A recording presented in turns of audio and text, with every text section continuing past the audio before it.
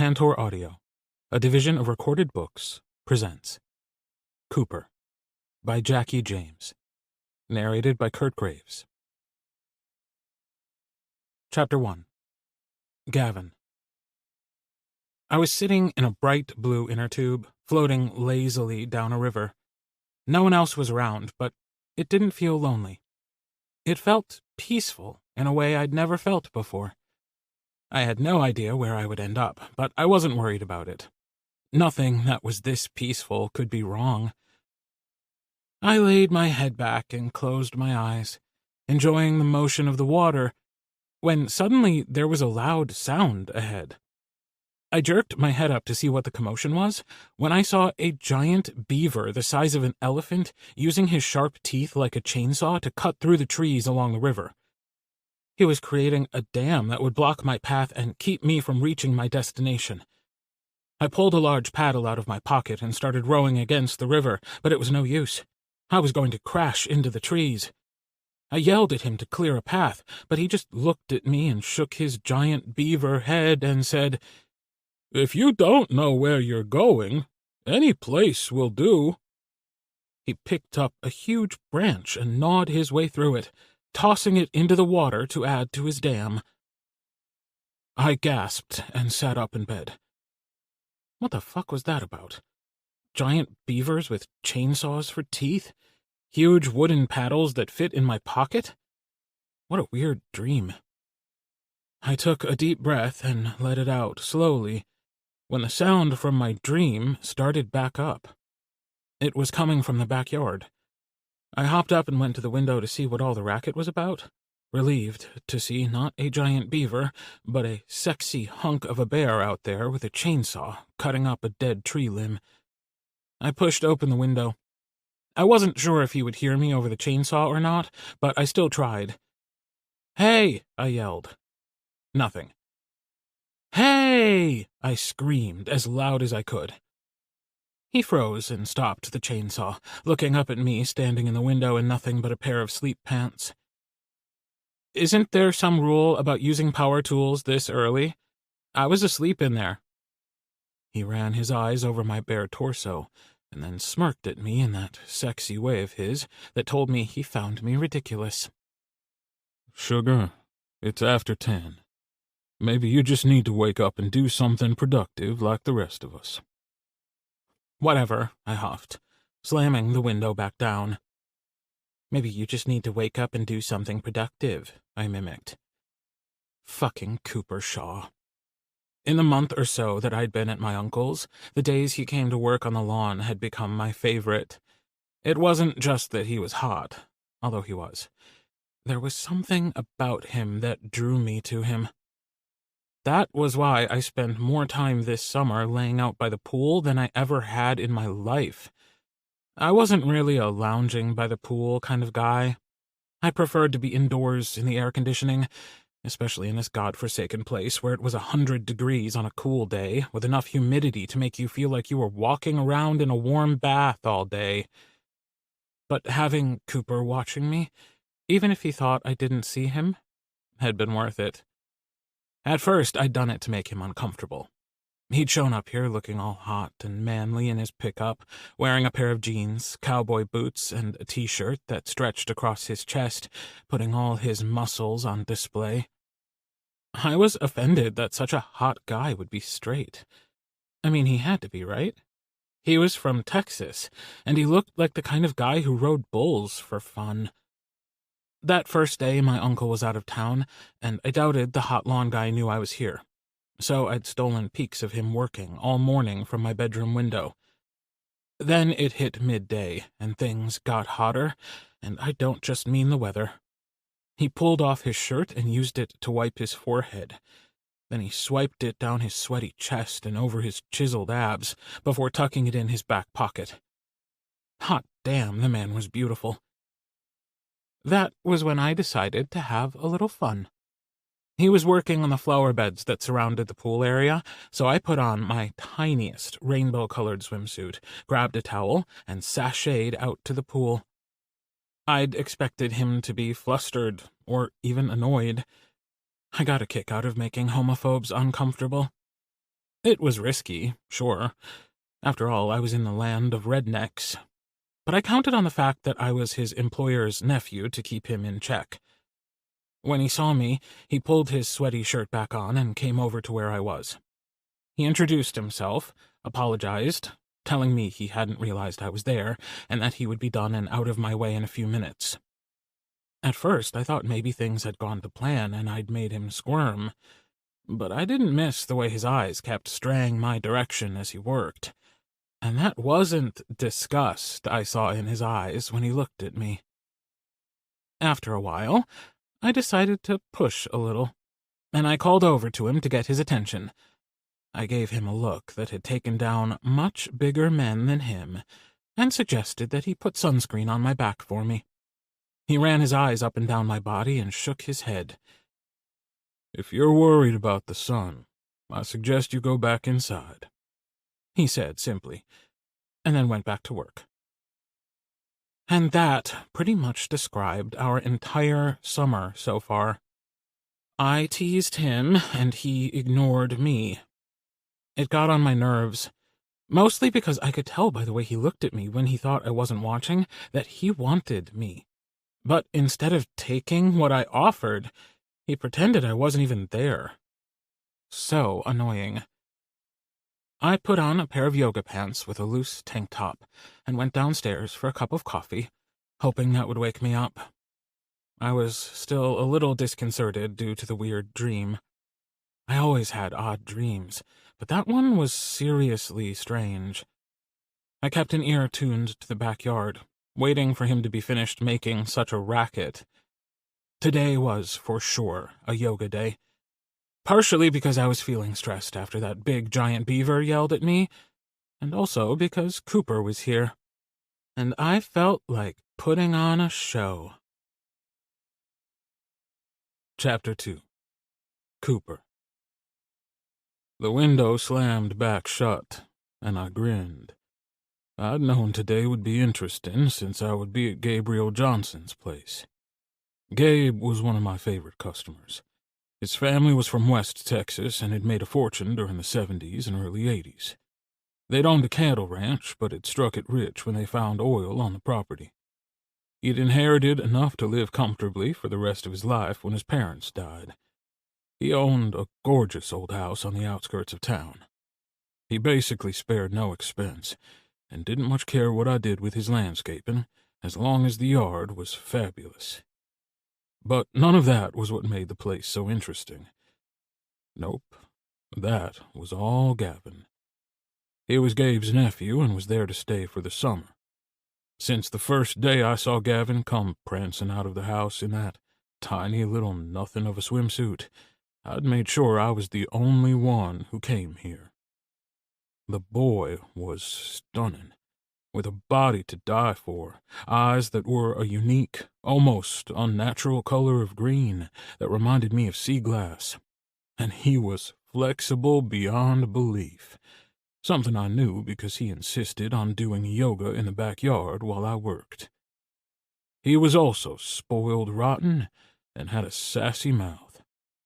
The spoiled and sassy part I could deal with. Hell, I even liked it. It was the better-than-everyone-else attitude that I couldn't stand. Like the fact that he came from money made him more important than everyone else. Didn't mean I didn't enjoy watching him bend himself into ridiculous poses or fantasize about shutting up his smart mouth with my cock, because I did. Often. Between that and imagining how his perky little ass would look all nice and bright red with my handprint on it, the little brat had given me plenty to think about ever since he arrived. As far as I was concerned, he was pretty much the perfect boy. Except for one thing.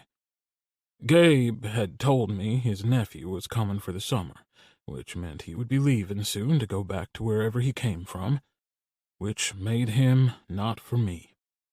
I was looking for something long-term, something real.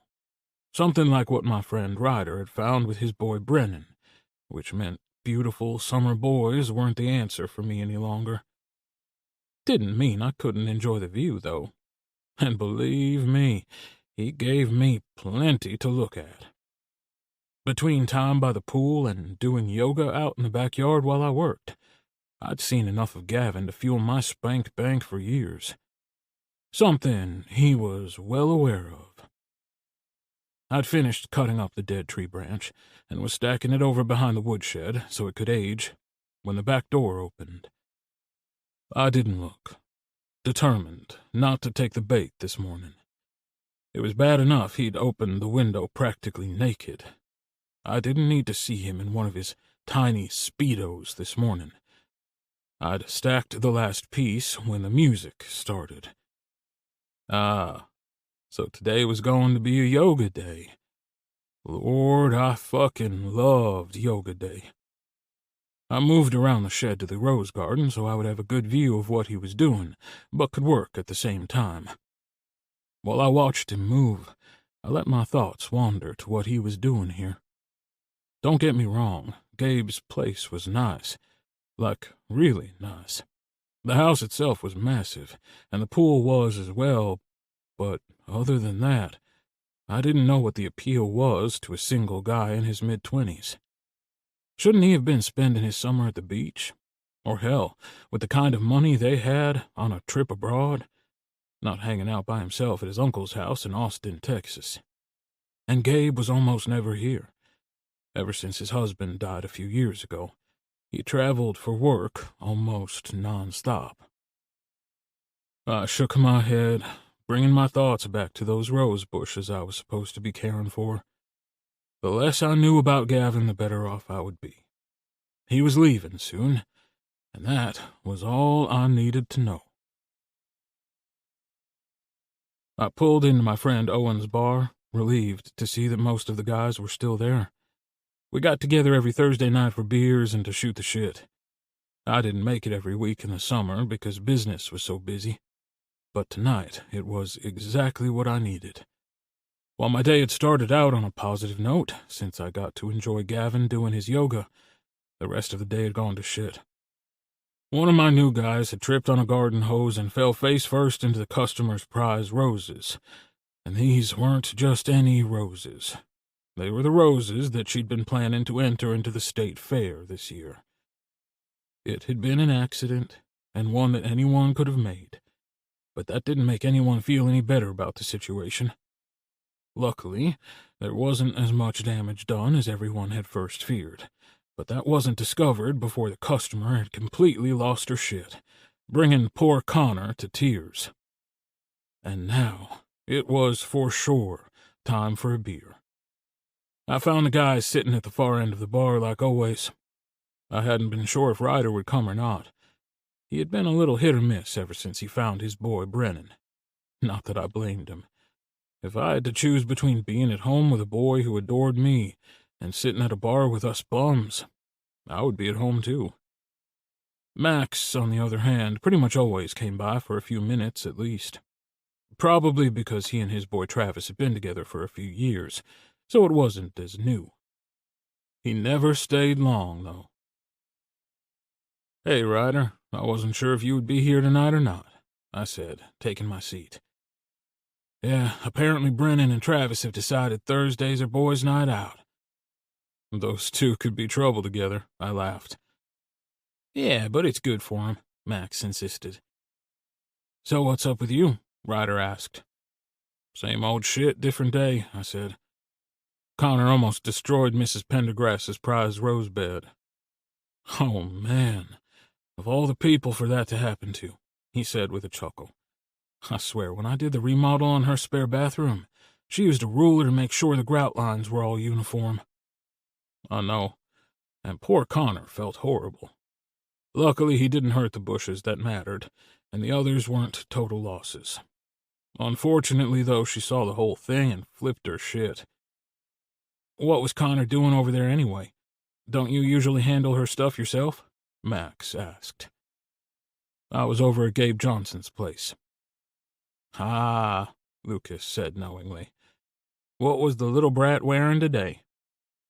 I'd mentioned Gavin too many times if that was Lucas's first question, but that wasn't surprising since the kid lived rent-free in my head at this point. He wasn't swimming today.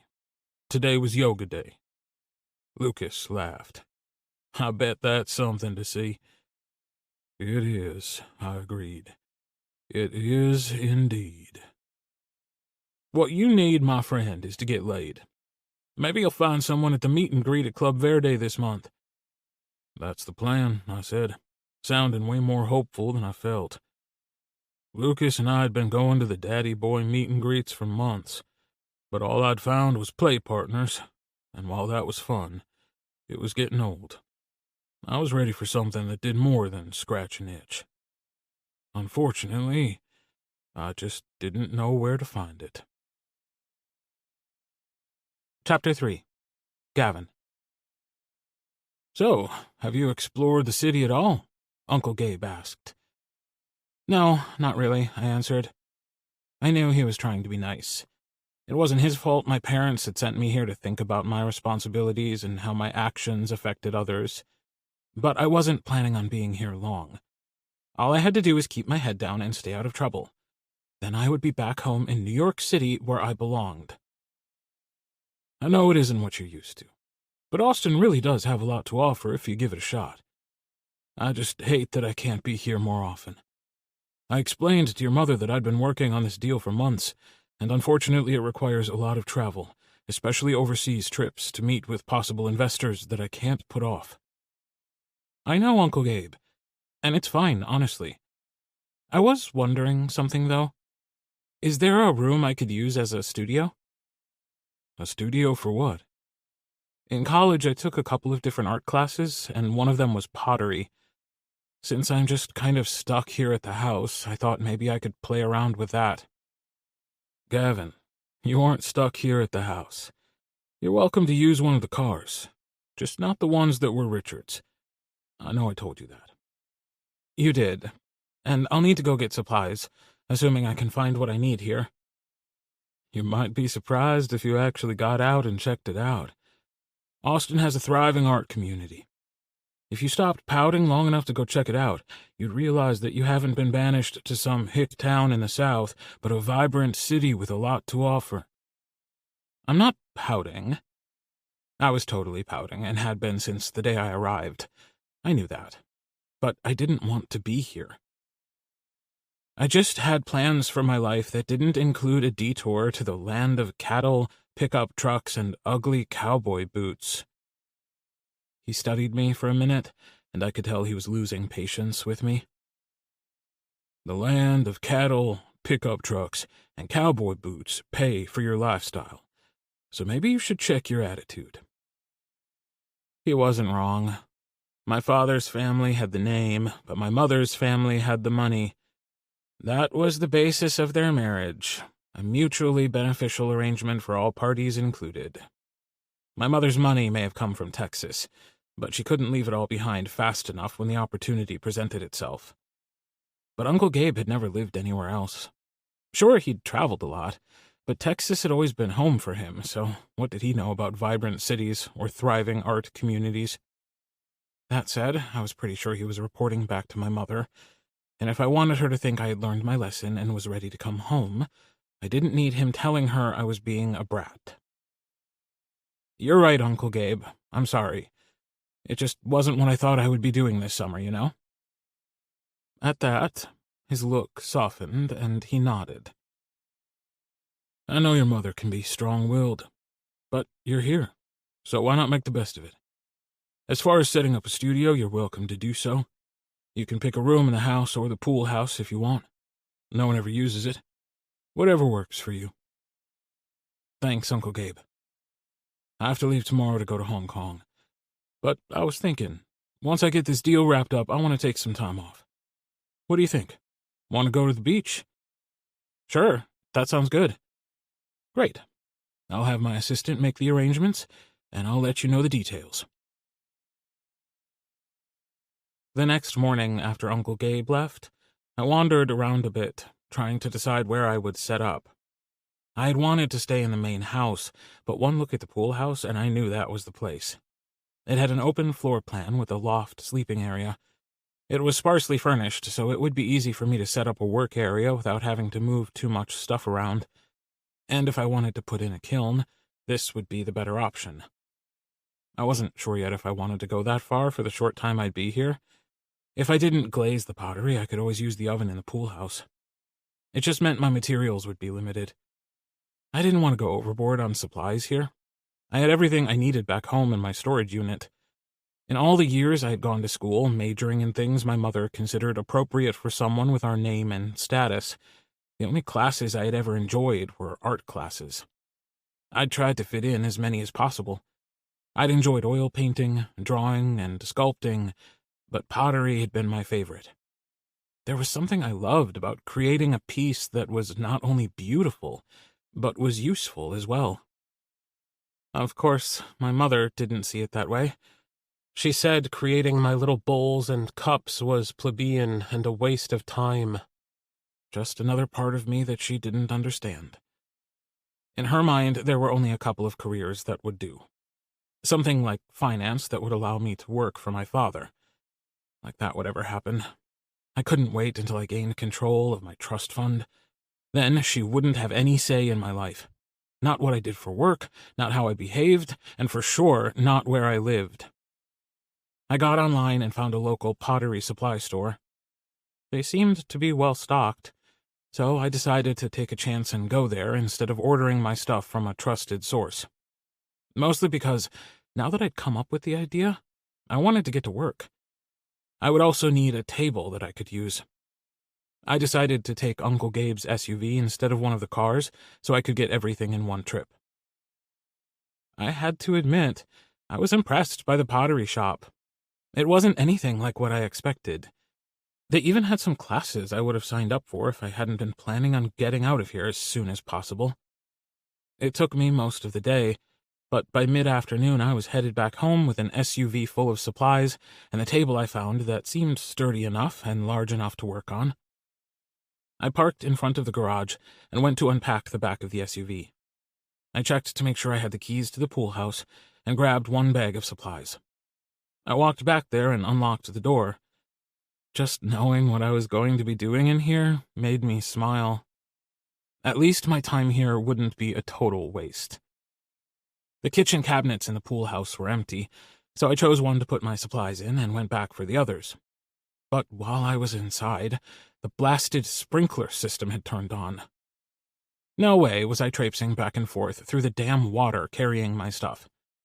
Instead, I hopped in the SUV and set out across the yard. This was a better plan anyway. Then I didn't have to carry all this stuff so far. I hopped out of the SUV and went to open the back when I noticed there was a small river of water running down the driveway. What the hell? I walked over that direction to investigate. Fuck. One of the sprinkler heads was broken and spraying like a geyser. It drenched me, and it hadn't taken long for it to almost flood the driveway. The tire marks in the lawn left no question as to what had happened. It hadn't just broken on its own. Nope, I ran over the damn thing. Shit, I needed to turn the water off.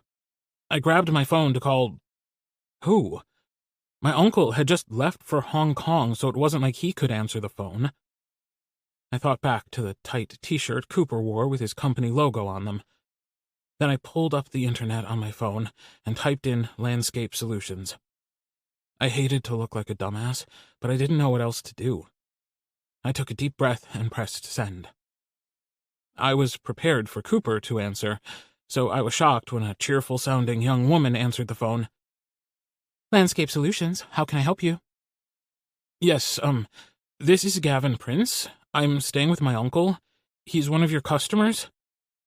Well, hello, Gavin. My name is Carol. What can I do for you? Yeah, one of the sprinklers is busted and it's spraying water all over the place. Okay. I need you to turn off the water. Do you know where the shutoff valve is? I don't. I'm just visiting. If you can give me the address or your uncle's name, I should be able to help you. It's Gabriel Johnson. Oh, yes. Let me look.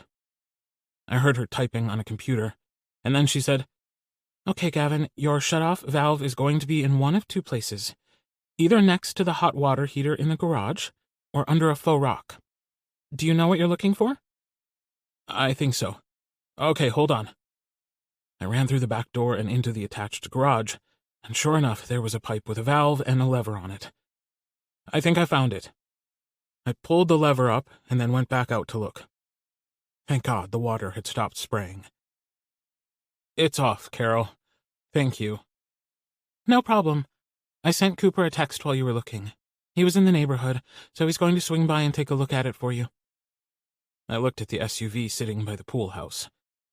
I thought about moving it to the garage and pretending I had no idea what happened to the sprinkler, but the tire tracks in the yard would be a bit hard to explain. Not that I thought he would be any happier about them than he would be about the broken sprinkler with the way he babied the lawn. I was still weighing my options when his truck pulled in the driveway. Guess Carol hadn't been kidding when she said he was in the neighborhood. Oh well, no time to make an escape. All there was to do was face the music. Chapter 4. Cooper. I was loading up the truck and getting ready to head home for the day when Carol texted me. Carol. Hey, boss. Got a problem at Gabriel Johnson's place. Me. I'm near there. What's wrong? Broken sprinkler, spraying water. Okay, Gavin just found the shut-off valve, so it's not an emergency. I'll run by and take a look. I took one last look around to make sure I wasn't leaving anything, and headed over to Gabe's place. At least someone was home. If Gavin hadn't been there, it could have been days before anyone discovered it. Luckily, I was working in the same neighborhood as his house today, so it wouldn't add too much time to my day. I drove through the subdivision to the end of the cul-de-sac where Gabe's place sat. I pulled my truck around the house to park it in front of the detached garage and shook my head, amazed by what I saw. You've got to be fucking kidding me. I got out and slammed the door, staring at the scene before me. Tire tracks marred the pristine lawn and led to a freaking Suburban parked in front of the pool house. Forget what I just said about being glad he was home, because if he hadn't been there, this wouldn't have happened. I stood there for a minute and watched as he pulled boxes out of the back and carried them into the pool house. His clothes were wet and sticking to his body, and how hot that made him look just made me angrier. I stalked over to where he was. What the hell are you doing? What does it look like I'm doing? I'm unloading the car. Look at what you did to the grass, Gavin. You can't drive across a wet lawn in a tank like that and not tear it up. I can drive anywhere I want to. It's my yard, not yours. He propped his hands on his hips and glared at me. Actually, it isn't yours. It's your uncle's. But whatever. Just finish up whatever you're doing and leave the Suburban sitting there until the yard dries. He rolled his eyes and did a mock salute, turning back to what he was doing. My instinct was to help him with the boxes. Instead, I took a deep breath and reminded myself that Gavin Prince wasn't my problem. I left him there unloading and walked over to inspect the damage to the sprinkler system. Replacing the heads wasn't a hard job. It was just one that I shouldn't have had to do tonight. I reminded myself that he wouldn't be here much longer. I looked over at him as he struggled to pull a large folding table out of the SUV. He was leaning into the back, trying to get a good grip. His pants were stretched across his ass, and his shirt rode up, displaying a tantalizing strip of skin along his lower back. For just a minute, I let myself imagine what it would be like to have him underneath me, bent over like that. Maybe even right out here in the backyard. That would be falling back into old patterns, though, and if I wanted to find a boy who was as perfect for me as Brennan was for Ryder, I had to stop letting my dick do my thinking. I watched as he continued to struggle with the table until he managed to pull it out of the back of the Suburban. For fuck's sake, the table was as big as he was. What was he thinking? I sighed. Fine. I could help him with the damn table, but that was it. Chapter 5. Gavin. I could feel Cooper's eyes still watching me as I struggled with the table. I didn't want to look weak or helpless, so I was determined to get the damn thing out of the back of the SUV. When I had the guy at the store loaded up, I hadn't given much thought as to how I was going to get it out, but I hadn't planned on having an audience either. I should have unloaded all the boxes first, but it made more sense at the time to get the table set up so I would have a place to put all the stuff. But the way the boxes were packed into the back was blocking it and keeping me from sliding the table out. I gave it a good pull and was tempted to do a happy dance when the stupid thing broke free of whatever had been stopping it. I set one end of it on the ground and was about to lift the other so I could put it on its side on the ground and slide it into the house, when the table was wrenched out of my grasp and was picked up like it was nothing. "Just tell me where to put it," Cooper growled. Part of me wanted to grab the table and pull it back, but there was no way I could just lift the table up like that. It wasn't that the table was too heavy, it was too large. Just another time that my size was an issue. I'd bought the extra wide table to give me room to work, which meant that at 5.5 feet tall, my arm span wasn't long enough to get a balanced grip on the damn thing. Cooper, however, didn't have that problem. "Fine," I grumbled, leading the way to where I wanted the table. "Just put it over there by that wall." He carried it over, popped out the legs, and then righted the table. "Do you need help with anything else?" he asked, but not in a friendly, "can I help you" kind of way, more of a, "can't you do anything right" kind of way. "Don't you have a sprinkler or something to fix?" "Thanks to someone's carelessness, I actually have 2 to fix." He turned and stalked off, back to work. "Whatever," I called after him. Damn grumpy bear. Now that the table was inside, I could manage the rest on my own. I unloaded the rest of the boxes and then went inside to unpack everything. I'd overbought, of course, but I hadn't expected to find such a great store here. I'd even purchased a small kiln that would work for the short term. That was what I missed about working at the school. They had top-of-the-line equipment, but I could work with this. I'd paid extra to have them deliver the kiln, and it would be here on Monday. I spent some time inside the pool house putting everything away, and when I came back out, Cooper was gone. I debated ignoring what he said and driving the SUV back to the garage, but it would be just as close to walk from here to the house as it was from the detached garage, so I left it in the yard. I never drove the stupid tank anyway, so I would just leave it there. He could put it away next time he was here. Chapter 6. Cooper. I really didn't have time to go for a ride today, but it had been a shitty couple of weeks and I needed the break. This was the second week I'd gone by Gabe's place and no one was there. I'd known Gavin was going to be leaving, but for some reason it seemed odd that he was just gone, and he didn't even mention that he was going. I'd worked hard all summer to keep him at a distance, so why would he bother? I wasn't his friend. I was the freaking lawn guy, and there was no reason for me to expect anything else. But, stupid or not, I was going to miss him being there. In the end, I shifted the guy's schedule and gave the Johnson account to Craig. He was one of my trusted employees, and I knew he would do a good job with it. Then, to make things worse, I'd gone with Lucas to the Daddy Boy meetup last week at Club Verde, and no one interested me at all. The idea of someone calling me Daddy when they didn't mean it felt wrong. Of course, if I was being honest, the idea of anyone but Gavin calling me Daddy felt wrong. Just one more sign I'd lost my mind. I didn't even know if he was a boy, or if he knew what a daddy was.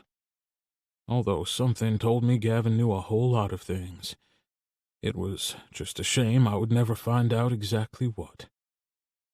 When I'd agreed to the ride, I hadn't known Max and Ryder were both bringing their boys with them, which didn't improve my mood much. The last thing I wanted today was to be a fifth wheel. If there had been a way for me to back out without looking like an asshole, I would have, but I didn't see one. Besides, I didn't want to hurt the boys' feelings, especially Brennan's. In the time he and Ryder had been together, I'd watched as he grew into a confident, vital part of Ryder's business as well as his life, and he was just about as sweet as a boy could be. He wasn't at all what I was looking for, but he was perfect for Ryder. I found a new place to eat that I've been wanting to try, Travis said. Can we go there, Daddy? It's a hot dog place that serves nothing but hot dogs with French fries or onion rings. That was it. The whole menu. Nothing but hot dogs? Brennan asked. Yeah, but they have 50 different hot dogs you can choose from, one for each state. Do y'all mind? Max asked. Not at all, I said. It wouldn't hurt for us to try a different route for a change. Max told us where we would need to go, and we set out for the hot dog place. It was actually on one of my favorite routes to ride on.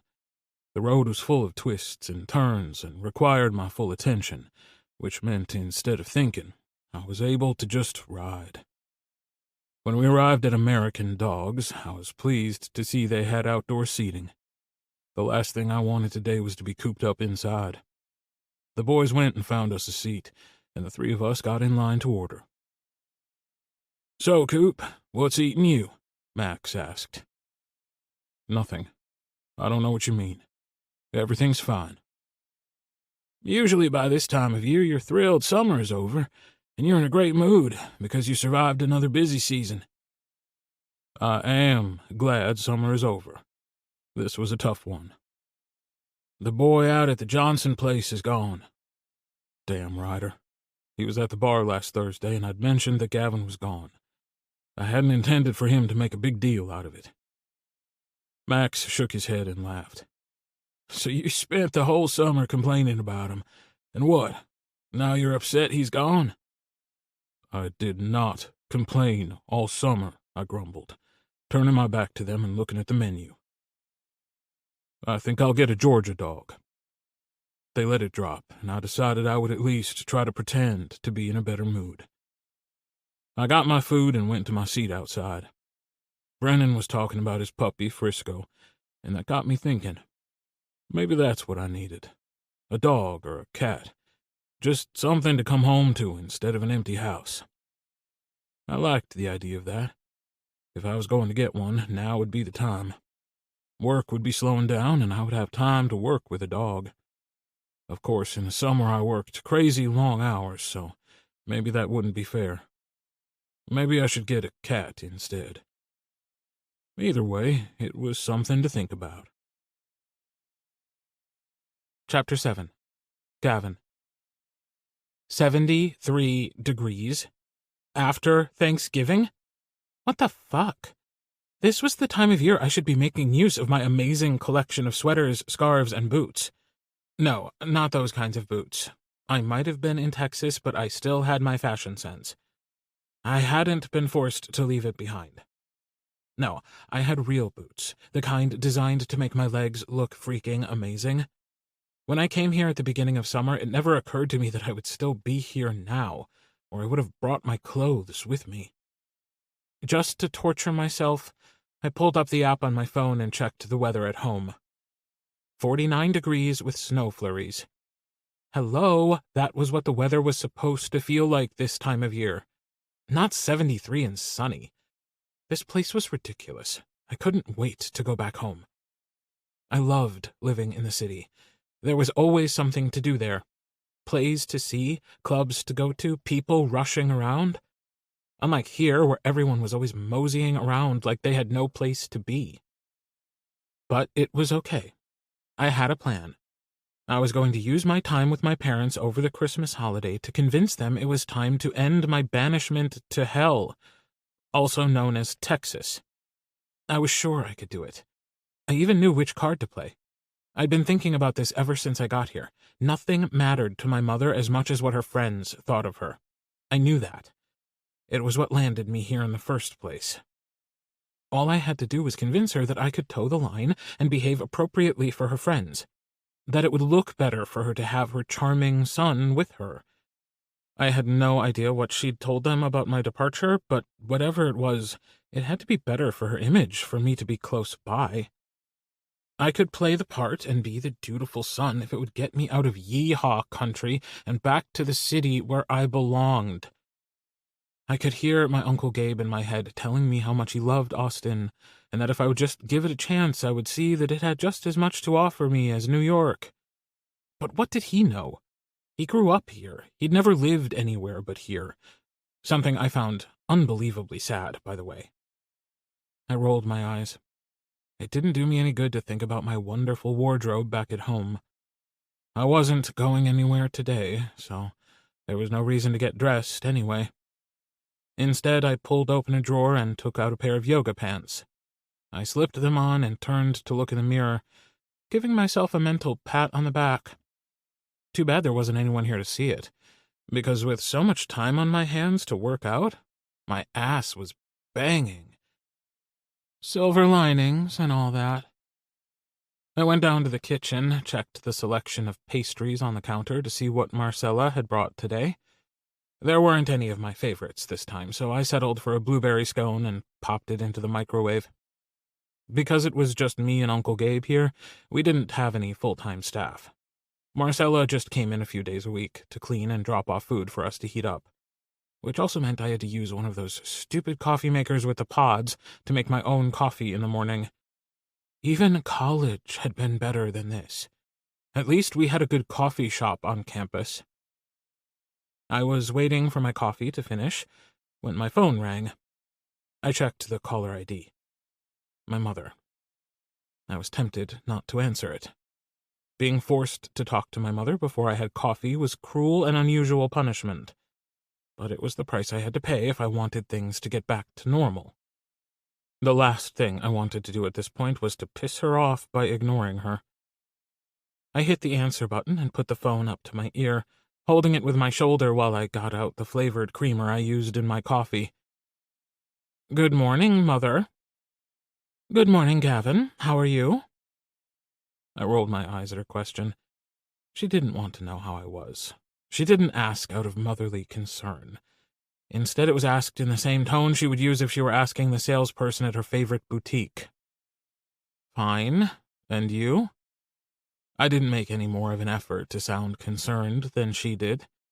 It wouldn't have helped, and she wouldn't have believed me anyway. That just wasn't how our family worked. Some families were bound by love, but ours was held together by politeness and social niceties. No emotion required. "Doing well. I don't mean to keep you, dear. I just needed to let you know that there will be a shipment arriving for you next week. It will need to be signed for, so you will need to be available." "A shipment? Of what?" I asked. "The rest of your things, dear. We are closing on the house at the end of the month, so your things can't stay here." "Hold on. What? Closing on the house?" "Yes. I told you last time we talked. We got an offer on the house, but they wanted a quick closing so they could be settled in before the holidays." "You sold the house?" I exclaimed. That house was my mother's pride and joy. It was the biggest house in a neighborhood of big homes in a city where people lived in cramped apartments. The house was an outward manifestation of my mother's wealth and my father's success. "Yes, Gavin," she said with a sigh, "we're buying a home in Miami. I'm sure I told you this." I wanted to scream at her that she did not tell me any such thing, but I knew if she'd decided she had, it wouldn't do any good. If there was one thing my mother was, it was always right. "I already bought a plane ticket to come home for Christmas," I said helplessly. "Why would you do that? I assumed you would want to stay home for the holidays, since we won't be here anyway." "I didn't know you wouldn't be there," I insisted. "Of course you did, dear. Your father and I are taking that cruise to Greece, remember?" "What cruise? If I had known there was a holiday cruise, I would have joined you. Greece sounds wonderful." "It's not that kind of cruise. We've chartered a private yacht. It will just be us. I'm sure you will have more fun in Austin with your uncle." I took a deep breath, reeling in all the things I wanted to say. I'd been walking on thin ice with my mother ever since my expulsion from an Ivy League university that it had been my duty to attend. Not that I meant to be kicked out. I may have hated it there, but I understood my duty as a member of the Prince family. How could I not? It had been drilled into me since I was a child. But how was I supposed to know the guy at the club was the closeted son of a very prominent conservative politician? And how was I supposed to know that, to save face, he would claim I tricked him into going to the gay club, resulting in his very influential father insisting I be removed from the school? My parents didn't care what the actual story was. They had tolerated having a gay son because it made them look progressive, even though they were far from it. But my mother wouldn't tolerate the Prince family name being smeared through the scandal the man had threatened. But my parents, or rather my mother, controlled the money until I turned 26. So I had to play by their rules. It was crazy unfair since they didn't give a shit what I did. They should just release the trust. If they did, they could go to Miami or wherever the hell they wanted, and I could go back to New York and live my life. Of course, then they would have no way to control me, no way to make sure I behaved in a way that would be befitting the Prince name. "Gavin, did you hear me?" my mother said, pulling my attention back to the conversation. "Sorry, what did you say?" "I asked if you would be available to sign for the delivery." "Mother, you can't just ship all my stuff to Uncle Gabe's. I seriously doubt when he agreed to me coming here, he intended for it to be a permanent thing. Just put my stuff in storage there and release enough money for me to get a place in the city." "Gabe doesn't care how long you stay. He's never there anyway. Besides, your father and I feel it's best for you to stay where you are." "I'm 23 years old, Mother. I don't need a babysitter."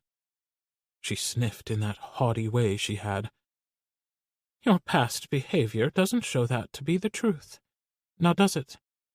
You're an immature child, Gavin, and you have no respect for what being a prince means, or what your responsibility is to protect the reputation of that name." "Well, wouldn't it look better for the family name if we were together for the holidays?" I don't know why I asked. It wasn't like the holidays had ever had any sentimental meaning to our family, so it shouldn't have shocked me that they were choosing to spend it without me. But it did. "As you said, Gavin, you're 23 years old. By the time most people are your age, they're starting a family and doing their own things for the holidays. I'm quite sure we won't be the only empty nesters spending the holidays abroad. Now, will you be able to sign for the delivery, or do I need to make other arrangements?" "No, I'll be here. Where else would I be?" I said, hanging up the phone. It looked like I would be getting my boots, even if it wasn't cold enough to wear them. Chapter 8. Cooper. "Oh, look at it. It's wonderful," Mrs. Anderson said. "My house hasn't looked this beautiful at Christmas since my Andrew passed. I can't thank you enough, Cooper. This is going to be the first year my granddaughter will be here with her family, and I wanted it to look nice." "It was my pleasure. I'm glad you're happy with it, and I'm so happy your family will be here this year. The Anderson residence wasn't exactly what I'd had in mind when I decided to offer holiday decorating as part of my services this year. I'd been thinking more along the lines of expensive homes with elaborate displays, not small brick ranchers with big bulbed lights and an old-fashioned manger scene. Still, the Andersons were some of my first clients, and to be honest, I would have happily come over and decorated for her for free if she would have let me. Instead, I charged her a small fee so she wouldn't feel bad. Besides, we'd done more than enough McMansions with lighted displays that you could both see and hear from the moon to make adding the service worth it. Doing a house that felt more like a home than a showplace had been fun. It almost made me want to do my own place. "What about you, Cooper? Do you have plans for the holidays?" "Yes, ma'am. I'll be leaving to go to Dallas to spend a few days with my family. Now you have extra bulbs for those lights. I left them in the green tub that the lights were in. But if any of them need changing, don't you be climbing up there yourself." I gave her a stern look. "No repeats of the potted plants from last spring. If your grandson isn't available to come change them, you give me a call and I'll come do it for you." She shook her head and patted me on the arm. "You're a good boy, Cooper Shaw, and I promise, no ladders." I hopped in my truck and pulled away with an idea brewing. When I first started this business, most of my clients were like the Andersons, nice middle-class families in moderate-sized homes who were looking for someone to mow their grass. Over the years, as I made a name for myself, my customers shifted to the wealthier residents in town with large homes that needed elaborate landscaping. But the families like the Andersons were the ones I built my business on, and I never wanted to forget it. That was why I refused to stop their service, even if it made sense from a business standpoint to let them go. Mrs. Anderson had called me about decorating because one of the ladies in her garden club mentioned I was doing her neighbor's house. It had never occurred to me to offer the service to some of my long-time customers who didn't fit the typical demographic for hiring a decorator. It might be too late to do anything this year, but I was going to run it by my office manager, Carol, and see what she thought. There had to be a way we could make it a perk for being a long-time customer or something. I was thinking about that when my phone rang. The display showed that the call was from Gabe Johnson. I hadn't spoken to him since I told him I was going to turn his yard over to Craig, but that I would be back in the spring to handle the planting. He hadn't hired my company to decorate since he normally spent the holidays traveling, so I wondered what he needed. I hit the button on my steering wheel to answer the call. "Hello?" "Cooper, it's Gabe Johnson." "Hey, Gabe, what can I do for you?" "I know I didn't sign up for your decorating service, but my plans have changed, and I needed to see if you could fit me in. I just found out my nephew will be staying here for the holidays, so I feel like the least I could do is spruce the place up. Give it some holiday cheer." Well, shit. I really couldn't fit him in. I had my one full-time winter crew already booked, and I'd hired a couple of college kids short-term to fill in the gaps so we could get everything done. But Gabe was a good customer. I would make it work, even if I had to go over and do it myself. Besides, there was an added benefit to doing Gabe's house myself. "Gavin will be staying for the holidays? I thought he went back home," I asked, trying to sound casual. Since he'd left, I'd spent most of my time trying to pretend the pretty little rich boy didn't exist. Not that I had succeeded. "No, he's still here. We spent a month at my beach house the last part of September, first part of October, so we didn't get to see you before Craig took over, or you would have known he was still here. I thought he would be going back to New York for the holidays, but plans changed, so he'll be here instead." "Gotcha. Not a problem, Gabe. I can get it done," I said, my mind still reeling from the knowledge that Gavin was still here. "Great. There's a ton of stuff stored in the attic for the inside of the house, and all the outdoor stuff is in the detached garage." "Richard always loved the holidays," he said wistfully. "He would be appalled that I've been running away to exotic locales instead of celebrating. Maybe this is for the best." I'm sure he would understand. Richard had been the one who had first hired me to do their landscaping 5 years ago. But then, just 2 short years later, he was killed in a skiing accident, leaving Gabe here in that huge house alone. "I'll swing by later today and take a look. We'll get you all decked out, don't worry." He chuckled. "No need to go overboard. I won't be home until closer to Christmas. Just make the outside look nice and see if you can find a decent tree this late. I don't want my melancholy to ruin the season for Gavin. I want to make it a good Christmas for him. He has enough to deal with without his grumpy old uncle being a Scrooge." "You aren't old," I insisted. My guess was he was maybe 50 tops, but I didn't know for sure. "I notice you didn't refute the grumpy part," he said with a laugh. "I was never much of one for lying," I teased. "I'll get with you as soon as I see what I have to work with." On my way over to Gabe's, I prepared myself to see Gavin again. The last time I saw him was in early September, shortly after the sprinkler incident. He was laying out by the pool, acting like the diva he imagined himself to be, when he had the nerve to ask me to grab him a drink from the house. If he hadn't been Gabe's nephew, I would have obliged and dumped the damn thing all over him. But he was. So instead, I just ignored him because I'd figured out that was something he hated. Pretty boy did not like to be ignored. But it was late November now, and it wasn't likely he would be out by the pool. That was a shame, really. Those skimpy little swimsuits he wore were a thing of beauty. The big question was, what was he still doing here at Gabe's instead of wherever home was for him? It wasn't Texas, that was for damn sure. Not with that accent of his. The one that got even more pronounced when he got annoyed. What had Gabe said earlier? That Gavin had enough to deal with? From where I sat, it looked like he had it made. He didn't work, lived in a gorgeous house, and just did whatever he wanted all day, which appeared to be a whole lot of nothing. What did he have to deal with? Of course, the simple fact was things weren't always the way they appeared, and money wasn't everything. I wished I'd asked Gabe for more details. Now that I thought back over the whole summer, I'd never seen any friends hanging out, and with as much as Gabe traveled, he wasn't there much. So it was pretty much just Gavin there. What on earth was a young man like Gavin doing hiding out all by himself?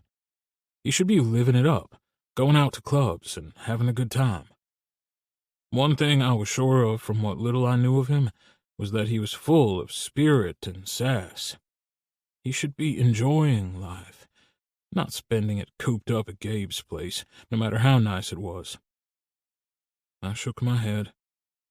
Obviously, there was more going on with Gavin than I'd thought, and if I'd been paying attention, I would have realized that. But if he was here to stay, that changed everything. Chapter 9. Gavin. I'd spent the day trying to decide what my next move was going to be. I'd had one goal the entire time I'd been here, and that was to get back home. But now it looked like I was stuck here for the time being. One thing I knew for sure was if I was staying here, things couldn't continue as they had been. It was time for me to get out and explore. I'd been cooped up in this house long enough. I could enroll in school again. My mother would release the funds to pay for it as long as she approved of whatever I chose to study, of course. As long as it fit her image of what a proper member of the Prince family would do. But even thinking about going back to school to finish my degree in finance made it hard for me to breathe. That's why it had taken me so long to get as far as I had. I should have graduated over a year ago, but I kept changing directions, trying to find something that would make my mother happy but that I wouldn't hate. If my parents were leaving the city, that changed everything. I didn't have to worry about trying to stay on my mother's good side, so there was no reason I couldn't check out the clubs here. Hell, I could even fly some of the guys down from the city, and they could go with me. Ricardo and Stefan would get a kick out of flying first class. I could put them up in a hotel in town while they were here, and we could hit the clubs. It would be fun. I did an internet search for apartments. She wanted me here, where Gabe could keep an eye on me, but that didn't mean he wanted me hanging around in his space for the next 3 years until I turned 26 and my trust was released. My first thought had been that I could use my monthly allowance to pay for a place, but I'd only found a few that I liked, and most of them wouldn't leave me with as much discretionary spending money as I was used to. Of course, the pottery supplies were basically all I'd spent money on since I got here, so I had a decent stash. Speaking of pottery supplies, that got me thinking. I could take some of those classes. They weren't all that expensive, so I could pay for them myself, and maybe I could move out to the pool house and stay here on the property. That would give me more spending money. I was trying to decide the best course of action when the doorbell rang. I wasn't expecting anyone. My first thought was I wasn't dressed for company, and then I laughed. That was such a Phyllis Prince thought. Plus, I didn't know anyone, so it wasn't like it was anyone who was here to see me. Which meant whoever they were, they weren't company anyway. I started toward the door, but paused to look out the front window to see who it was. Well, shit. Now I regretted my decision to come to the door without checking my appearance. I didn't know what Cooper was doing here. I hadn't seen him since before we left for the beach, and I doubted there was too much landscaping to be done this time of year. Still, I didn't want to open the door looking like a hot mess. There was always a chance he hadn't seen me peeking out the window, and I could go back upstairs and pretend I didn't hear him knock, I thought as I started slowly moving away from the door. "Gavin, I saw you there. Could you let me in, please?" Fuck. Of course he saw me. I pulled open the door and glared at him. "What are you doing here?" "Hello to you too, Gavin." He ran his eyes up and down my body in a way that made me feel hot and flushed all over. "Do you always answer the door half naked?" "Only when unexpected guests interrupt my yoga," I said. Or, I thought, when they look at me like I'm a snack and they were starving. "Well, go put some clothes on. I'll be working inside today." "Excuse me? You're a landscaper, aren't you? Because I'm pretty sure there isn't any landscaping in the house." "Your uncle hired me to decorate the house for Christmas. You know, since you'll be staying here, he wants it to look nice for you." I rolled my eyes. Well, he shouldn't have bothered. I don't give a shit about Christmas decorations. Red and green aren't really my colors. "That makes two of us. But your uncle hired me, so I have a job to do, and it wouldn't kill you to show a little enthusiasm. He never decorates for Christmas. He hasn't since Richard died. He's doing this for you." "Whatever." He sighed like he was disappointed in my reaction, but too bad. I meant what I said. "He said the decorations are in the attic. Do you know where that is?" "Follow me. It's right down the hall from my room." I swear I could feel his eyes on my ass as we went up the stairs. I couldn't be sure, but I made sure to put a little more swing in my step just in case. "It's right down there." I pointed to the door that led to the attic. "I'll put on some clothes since you seem to have something against my yoga pants." Once I was back in my room with the door closed, I plopped down on my bed. I knew Uncle Gabe meant well. He was a good guy, but he barely knew me, so I wasn't buying that this was done out of love so much as obligations, no matter how misplaced it was. Because I thought the only thing worse than not decorating for the holidays was spending the holidays in a decked-out mansion alone. There was something pathetic about all the ribbons and bows and the big giant tree with all its color-coordinating decorations in a house with no family or friends around to enjoy it. Oh well. The benefit was it would take a couple of days to decorate a house this size, which meant I got a couple days of Cooper Shaw to look at. I wasn't complaining about that at all. Actually, it sounded like fun. I chuckled to myself. He wanted me to put some clothes on, did he? Well, sure thing, Cooper. I could do that. Chapter 10. Cooper. "I swear, that boy was going to be the death of me. Who answered the door practically naked?" "Gavin did. That's who. It wasn't the lack of a shirt. Nope, it was those damn yoga pants he loved to wear. I could see the outline of his dick tucked to the left. Then when we were going up the stairs, the way they molded to his ass, he might as well have been naked. He knew it, too, no doubt about it, with the way he walked up those stairs. But Gavin's glorious ass was not the reason I was here. I was here to do a job, one I was being paid for. I flipped on the attic light and looked around. The good news for me was Gabe seemed to have been the one to organize the attic. Richard had always been more of a free spirit type, and Gabe was the put-together adult in their relationship. If Richard had done it, I would never have found what I needed. But as it was, everything was well-placed and clearly labeled. The place was filled with furniture and boxes, most of which were either labeled Richard or Ranch, so I assumed they came from the house Gabe had grown up in. There was something both heartwarming and sad to know that Gabe had saved so many of Richard's things. I made my way through the attic until I located the green and red tubs labeled Christmas, and when Gabe had said a ton, he hadn't been kidding. Of course, the house was massive, so it wouldn't be as much as it looked like once it all got downstairs, and that would be my first step. My goal for today was to get everything downstairs and see what I had to work with. It took me forever to get everything down, and the whole time I made trip after trip, I didn't see hide nor hair of Gavin. That was probably for the best, I reminded myself, since I had a job to do and he was a distraction. I chose the dining room as the place to spread out, not only because I doubted Gavin used it, but also because the table was huge. It was the kind of table big families would sit around, and I wondered what it was doing here. Maybe Gabe and Richard had planned on having a big family of their own someday. Or maybe it just fit the room, who knew? But the massive table was the perfect place to start setting out all the stuff.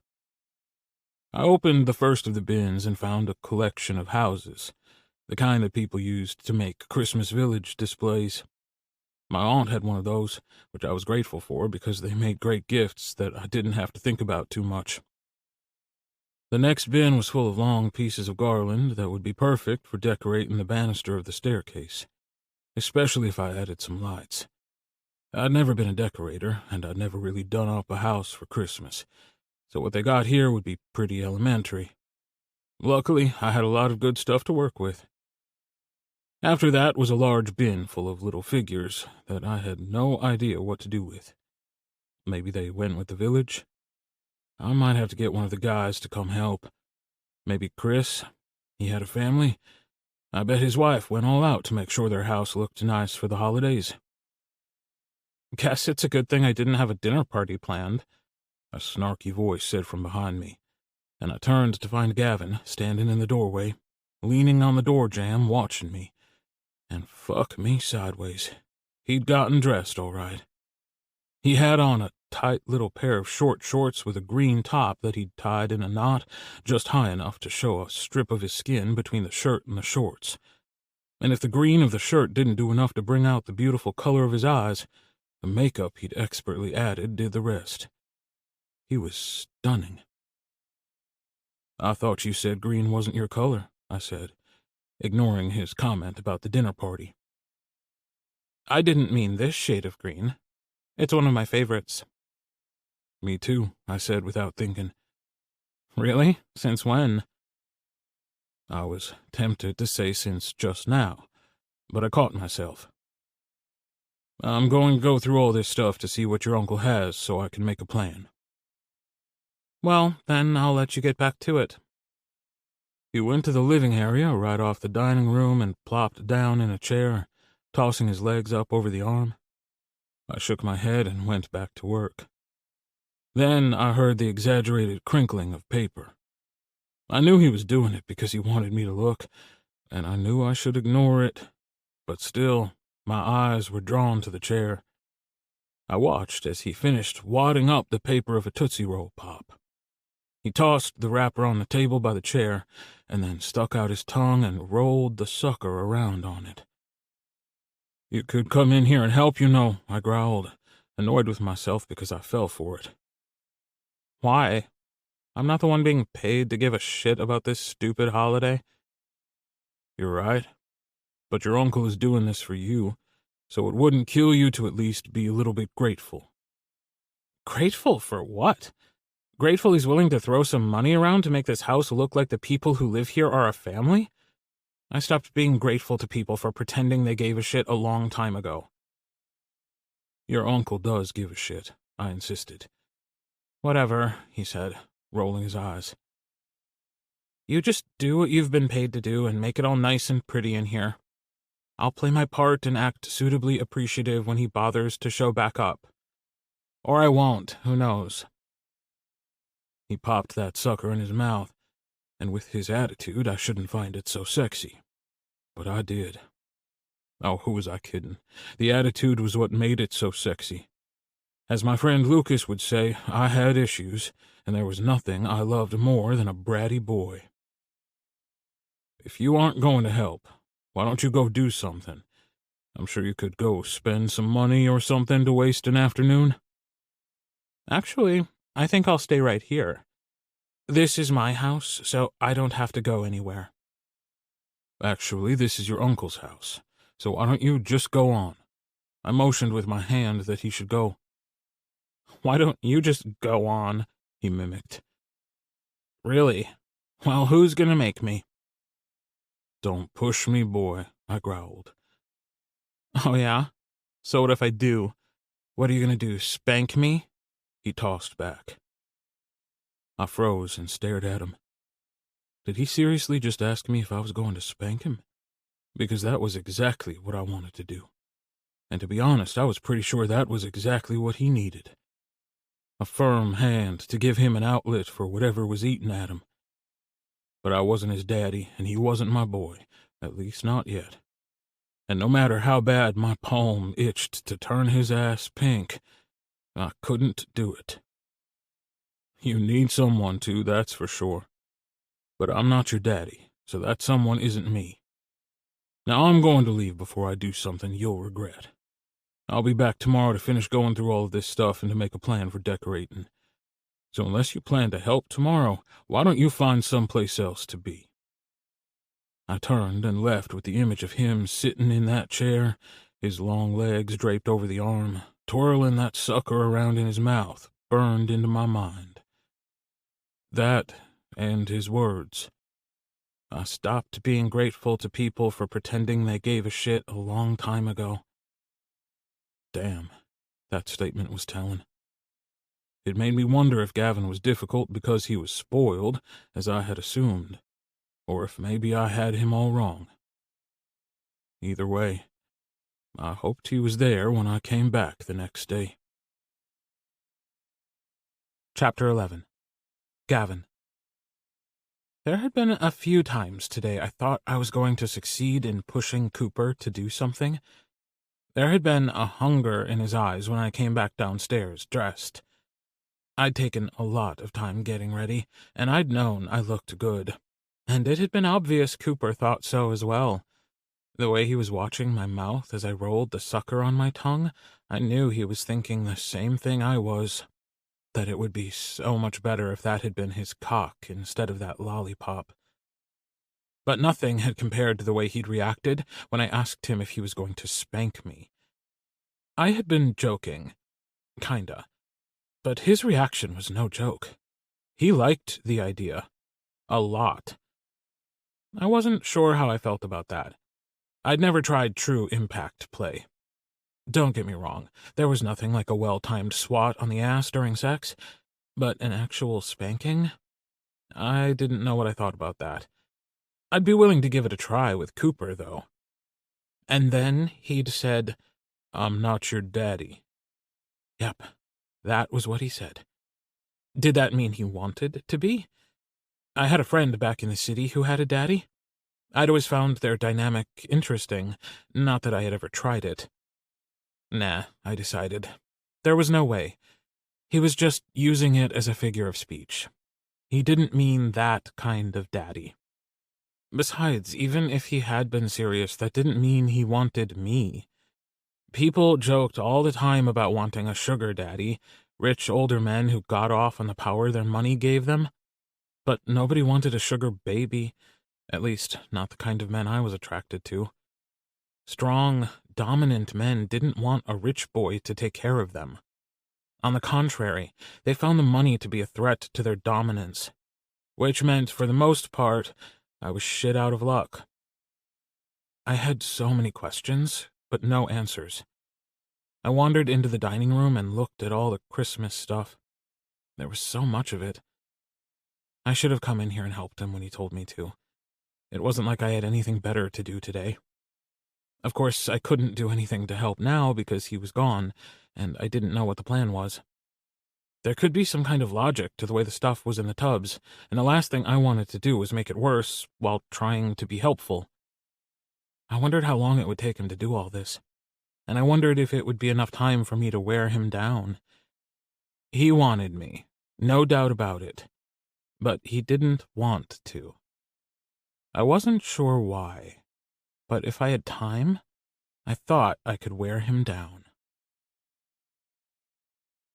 I was sitting at the table in the kitchen, eating breakfast and drinking my second cup of coffee, talking to Marcella, when the doorbell rang. Cooper was earlier than I expected, but I was ready for him. I'd made a point to get up early to make sure I was looking good when he arrived today. She chuckled and shook her head at me when I reapplied my lip gloss before heading in that direction. "What?" I asked. "Nothing," she insisted with a laugh. She'd been listening to me go on about how hot but infuriating Cooper was all morning. I barely knew Marcella, and yet she was still the closest thing I had to a friend here in Austin. And how sad was that? The only person I had to talk to was someone who was paid to be here. I let him knock again, and then I took my time because desperate was never a good look. My mother did have that right. I pulled it open, prepared to see Cooper, only to find some guy in a Landscape Solutions t-shirt like the one Cooper always wore standing at the door. "Who are you?" I asked, looking around him for Cooper. Had I gone too far yesterday? Had Cooper sent someone else to do the job? "Sorry," he said nervously. "My name's Connor. Cooper sent me over to get all the stuff for the outside of the house out of the garage for him. I know I'm early, but I have another job to get to from here." "Oh, okay. Sorry about that. I just wasn't expecting someone I didn't know this morning. The stuff is in the detached garage, I think." "Yeah, that's where he said it was. So I need you to open the garage up for me if you don't mind. Then I can get that stuff moved for Coop and get out of your hair." "No problem, I can do that. I have no idea how much stuff is out there, but we can take a look." "Great, thanks." "You work for Cooper, then?" I asked as we walked out to the garage. "Yeah, he's a great boss. I worked for him as seasonal help over the summer, and he let me stay on." "I don't remember seeing you here over the summer at all." "Nah, I never came out here before. It's a great place, though." "It's my uncle's. I'm just staying with him for a while." I put in the code that unlocked the side door to the garage, and we went inside. He stopped and looked at the collection of cars in the garage and whistled. "Is your uncle a car collector?" I looked at the 3 cars that took up the far side of the garage. There was a red 1965 Mustang, a blue 1971 Corvette that was absolutely gorgeous, and my favorite, a silver Shelby Cobra with a black stripe. I had always loved that car. "Not really. His husband was, but he passed away a few years ago. The older cars were his. Uncle Gabe keeps saying he's going to sell them, but he doesn't have the heart to get rid of them. He starts them up every so often to make sure they run." "Well, they're beautiful cars." "They are. Honestly, I'm not sure where the outdoor decoration stuff is stored. Did Cooper tell you?" "No, but I'm sure we can find it. There are only so many places stuff can be in a garage, right?" "You would think so." We made our way to the back of the building. "My guess is it's in one of these storage rooms."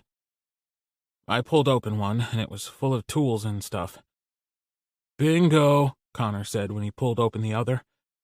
"And holy cow, this is a lot of stuff." "Yeah, well, it's a lot of house," I said with a chuckle, picking up what looked like a cloth garment bag but was the shape of a large wreath. "Does he want all of it, you think?" "I'm not sure he realized how much there was, but he said all of it." "Well, then, let's get to moving it." "You don't have to help," he insisted. "I can do it. You'll get all dirty." "Oh, I won't get dirty. I'm gonna drive." "Drive?" I walked over to the key box on the wall, grabbed the key for the utility vehicle that was parked in the back of the garage, and I waved them in the air. "I'll bring it over, and you can load it up. Shouldn't take us long at all." "Awesome," he said, as he started pulling things out of the closet while I got the gator. It took us multiple trips, but eventually we got it all moved to the front porch. "Thanks, Gavin. I'd still be hauling stuff on foot if you hadn't helped." "It was no problem at all. Do you need anything else before I go back inside?" "No, this was all I had to do." "Okay. Can you put the gator away?" I asked. "Sure, and I'll shut up the garage before I go." "Sounds good, Connor.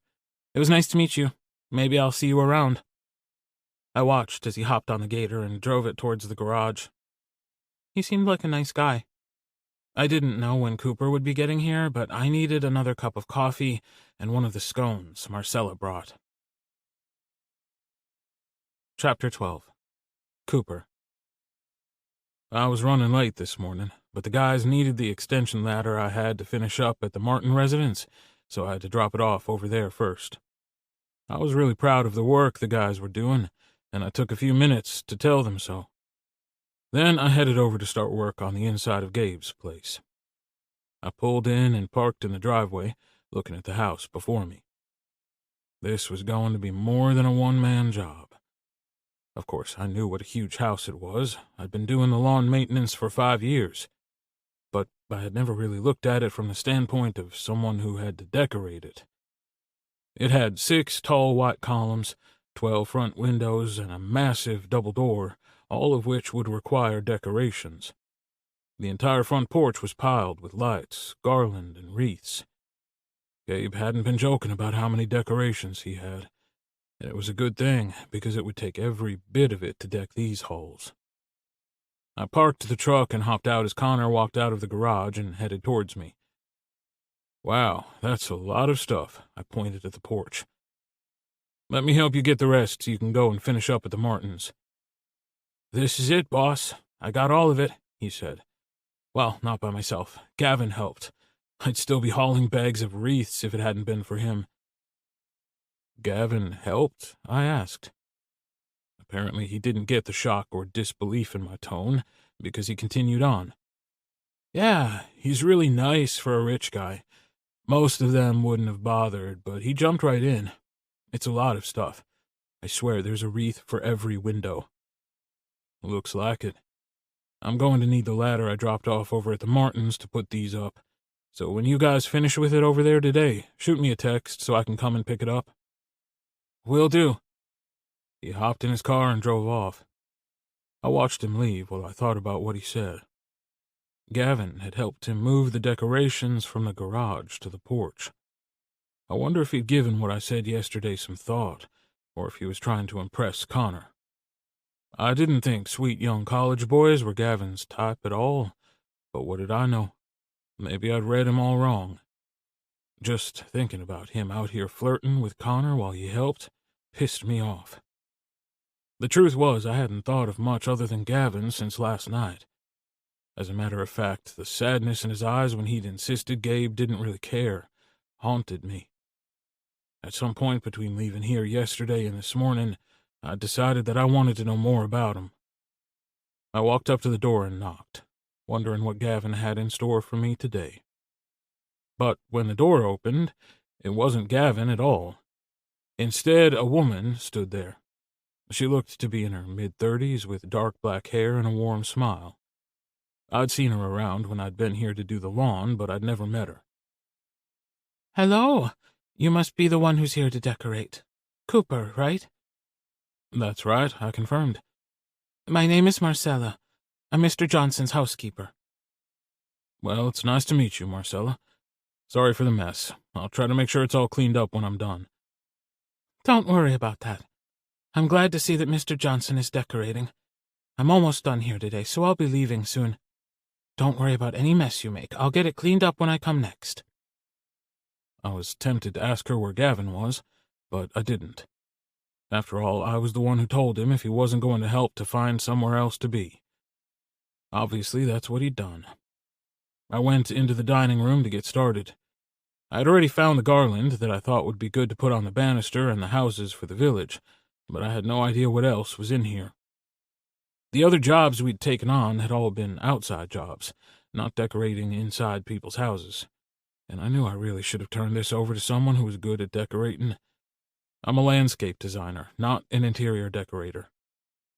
I opened one of the bins and began taking the things inside out and placing them on the table when I heard a loud crash from the back of the house. I froze and listened to see what it was. There was another crash, followed by a string of expletives. "Gavin," I called, rushing down the hall to find him. "Are you okay?" "I'm fine," he called back. "I just dropped something." I turned the corner and stopped in front of the open door to Gabe's office. Gavin was standing in front of an open closet door surrounded by boxes and bags. "What happened?" "I was trying to find something, and somehow I managed to pull everything down." "Maybe you should have used a stool." "Nope, I got it. Right here. He grinned at me, holding up a box. Can you set this on the desk while I pick this stuff up? He started picking everything up and putting it up on the shelf. I sat on the corner of the desk and enjoyed the view while he bent over to pick stuff up and stretched to put it where it belonged. Today he was wearing a pair of leggings with a loose sweatshirt that lifted up over his pert little ass when he reached up. It was distracting as hell, but at this point I was pretty sure he could be wearing a brown bag and it would be distracting. Once he had everything put back up, he walked over to the desk. He could have easily stepped around me, but instead he leaned over me, his body brushing against mine as he reached for his box. These are for you, by the way, he said. I'll meet you in the dining room. I sat there and watched as he walked off. Fuck, he was something else. I had no idea what was in the box, but I guess if I wanted to know, I needed to follow him to the dining room. I shook my head and went after him. Looked like he hadn't decided to find something else to do today after all. By the time I made it there, he was taking photo albums out of the box and placing them on the table. I went around to stand beside him. For me, I asked, one eyebrow raised, trying to figure out what he meant by what was in the box being for me. Yep, hold on, let me find the right one. He flipped open the first album and went through it really quick. Nope, not that one. He went to the next one. That one's okay, but it isn't what I'm looking for. He did this cute thing with his tongue sticking out from between his teeth while he concentrated on finding whatever he was looking for. Got it, he exclaimed, handing me the album that was still open. I looked down to find a picture of the inside of this house, totally decked out for Christmas. Oh, wow, I said, flipping through a couple of the pages. I remembered Uncle Gabe showing us pictures when he came to visit one year, so I knew they existed. I thought this might help you figure out what to do with all this stuff.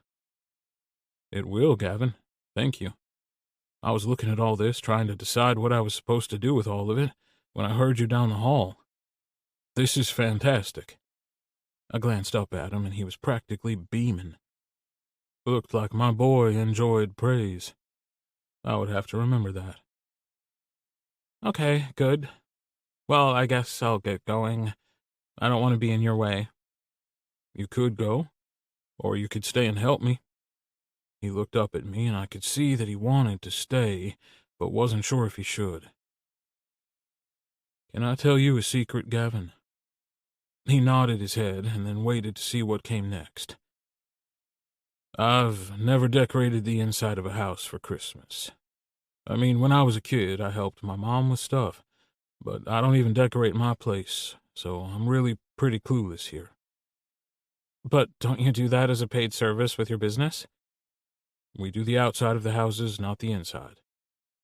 Wow. So how did Uncle Gabe get you to agree to this? He just asked me to, and I was aware he hadn't decorated since Richard died, so I knew it mattered to him. Your uncle is a good guy, and I wanted to help, I said with a shrug. I don't know any more about this than you do, he said. Less even, because at least you helped your mom when you were a kid. My mom always paid someone to do it.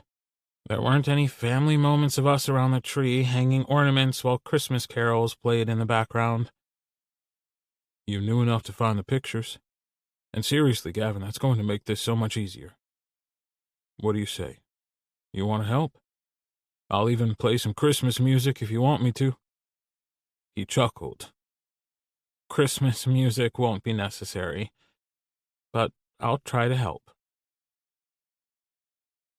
Chapter 13. Gavin. Cooper asked me to help, and he even sounded like he meant it. Not in a you should quit laying around and being lazy way, but like he actually wanted me to. I had no idea how much help I would be, but it would mean more time with Cooper, so why not? It wasn't like I had anything else to do anyway. Where should we start? I asked. I think our best bet is to take everything out of the bins and lay them on the table.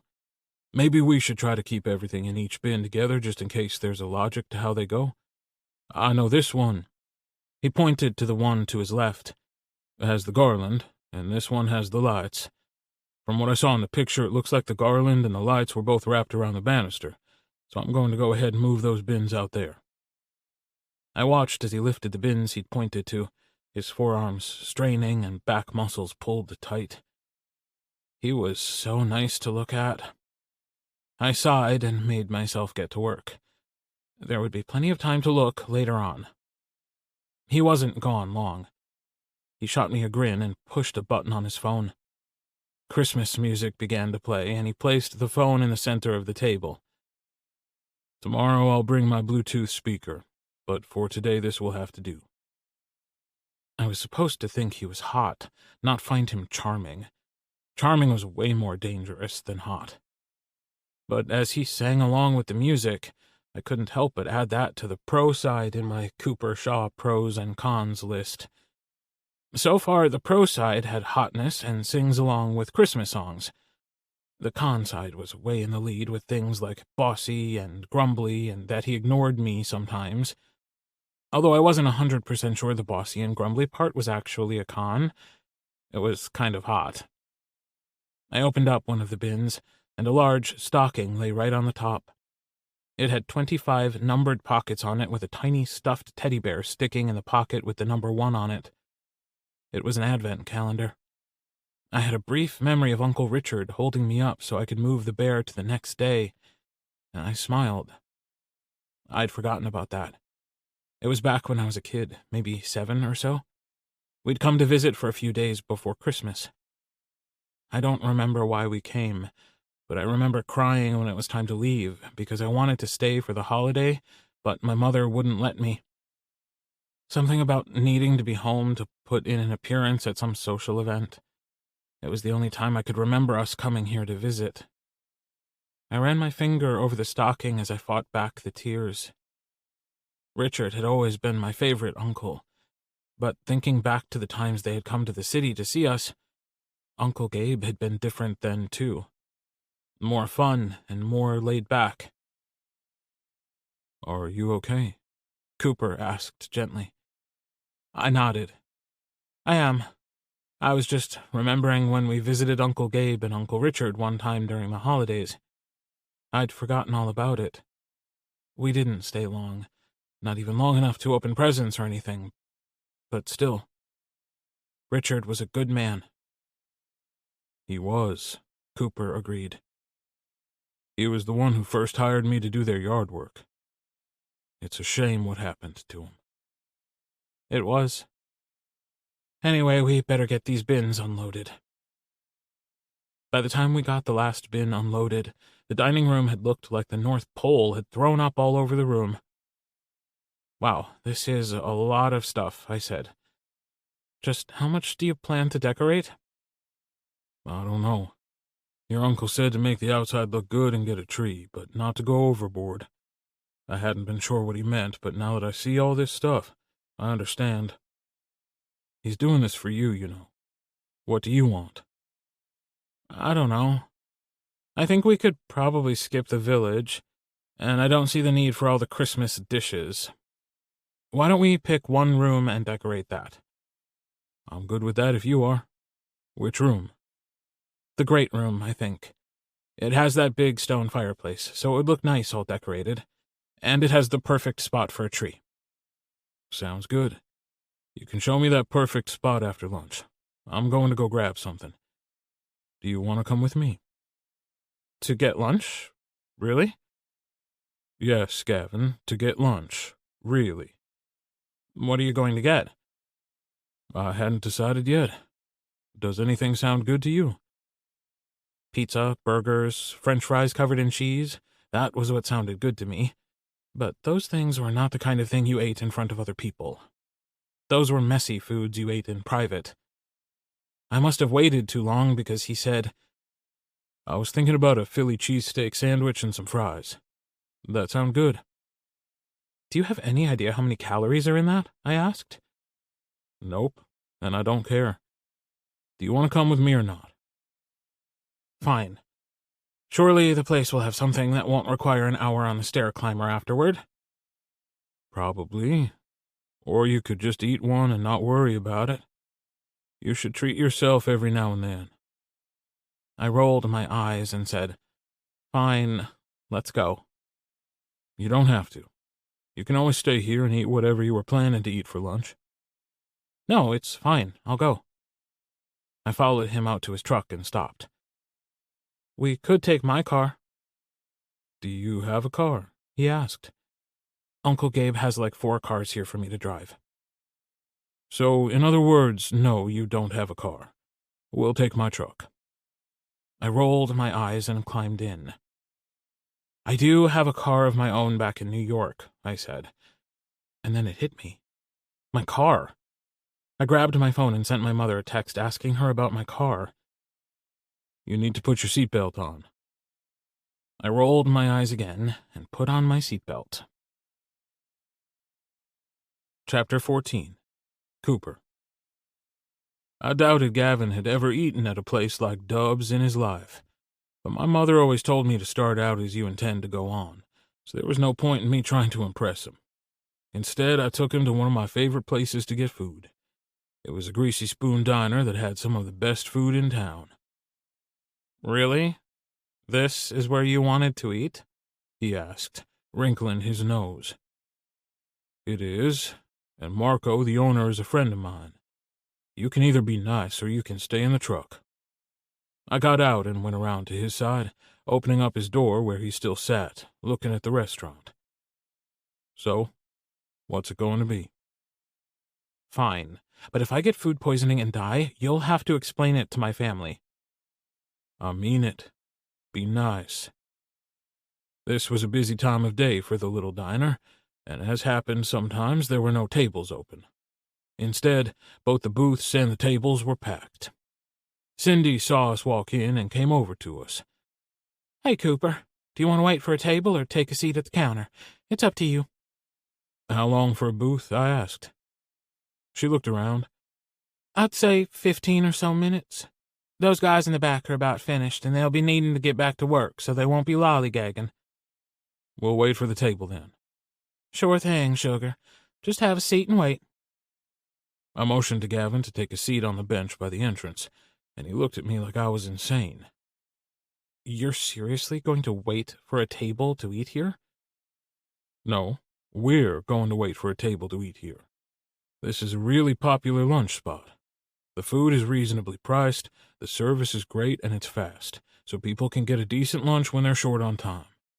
You don't usually have to wait, but we're here right as the lunch rush started." I looked around as we waited, trying to see the place from Gavin's perspective. It sure wasn't any country club or 5-star restaurant. It had a 50s diner feel to it, and that wasn't so much a style or a theme they were going for, it was just what the diner was. If I were to guess, nothing had been updated or changed in here since it was first opened. And according to the sign over the register where you paid your check, it would have been in 1985. I knew it hadn't been changed since Marco bought it, but still, everything was clean and in good repair. I watched as a group of guys got up to leave, and Cindy rushed over to wipe down what I assumed was going to be our booth. They stood at the register waiting to pay, and Cindy called over to us that our booth was ready. Then she rushed over to cash them out. "Is she the only waitress here?" Gavin asked, as we made our way to the booth. "No, there's usually another one here, but I don't see her." A few minutes later, Cindy came over and brought us menus and silverware. "Do you boys know what you want to drink?" "I'll have a tea. How about you, Gavin?" "I'll just have water with lemon, if you have it." "Sure thing. I'll be right back with your drinks and to take your order."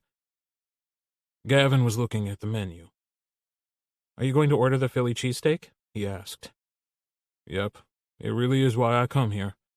Some places use those frozen meat slices to make their Phillies, but not Marco. They're made with slices of ribeyes he cuts himself.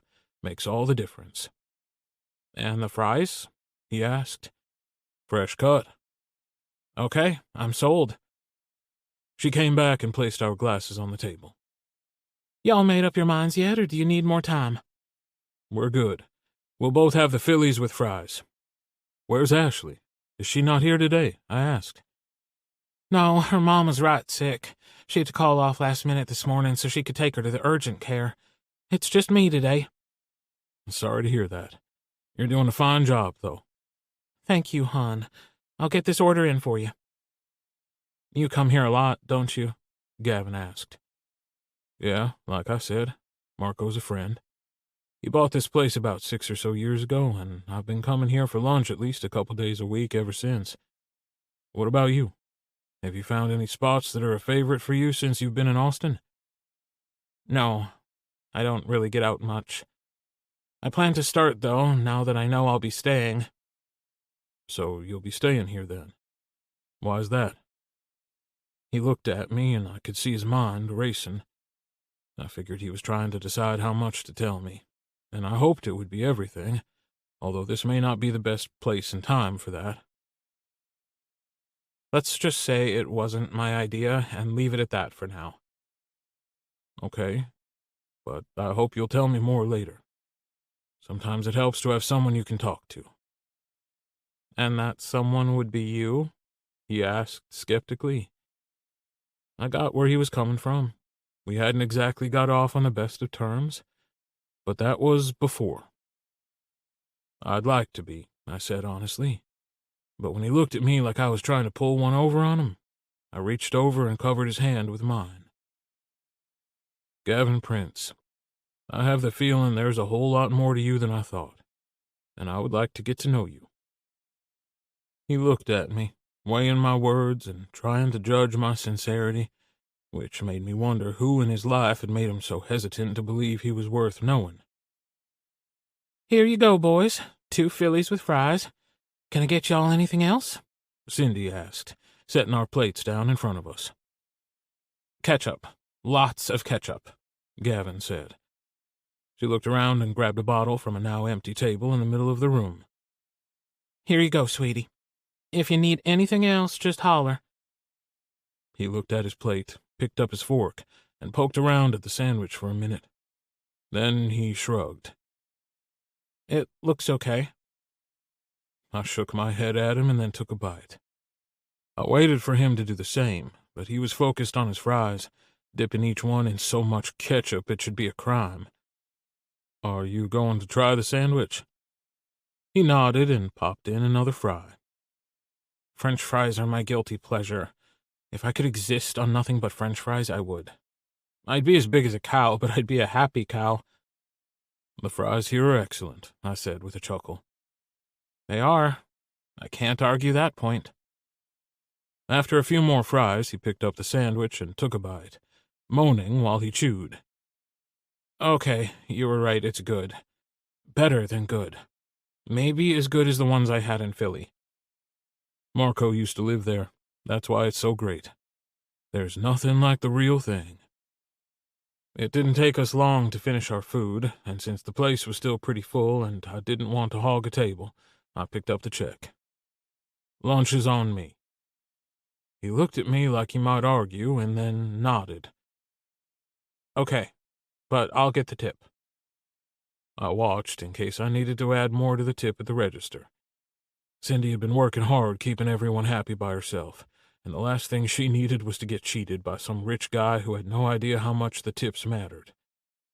To my surprise, though, he pulled out 3 20s and dropped them on the table. I didn't say anything to him about it. I just went on up to the register to pay. You hang in there, Cindy, and tell Ashley I hope her mom feels better. Once we were back in the truck, Gavin looked at me. That was a good lunch, and the waitress was doing a good job managing that lunch crowd on her own. That would be a hard job on a good day. Yeah, she was. And I agree, it would be. Chapter 15. Gavin. Cooper had dropped the thing about why I was staying here when we were at lunch, so I was hoping he would let it go. The last thing anyone wanted was to hear my poor little rich boy story about how my parents didn't love me. Boo-hoo. But I imagined that was especially the case for a man like Cooper. He was a responsible business owner who obviously went out of his way to help people. Why else would he be here decorating the inside of Uncle Gabe's house when he made it clear that wasn't part of his normal service? And this morning, when I was talking to Connor, It was easy to see that the guys who worked for him respected him. A man like that wouldn't be interested in an aimless rich boy who had no idea what he wanted to do with his future. Which meant if I wanted a chance with him, I couldn't be that boy.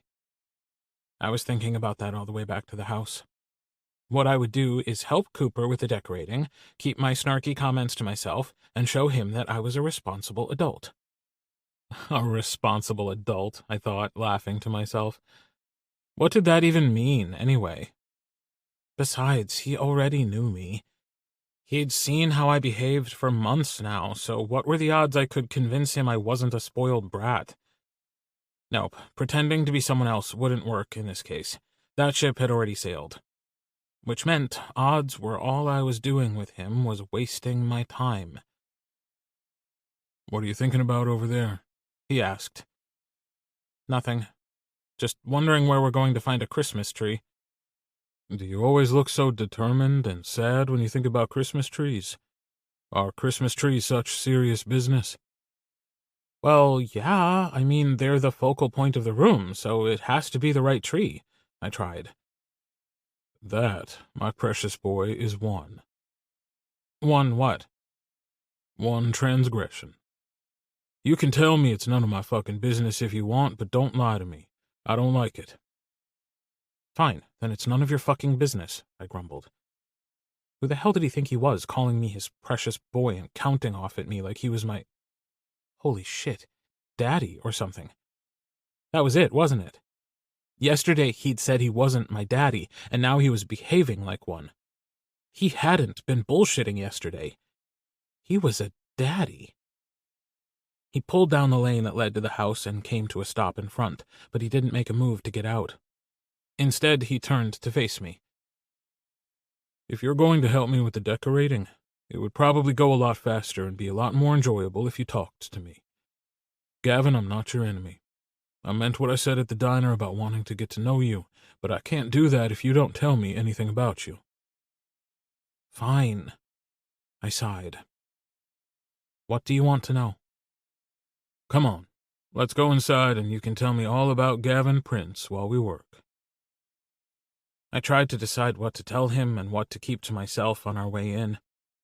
I was sure he didn't want me to emotionally vomit all over him and tell him about my sad, pathetic life. There should be something I could tell him that would be close enough to the truth to satisfy his curiosity without making me sound like a total loser whose own parents couldn't be bothered with him. "You're doing it again," he said. "Doing what?" "You have that same look on your face you had in the truck.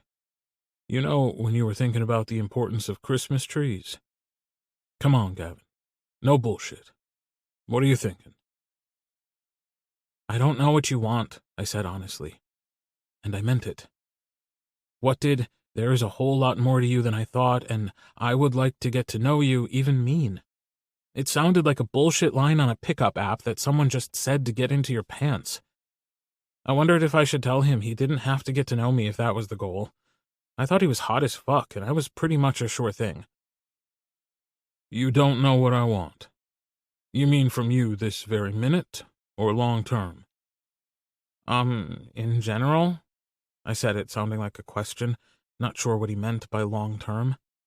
That could mean next week, or next year, or anything. "Yeah. Because you see, those two things are conflicting right this moment.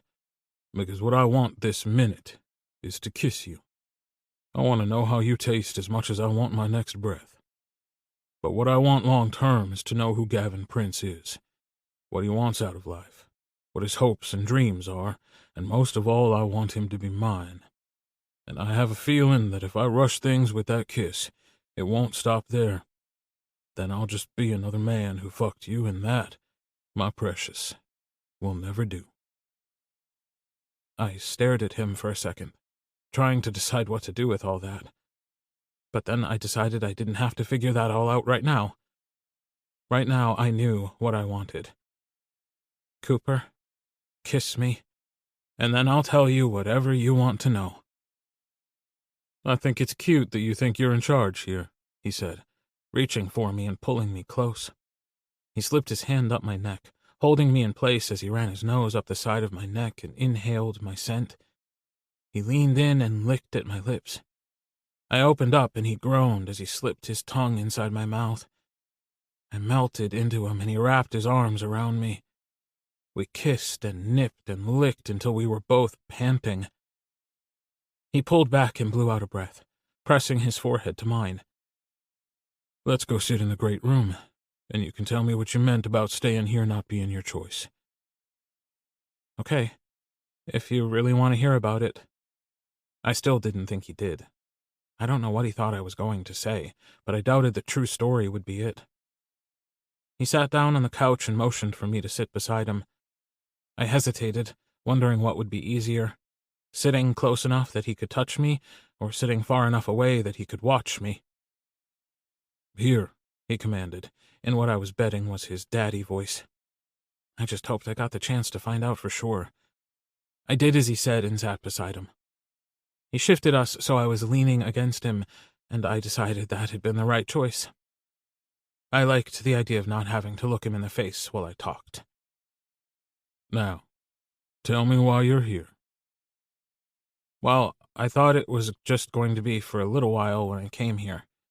My parents were upset with me because of something stupid, and I thought they sent me away to remind me of who I am. "Who are you?" he asked. "Yeah, didn't you know? By virtue of my last name, I'm someone important. The last of a long line of someones who weren't really anyone at all, except that they carry the last name Prince. Hell, to hear my mother tell it, that's the only thing that matters. The Prince name. But anyway, I thought they had sent me here to teach me a lesson, and that once they decided I had learned that lesson, I'd be allowed to come back home." "And did you? Learn the lesson?" "Oh yeah, I definitely learned what they wanted me to. But then they decided to move to Miami, so home isn't an option anymore." I shrugged. "So I'm stuck here. Anyway, that's enough of that. Don't we need a Christmas tree if we're going to decorate in here?" Chapter 16. Cooper. I recognized deflection when I saw it, but Gavin had been more open than I had expected. It was easy to see that there was more to the story, but I would let it go for now. I pushed him up off the couch and gave him a playful swat on the ass. "Yep, we do indeed need a tree. Either I can go today and bring one back with me, or you can come with me to pick it out. What do you think?" He gave me a look that I was starting to recognize as his "is this a trick or not" look. "Do we have to go out in the woods and cut it down ourselves like they do in the movies? Because I am not gonna lie, that doesn't sound like fun to me." "Which part doesn't sound like fun? The walking around in the woods or the cutting down the tree?" Any of it?" I laughed. "No worries. We don't have to cut down our own tree. We can go to a Christmas tree lot here in town and get one." "I've never picked out a Christmas tree before. It could be fun." "I'll get you hot chocolate afterwards," I said to sweeten the pot. "Really?" "Yep, really. Now let's go." For the second time today, I headed into town with Gavin. There was a large tree lot sitting over near one of my customers' houses. They seemed to have a big selection, so that was where I was headed. "So you said you don't decorate your house. Why not?" he asked. "I don't know. It just seems like a lot of work for a short time when I'm there all by myself. My friend Ryder's boy, Brennan, threatened to come over and decorate for me. He's all in on this whole Christmas thing. Their house looks like something out of a magazine." We pulled in and parked in front of the tree lot. "Wow, that's a lot of trees." "It is. Now let's go find one." Gavin walked around, studying all the trees, trying to pick the one that would be best. One of the reasons I'd picked this lot was because they had a variety of types of trees. There were signs hanging about the trees telling what kind were placed where, and they started with the shorter of each type towards the front, with them getting taller as they moved down the row. "How tall of one should we get?" Gavin asked. "For the spot you picked, I'd say 7 feet or so would be good. But let's start with what kind you want. Do you like one better than the others?" "I like the ones where the branches are really close together. Like this one. He pointed to a Douglas fir. Okay, there are a few rows. Let's walk that way until we find one the right height. You're what, 6 feet tall? He asked. 6'1", so yeah. Okay, so one just a little taller than you are. It didn't take long for us to find what Gavin said was the perfect tree. Once it was paid for and loaded in the back of the truck, it was time for the hot chocolate I'd promised him. I chose a coffee place that had a drive-thru because I wanted to get him home and get the tree up. I was ready to get this decorating over with and for us to move on to other things. I didn't want to have a reason to see Gavin. I wanted to see him because it was what we both wanted, not because his uncle was paying me to be there. There were a few different tree stands up in the attic where the decorations were kept, so I was sure we could find one that would be the right size for this tree.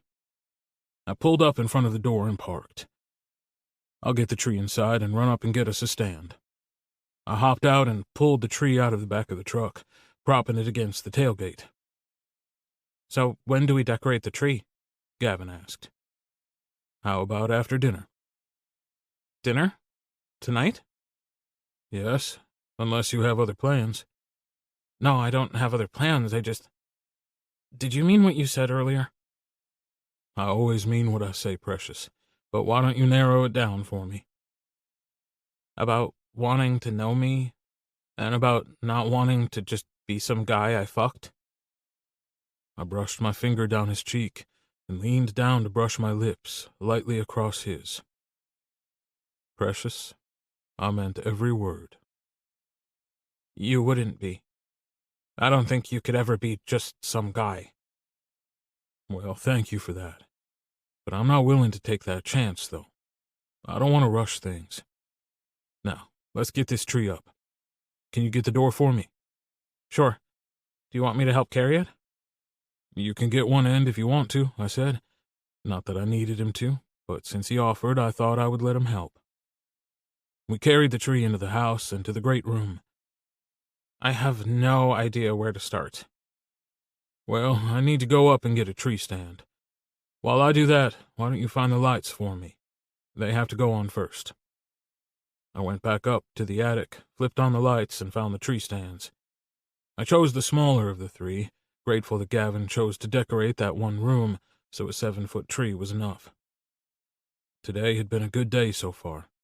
I hadn't seen even a trace of the bratty Gavin I was used to, and while I wouldn't want to lose that part of him, it had been nice to see another side. My boy was complicated, and I liked that about him. Chapter 17. Gavin. I found the bin with the lights in them. We hadn't laid them out like we had the other stuff. Instead, when Cooper had opened it this morning, he'd said the less we messed with them, the better. I didn't know what he meant by that, but having them all in one container made it easier for me to get them moved. I looked over all the stuff we'd laid out on the table and smiled. I couldn't believe that had just been this morning. So much had happened between when I woke up and now. It made me realize that Cooper was right. I was trying to rush things, but ever since this afternoon when he told me that he wanted to kiss me as much as he wanted his next breath, I'd wanted him. But I got what he was saying about being another guy I fucked. Not that I had done much of that, or any of that, since coming to Texas. However, before I came here, that's exactly what guys had been. I hadn't had a boyfriend in years, and even then no one serious. Only simple, no-strings hookups. But that wasn't going to be an option with Cooper. He'd said that he wanted me to be his. I wasn't sure exactly what that meant, but I knew I wanted it. Okay, let's get this tree up, he said, coming back into the room carrying what I assumed was a tree stand. He had me tell him when it was straight, and then it didn't take long before he had it all set up. Now, what should we do about dinner? Marcella brings food over. It just needs to be heated up. There's always enough for two if you want to just eat here. That sounds good. Why don't you go put it in the oven while I get the lights on the tree? It didn't take me long to get dinner warming and throw together a salad to go with it. But when I went back in the room, he was done, and the tree was lit up. Oh, wow. That's really pretty. Now what? Now we put the ornaments on there. I followed him down to the dining room and helped him bring everything to the tree. There are so many pretty things. Look at this. I held up an ornament that was blown glass made in a swirl. I bet these haven't been down from the attic since Richard died. I'm pretty sure they haven't been, but he said he wanted to use them, so I think maybe it's time. It must be hard to lose someone you love like that, I said, picking up another ornament and placing it on the tree. I imagine so. Gabe was home a lot more when Richard was alive, but since his death, he's thrown himself into his work, and he's rarely here. I know, I've barely seen him since I got here in June. I just figured he didn't want to be bothered. I don't think it's that at all. I think over the last 3 years, he's forgotten how to do anything but work. Maybe, I said with a shrug. I knew he was right, and that Gabe's absence wasn't about me, but I felt like it was. I was here in this place I didn't know, and he'd flown in every so often to make sure I was doing okay, and then flown right back out.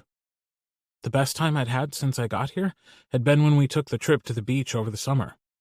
But as soon as it was over, he had a business trip to Hong Kong, and he had to leave. He'd come home for Thanksgiving, so at least I didn't have to spend it alone.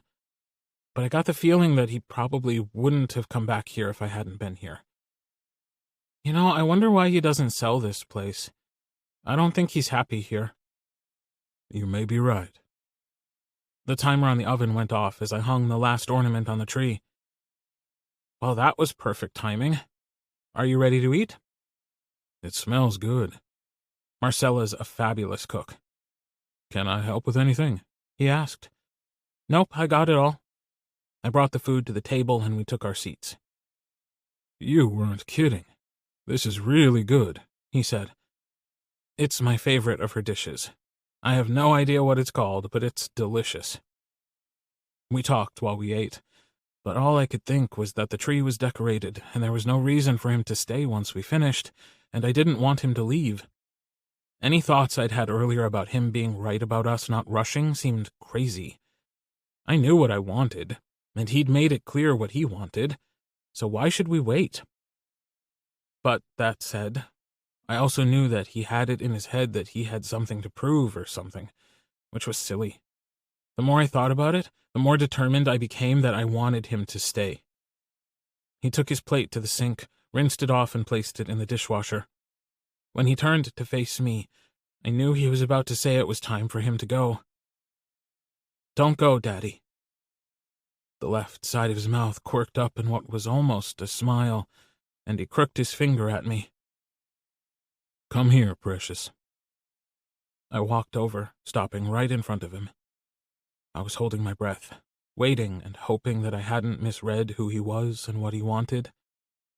He placed a finger under my chin and tipped my head back, our eyes meeting. Baby boy, have you ever had a daddy before? I shook my head no. I didn't think so. Do you have any idea what it would be for me to be your daddy? I think so. It would mean that I would be yours, like you said you wanted earlier. Chapter 18. Cooper. Gavin, I need you to think about this. Because while me being your daddy would indeed mean you would be mine, it also means I make the rules and you follow them. Do you think you could do that? I don't like rules. I laughed. Color me surprised. I cupped his cheek and he leaned into my touch. This boy would be a challenge, but I had no doubt he would be worth it. But do you think you can follow them anyway is the question. I can try. Well, good boys who follow the rules get rewards. And bad boys? He asked. What do they get? I slid one hand around his throat, not squeezing, but applying just enough pressure to let him know it was there. Bad boys get punishments, and not the fun kind. The fun kind? Oh yeah, precious. We're going to have all kinds of fun. But we can talk about that later. The other thing I need you to know is that as your daddy, sometimes I may make a decision that you don't like, but it will always be because it's what I think is best.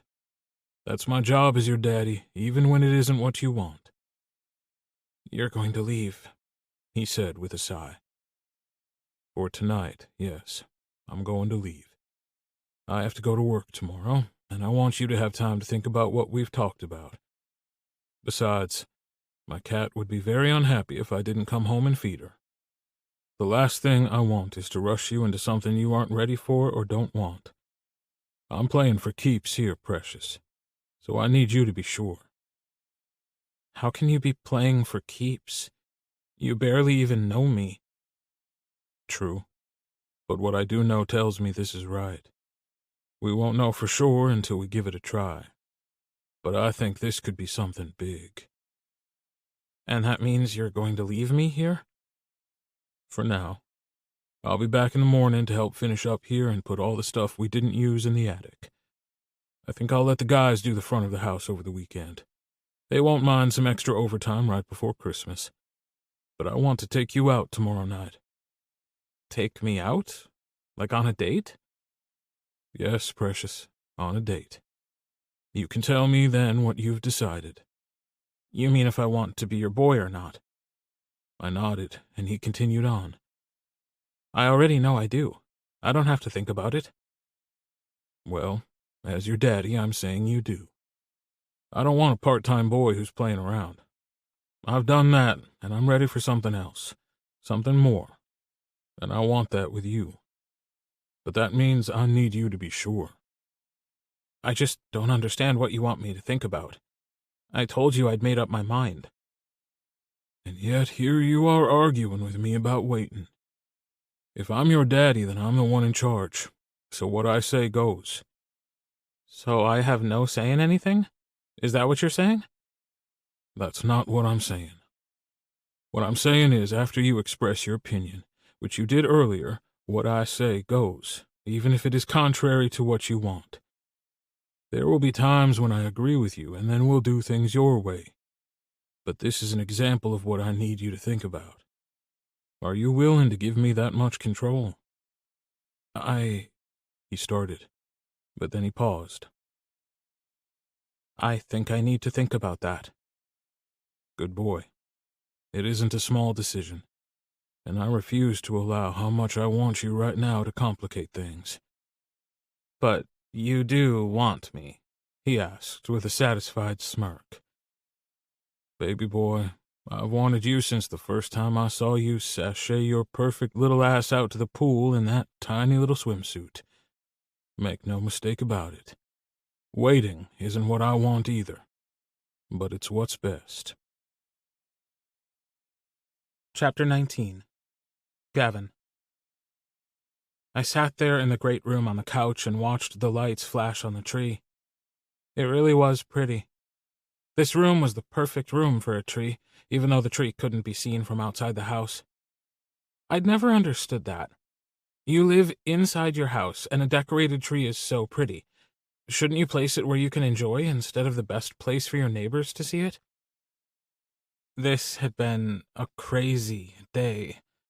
So much had happened, and Cooper had been right. I had a lot to think about. I didn't know a lot about being a boy or having a daddy, for that matter. I knew the basics, of course. I'd always thought of it as more of a role-play kind of situation when I would run into a daddy-boy couple out at the club, but that didn't sound like what Cooper was looking for. As a matter of fact, his exact words were that he wasn't looking for a part-time boy.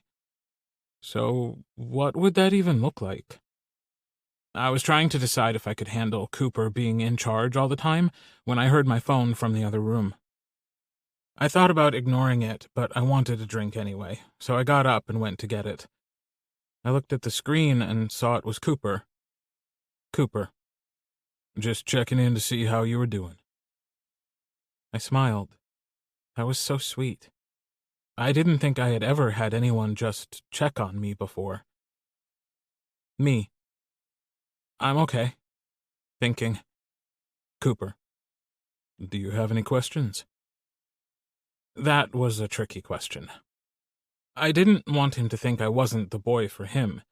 But what if I wasn't the boy for him? I considered telling him that I didn't have any questions, but I'd already got in trouble for not being forthcoming once today. Me. Not so much a question, but I'm worried about something. Immediately, my phone rang. What's the matter, Precious? Nothing, really. I was just thinking about what you said today, and now I'm a little worried. What worries you? I can't fix it if you don't tell me. But what if you can't fix it? What if the problem is that what I want and what you want aren't the same thing? In what way?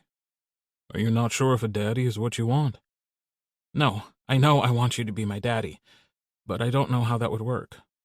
You said you didn't want a part-time boy, and I'm just not sure being a full-time boy is what I want, or what that would even mean. Cooper, I've spent the first 23 years trying to be who someone else wanted me to be, and I would love to get to be Gavin, whoever that is, for a change, and I don't see how that would be possible in a relationship where I don't get to make my own choices. Baby boy, listen to me. I don't want you to be anyone except Gavin Prince. I'm so glad you told me what you were worried about, because I think I gave you the wrong idea of what I want. When I say I'm not looking for a part-time boy, what I mean is I'm not looking for a play partner. I'm looking for a relationship. But you want that relationship to be with a boy, right? Well, being a daddy isn't something I can turn off and on. It's just who I am. But remember our conversation earlier when you asked me if that would mean you had no say? Yeah? And what did I tell you?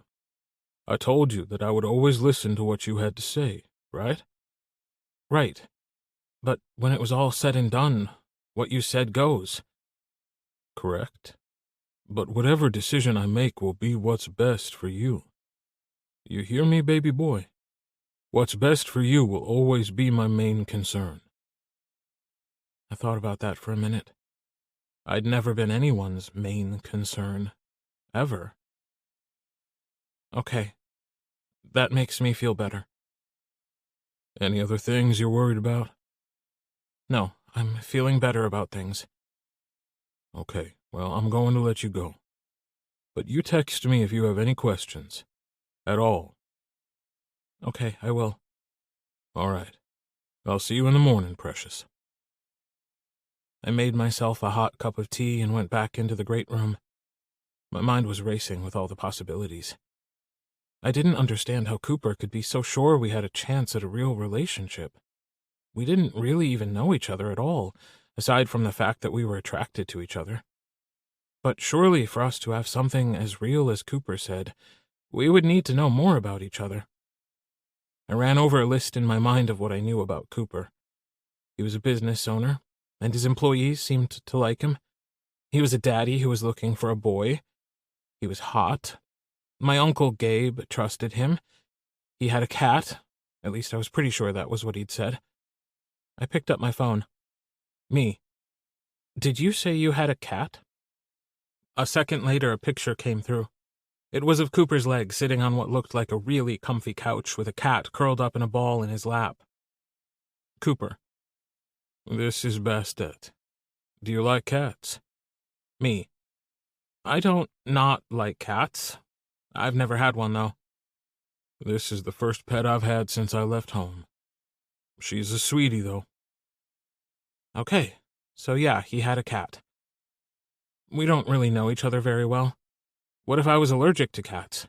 Or what if you love mushrooms on your pizza? I inserted the vomit face emoji. Or what if you're always cold, but I'm always hot? Or what if you're a morning person, because I am so not? That's a whole lot of ors you got there, Precious. But you're right. We don't know each other that well. But I'm hoping to change that. Chapter 20. Cooper.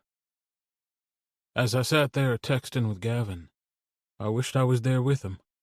We had a lot of things we needed to talk through, and I hated that he was there by himself with his mind focused on all the things that could go wrong.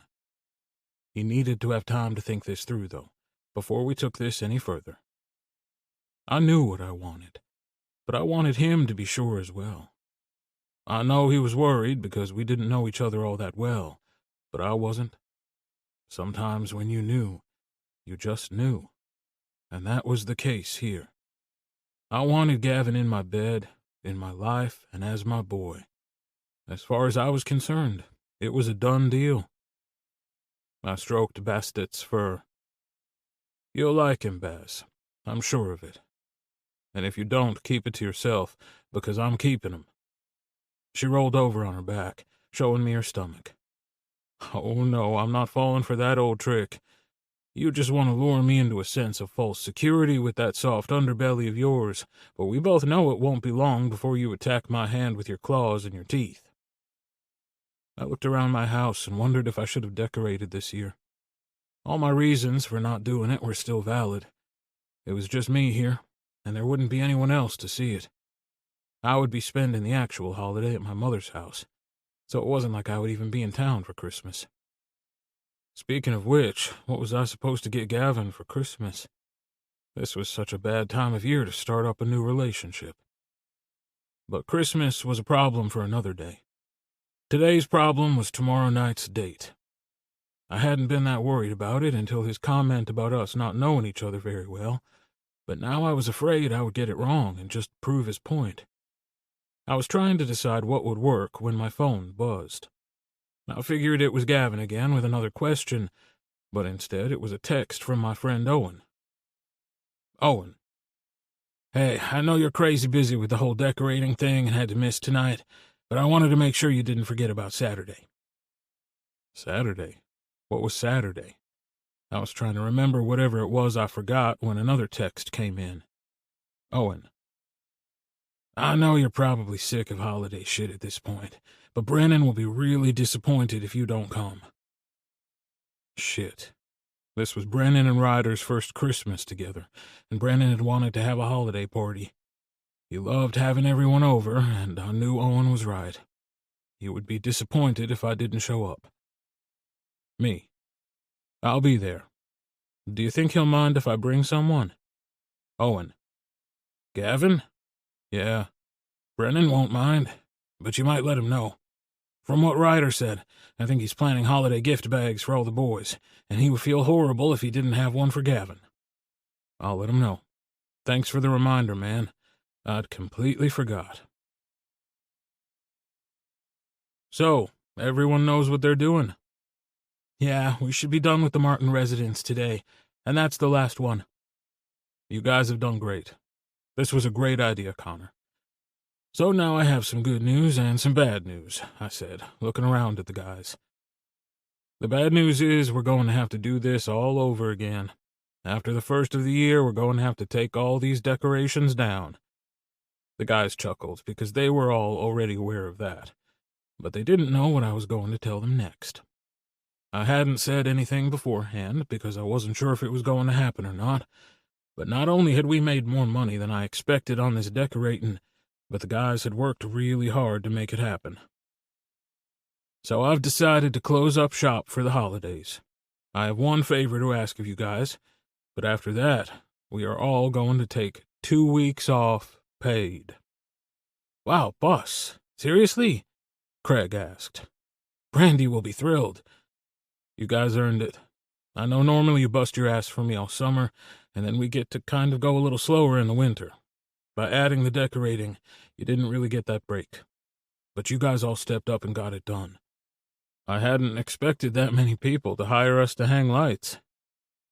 That's awesome, Cooper. But what's this one thing you need us to do first? I need a crew to decorate the outside of the Johnson house. I thought I could handle it, but it turns out the outside of that house was just too big of a job. Yeah, Connor said. I wondered about that when I went over and pulled all that stuff out. It's a lot, but I figure you guys should be able to knock it out in a day. When the homeowner called, he said we didn't have to go overboard. Craig, I'll leave the combo to the garage with you. Use everything you need to make it look festive, and then put the rest back in the garage. You're not going to be helping us? No, I have plans. Sorry. Hey, no big deal. We have 2 weeks off when we're done, so I'm not complaining. Connor, you remember where it all goes, right? I do. Maybe I can get Gavin to come drive the gator for us again. Actually, he'll be with me. No one will be at the house. If you need anything, just call me and we can come over. Ah, now it all makes sense, Craig teased. I knew there had to be some reason you were feeling generous enough to give us 2 weeks off. Just don't get used to it, I said with a wink. Now go finish up the Martin house. The guys filed out laughing and talking about what they would do with their time off. They were all happy now, but the week after the holidays would be rough. People were excited and happy to give us time to get the decorations up, but I had a feeling when the holiday was over and the holiday cheer was depleted, they were going to be less patient about getting it all down. I wondered if Gavin had had breakfast yet, and decided to check with him before I headed that direction. Me. Morning, Precious. Are you up? Gavin. I'm awake, if that's what you mean. Are you out of bed? It's too early for such hard questions. I laughed, remembering what he'd said yesterday about not being a morning person. I'm headed your way. By the time I get there, I expect you to be awake. I'm bringing coffee and breakfast burritos. You're bringing me coffee and food? You're such a good daddy. Just make sure you're up when I get there. Chapter 21. Gavin. I checked the time on my phone and tossed my phone to the side. I hadn't been kidding when I said I wasn't a morning person.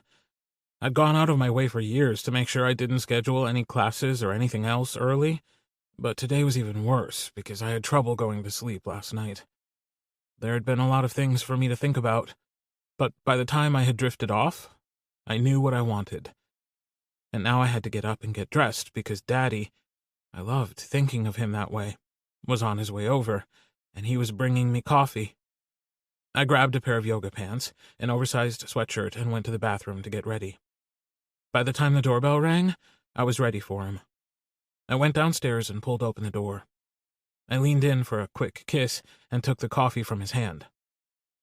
I wasn't sure how you take your coffee, so it's just black. I figured if you wanted to jazz it up, you could do that here. I can do that. Come on, and let's eat. He followed me to the kitchen and watched as I added cream and sugar to my coffee. Then we both took a seat at the kitchen table. He reached into the bag and handed me a burrito, then placed one on the table in front of him.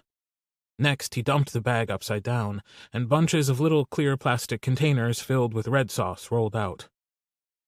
I didn't know if you would want sauce or not. It's pretty spicy.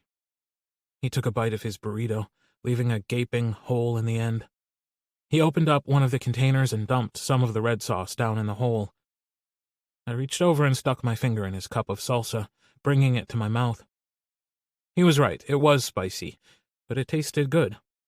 It didn't taste like it came from a jar, more like they made it there fresh.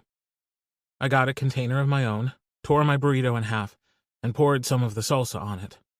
Then I took a bite. Wow, this is really good. What's all in it? I don't know. I just get the breakfast burrito, but I think eggs, chorizo, cheese, and fried potatoes. This is good enough to make me actually like breakfast, I said, taking another bite.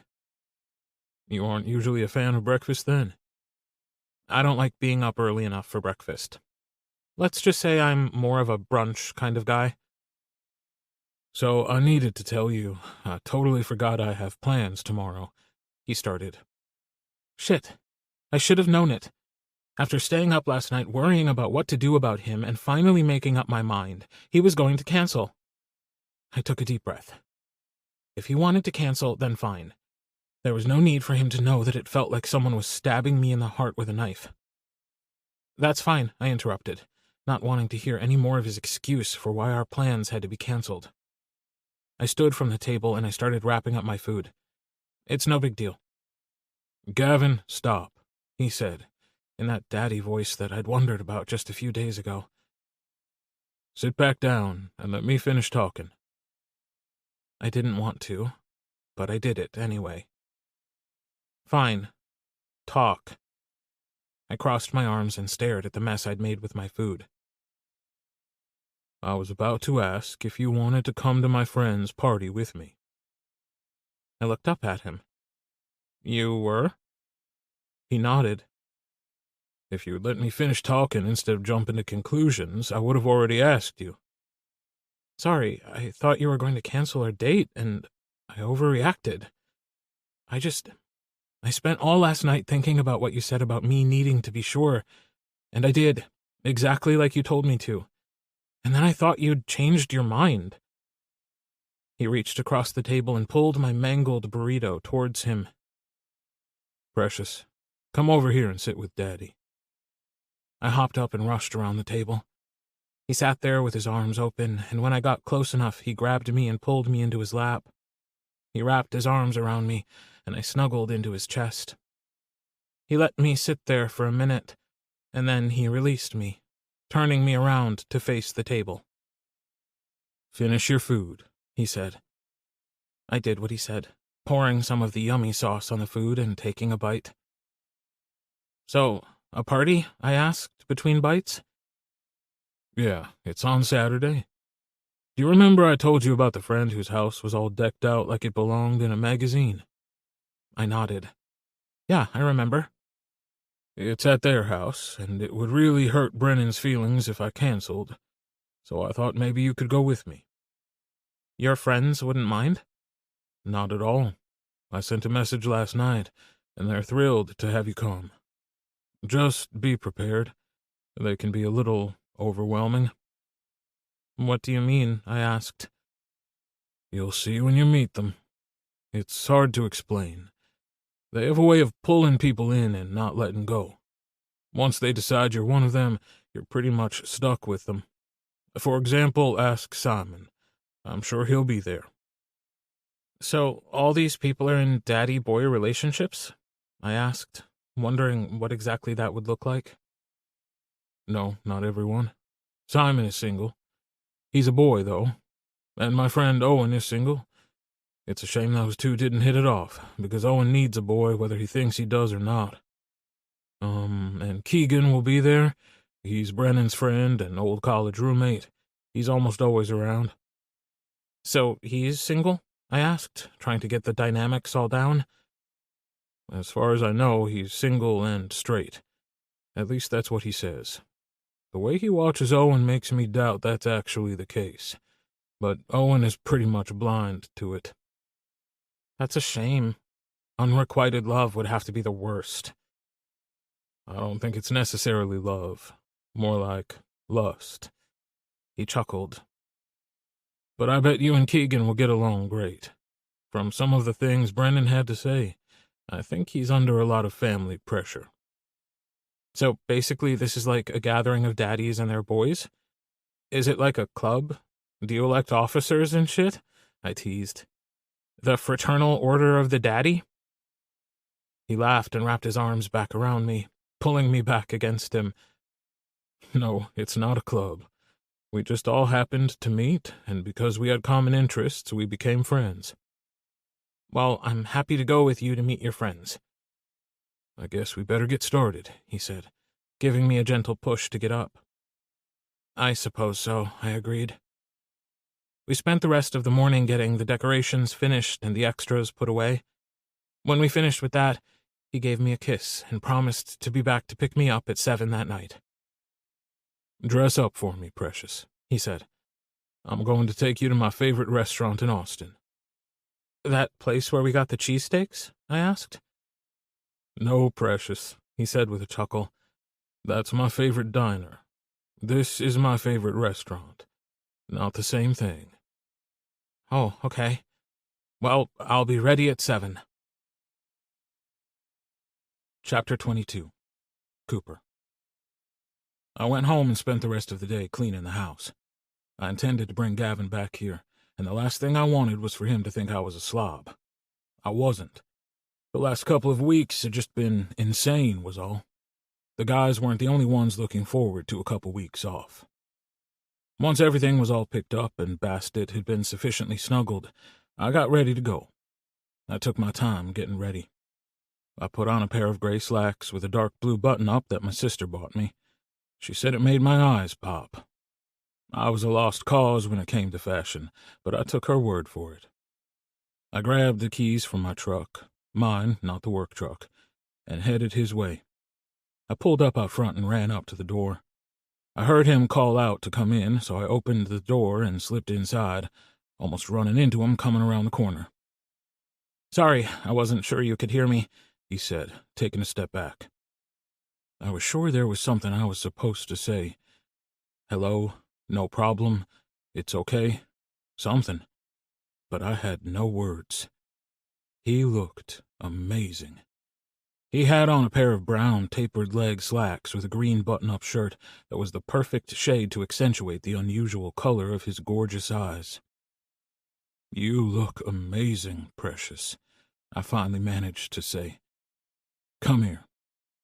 He stepped into my arms and rested his head against my chest. I leaned down and placed a kiss on the top of his head. I knew it probably seemed crazy for me to be so gone over this boy, but nothing had ever felt as right as he did right here in my arms. "If we don't get going, we'll be late for our reservation." I took his hand and led him out to my truck. "This is your truck?" "It is." "It is just as big as your work truck," he grumbled. "It is, but it is a lot more comfortable." We walked to the truck and I opened the door for him. He gave me a look and then literally climbed inside. I grabbed the seatbelt and leaned over him, stretching it across his body and snapping it into place. While I had him there, I leaned down and kissed him. "I may need to add a step to your side of the truck," I said. "Maybe. Or you could buy vehicles that are made for normal-sized people." I laughed as I closed the door and went around to the driver's side. "You actually would be surprised how uncomfortable normal-sized cars are for a guy my height.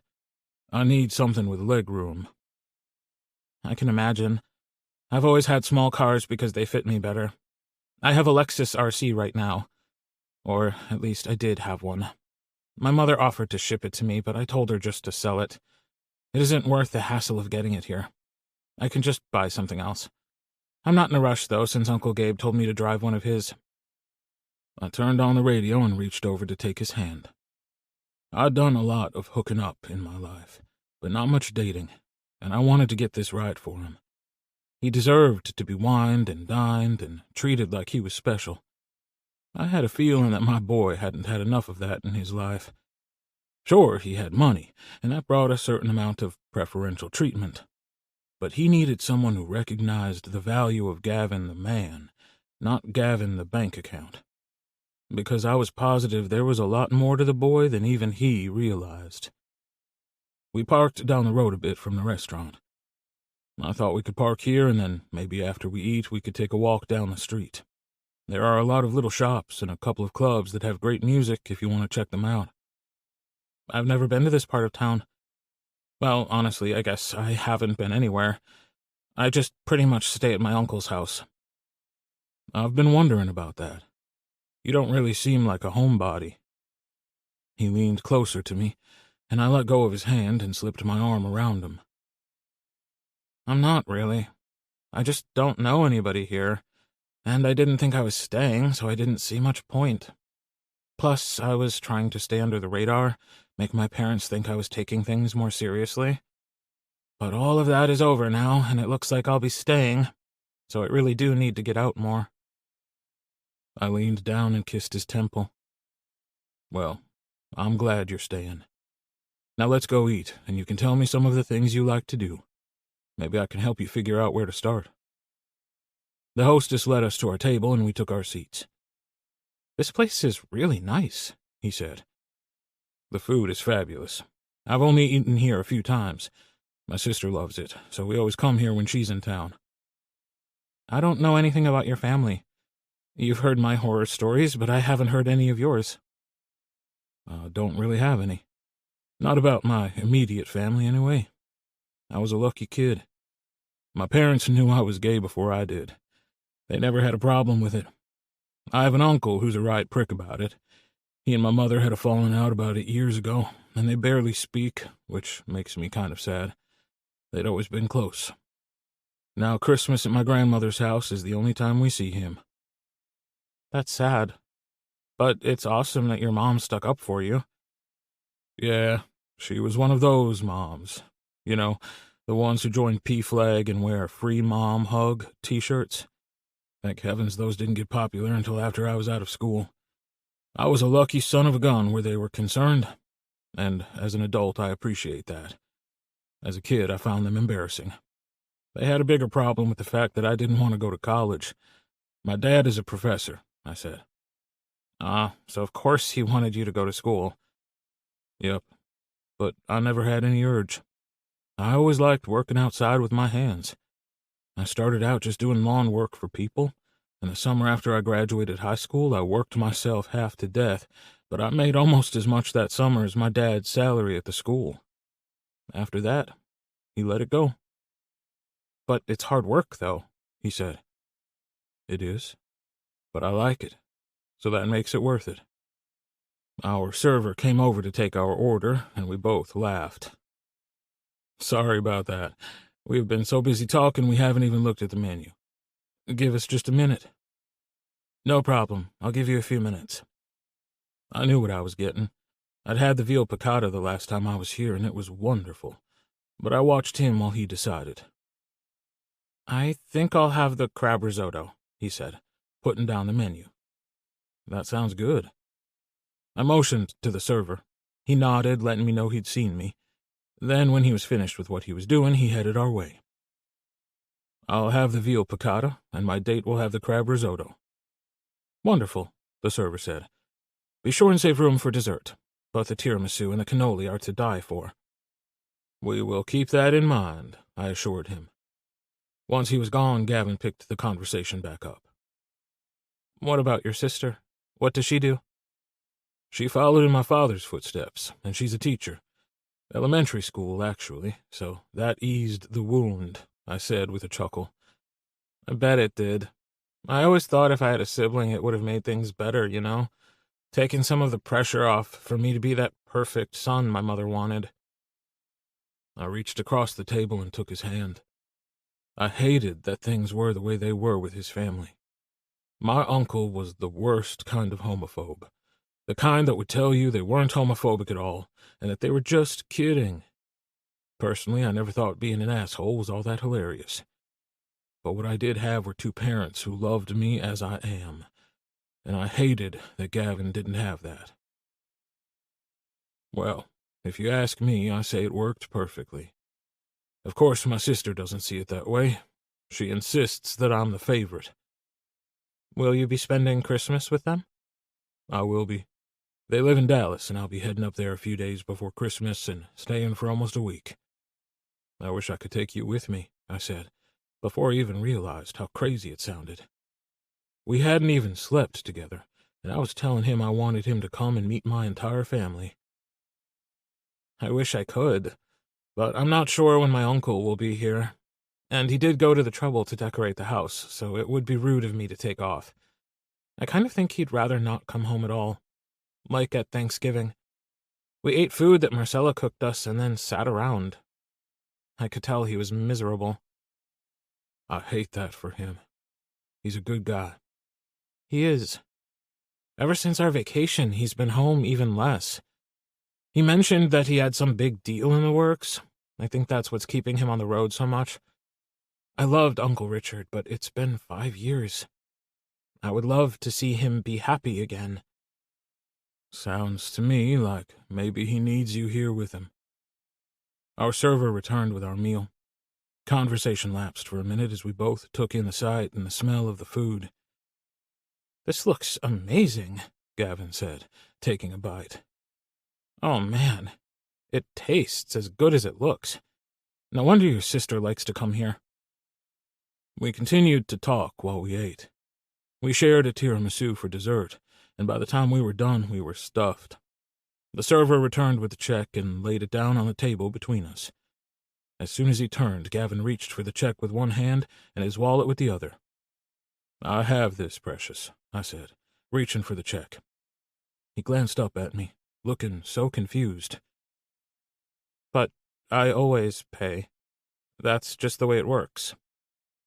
That's the way what works, Precious? The way it works with all my friends, and all my dates, and, well, with everybody. I just always pay. Well, when you're with me, you don't pay. Period. Do you hear me? Daddy pays. Always. That isn't up for debate.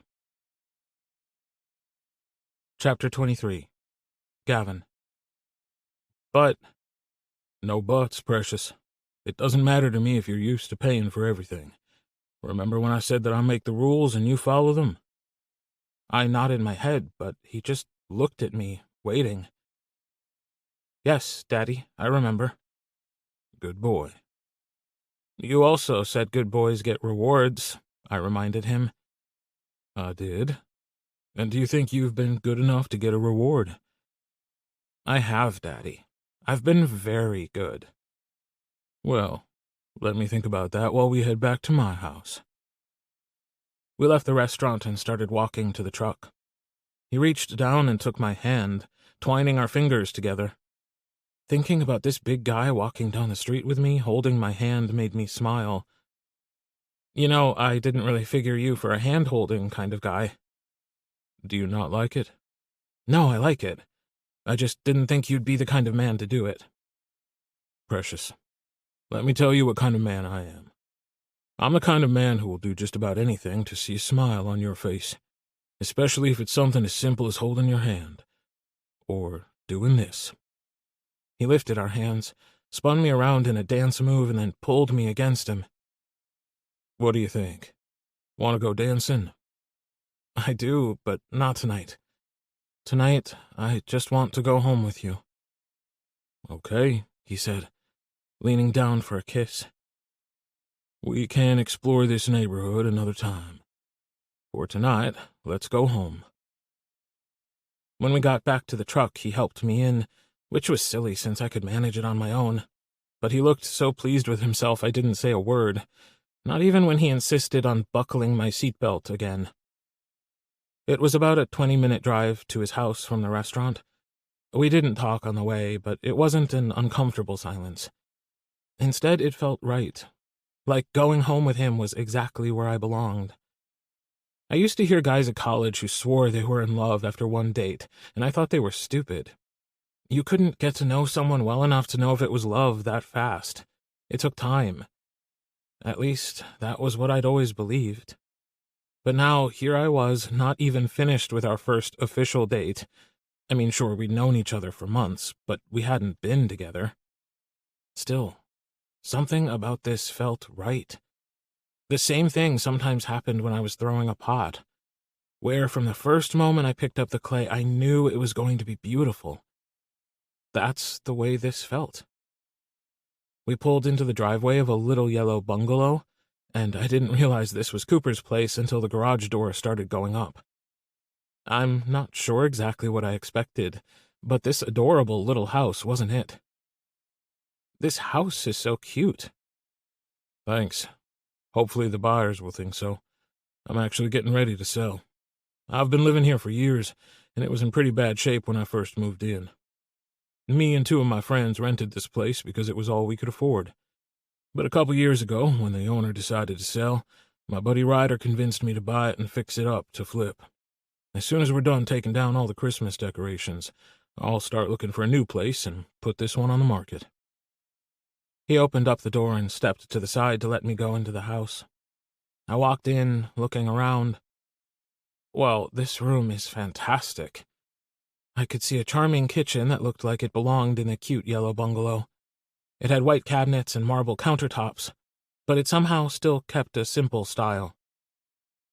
Ryder did this. He owns a home remodeling business, and while I was able to do a lot of the work myself, I let him do the kitchen and the bathrooms. Are you going to find another house to flip? I don't know yet, he said, wrapping his arms around me from behind. I'm thinking it may be time to settle down and find a house I can make a home. That sounds so nice. I've never had a home before. Not really, anyway. I always felt like I was a visitor at my house growing up. I went to boarding school as soon as I was old enough, so I never lived there, really. He directed me through the kitchen into the living room where a cat lay curled up on the couch. Oh, this must be Bastet. The cat stood up and gave a long stretch. Then she sat down and looked at us. I walked over to where she sat like a queen waiting on someone to adore her. I chuckled and ran my hand down her back. She arched her back up into my hand, letting me know that was an approved way of giving her attention. If you keep doing that, she'll love you forever. He sat down on the couch and patted the cushion next to him. I gave her one last pet and then moved to sit beside him. I take it what you said the other day about your parents selling their house didn't have anything to do with you being upset they're selling your childhood home, then? Not at all. I was upset about them making decisions that affect my life without me having any input. Which is why you were so worried about whether or not you would still have a say in things if you were my boy. I've never had any say at all in anything.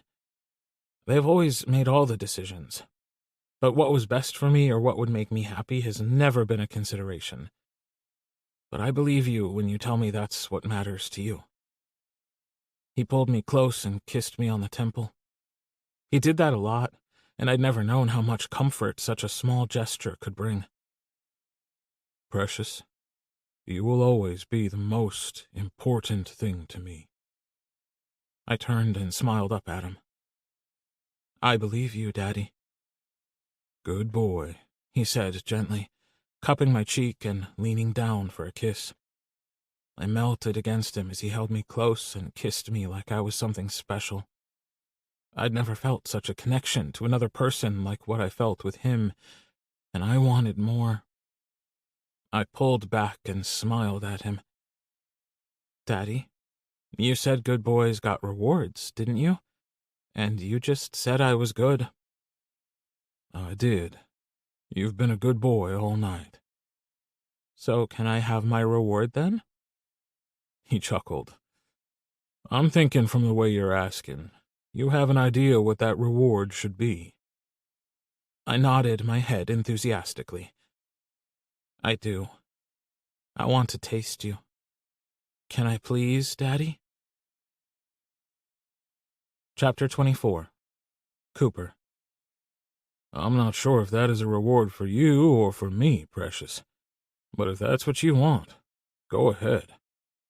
I reached for my pants and undid them, pushing them down. I pulled my shirt over my head as I kicked my pants off my feet. Daddy, he exclaimed, trying to sound scandalized. You weren't wearing any underwear. He slid off the couch and dropped to his knees in front of me. He glanced up at me under his long eyelashes, and the look he gave me was pure sin. This was exactly what I'd pictured more times than I could count, and knowing it was about to happen had me so hard my cock was already leaking. He reached out with one hand and circled my cock, giving it a long, slow stroke. Then he directed it toward his mouth. His tongue darted out and licked a bead of pre-cum off the tip, and he moaned like it was the best thing he'd ever tasted. That one swipe sent a shiver through my entire body. Precious, you're going to be the death of me. A self-satisfied grin spread across his face, and then, with no warning, he leaned forward and swallowed me whole. The head of my cock rubbed against the back of his throat as he swallowed around it. He pulled off until just the head was in his mouth, and he began to suck. He continued to alternate between sucking and taking me to the back of his throat, over and over. I allowed him to continue until I knew I was about to come, but that wasn't what I wanted. I wrapped my hand in his hair and pulled him up off me. What's wrong, Daddy? Didn't you like it? He asked coyly. I think you know just how much I liked it, Precious. But the first time I come tonight, it isn't going to be down your throat. I reached down and ran my thumb over his swollen lips, and he moaned. One of us has on way too many clothes, and it isn't me. Let's go to the bedroom so I can strip you naked. He stood and grinned at me. Lead the way, Daddy. I've been waiting for this for months. I laughed. You're not the only one. I led him to the bedroom, and as soon as we entered, he started taking his clothes off. Part of me wished he'd have gone slower so I could enjoy the show, but I'd never been good at waiting to unwrap my gifts, and that was what this felt like a gift. Damn, you're stunning. I took his hand and moved to the bed. I sat, and he slid across my lap so he was straddling me. I wrapped my hand in his hair, bringing his mouth to mine. I lost myself in the kiss. Falling back on the bed, I took him with me, rolling us so I was on top of him. I propped myself up on my elbows and looked down into his beautiful green eyes. Precious, you're exactly what I've been searching for, and I want to cherish you. But not tonight. Tonight I need to be buried deep inside you. He smiled up at me and pulled my mouth down into his for another kiss. I know, Daddy, he said. I love the idea of you taking your time, but tonight I need to feel you inside of me, claiming me as yours. I reached over to the bedside table and retrieved a condom and some lube. He spread his legs to make a place for me between his thighs, and I reared up on my knees between them. I tore open the condom package and rolled it on. One day soon we'll get tested, and then we won't need one of these. I popped open the top of the lube bottle and drizzled it on my fingers. I reached down, teasing the rim around his hole, and slid in one finger, then a second. I continued to thrust them in and out until he was moaning. I need more, please, he begged. I lined up my cock and slid into him. After the first few thrusts, we found our rhythm, and he began to move with me. He pushed up against me, forcing me deeper. Oh, yes, Daddy, just like that, he moaned. More. Harder. More and harder sounded pretty damn good to me. I gripped his hips, holding him in place as I thrust into him over and over. He gripped his cock and began to jerk it as I continued to pound into his body. I felt the tightening sensation deep inside me and knew there was no holding it back. Come with me, precious, I ordered, as my orgasm ripped through me. Oh, fuck, he cried out, as cum shot from his cock, covering his chest. I collapsed on top of him, holding on tightly for a minute as both our bodies shook from the intensity of our orgasms. Our breathing slowly returned to normal, and I rolled us to the side, my arms still wrapped around him. Don't let go, he said, burying his face in the crook of my neck. Well, at some point we'll have to eat, I said with a smile. Nope, never moving. I'll hire someone to bring us food. I chuckled and tightened my grip around him. I don't think I want anyone else seeing me naked, so I'll pass on that. But we've had dinner, so we can stay for now. Chapter 25. Gavin. I woke up wrapped in my daddy's arms, and my first thought was, this was where I wanted to wake up every single morning. I pressed in closer, enjoying the feel of his chest against my back. You're awake early, he said, tightening around me. He placed a kiss in the hollow of my neck, and I tilted my head to give him better access as I pressed my ass back against his rapidly hardening cock. That feels so good, I said with a moan, as he continued to kiss my neck. You know where all the good spots are. I'm learning where yours are, anyway, Cooper said with a laugh. I need a shower. Join me. Sure. I followed him into the bathroom. Wow, this is really nice, I said. Yeah, Ryder does amazing work, but he really outdid himself in this room. It's the only thing I'll miss when I sell this place. I can see why. It was done in warm, earthy tones, and the walk-in shower was the size of a tub. With 2 shower heads and a wooden bench, it looked like it belonged in a 4-star hotel instead of this cute little bungalow. He started the water running and grabbed a couple of washcloths. We both stepped in the shower and under the spray. It's not too hot, is it? He asked. No, it's perfect. I squeezed some of the body wash on the cloth and handed it to him. You do me, and I'll do you. That's the way I usually like to do things, he teased, and I shook my head at him. He was in a good mood this morning, and I was glad. I liked to think our night together last night had had a little bit to do with that. I turned so he could wash my back. I expected him to start there. Instead, he pushed his body against mine, reached around, and started with my chest. I leaned back against him and let him do it his way. As he lathered up my abdomen, he licked and kissed my neck. I dropped my head to the side to give him better access. See? Like I told you, all the best spots. His hands were everywhere, washing and rinsing and touching my body. With his mouth on my neck and his hands on my body, I was in sensory overload until he stepped back, and I growled at the loss. He chuckled a little.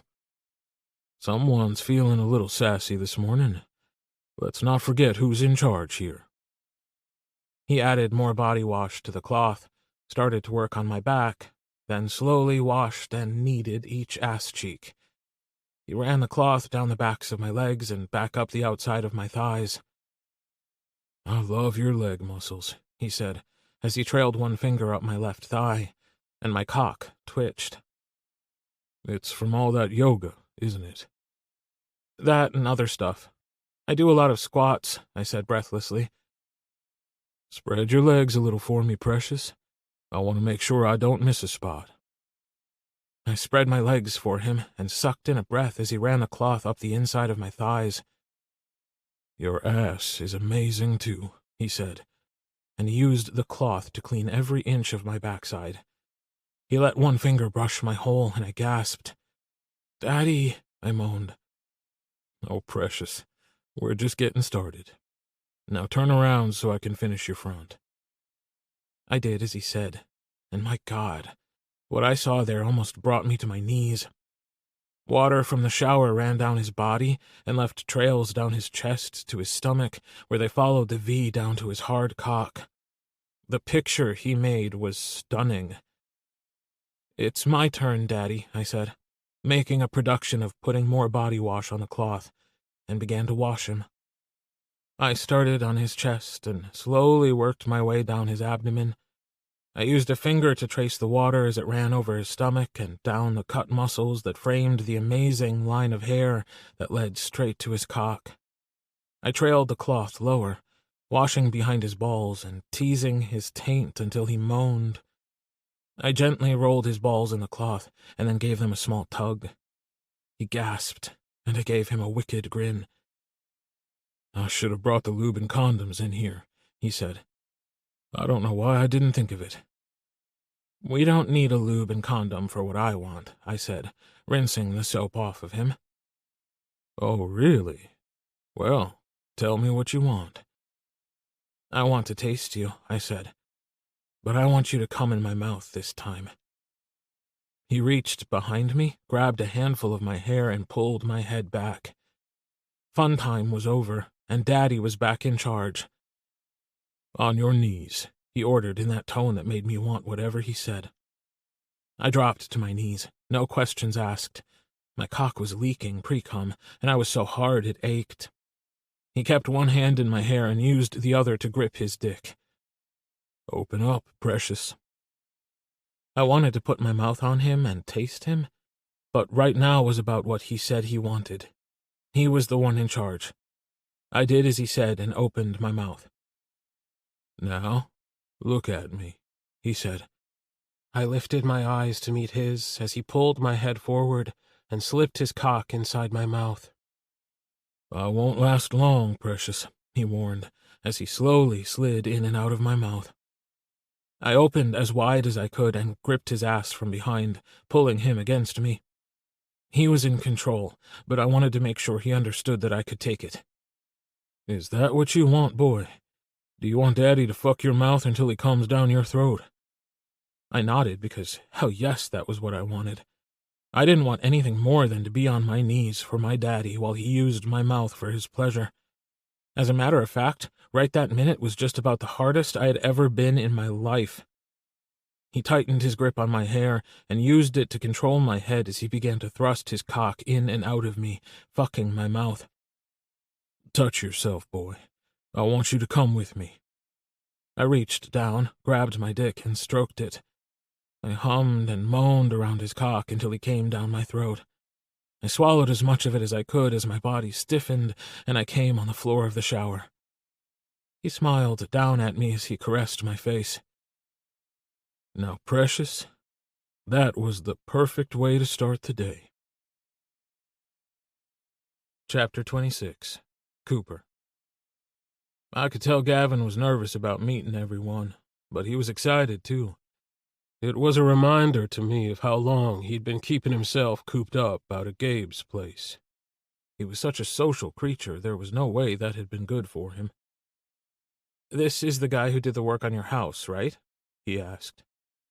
"Yeah, this is his house we're going to." "Okay, so who's the bitchy one?" "What do you mean, who's the bitchy one?" "Well, I mean, in every group of gay friends, there's a bitchy one. It's just good to know who it is ahead of time, so I'm prepared." "Really? Precious, maybe you need new friends. I can't think of anyone who's bitchy." He looked at me skeptically. "We'll see." "No, really, they're all nice. Maybe it's because they're all boys and they would get in trouble for being bitchy." "Would I get in trouble for being bitchy?" "To my friends? Absolutely." "What if they were bitchy to me first? What if they don't like me?" "First of all, they will like you, if you aren't bitchy. Second of all, if they are bitchy to you first, then we can talk about it." I reached over and took his hand. "It's going to be fine, I promise." We pulled into Ryder's driveway and I turned to look at him. "You ready?" "You weren't kidding about the house," he said, motioning towards the front door. "I know. Brennan had a blast with it. I told him I should have hired him to work for me doing houses." "It looks—" He shook his head. "There's a word for it, but I don't know what it is in decorating. Like that, I got out of bed like this look, but for a house. It's fabulous and looks amazing, but it does look like the North Pole threw up on his porch. Christmas chic, that's what I would call it." The curtain in the front room pulled back, and I saw a face peeking around it. "Looks like Brennan's ready for us to come in." I waited for him in front of the truck, and when he joined me, I took his hand. We made it to the porch before Brennan threw the door open.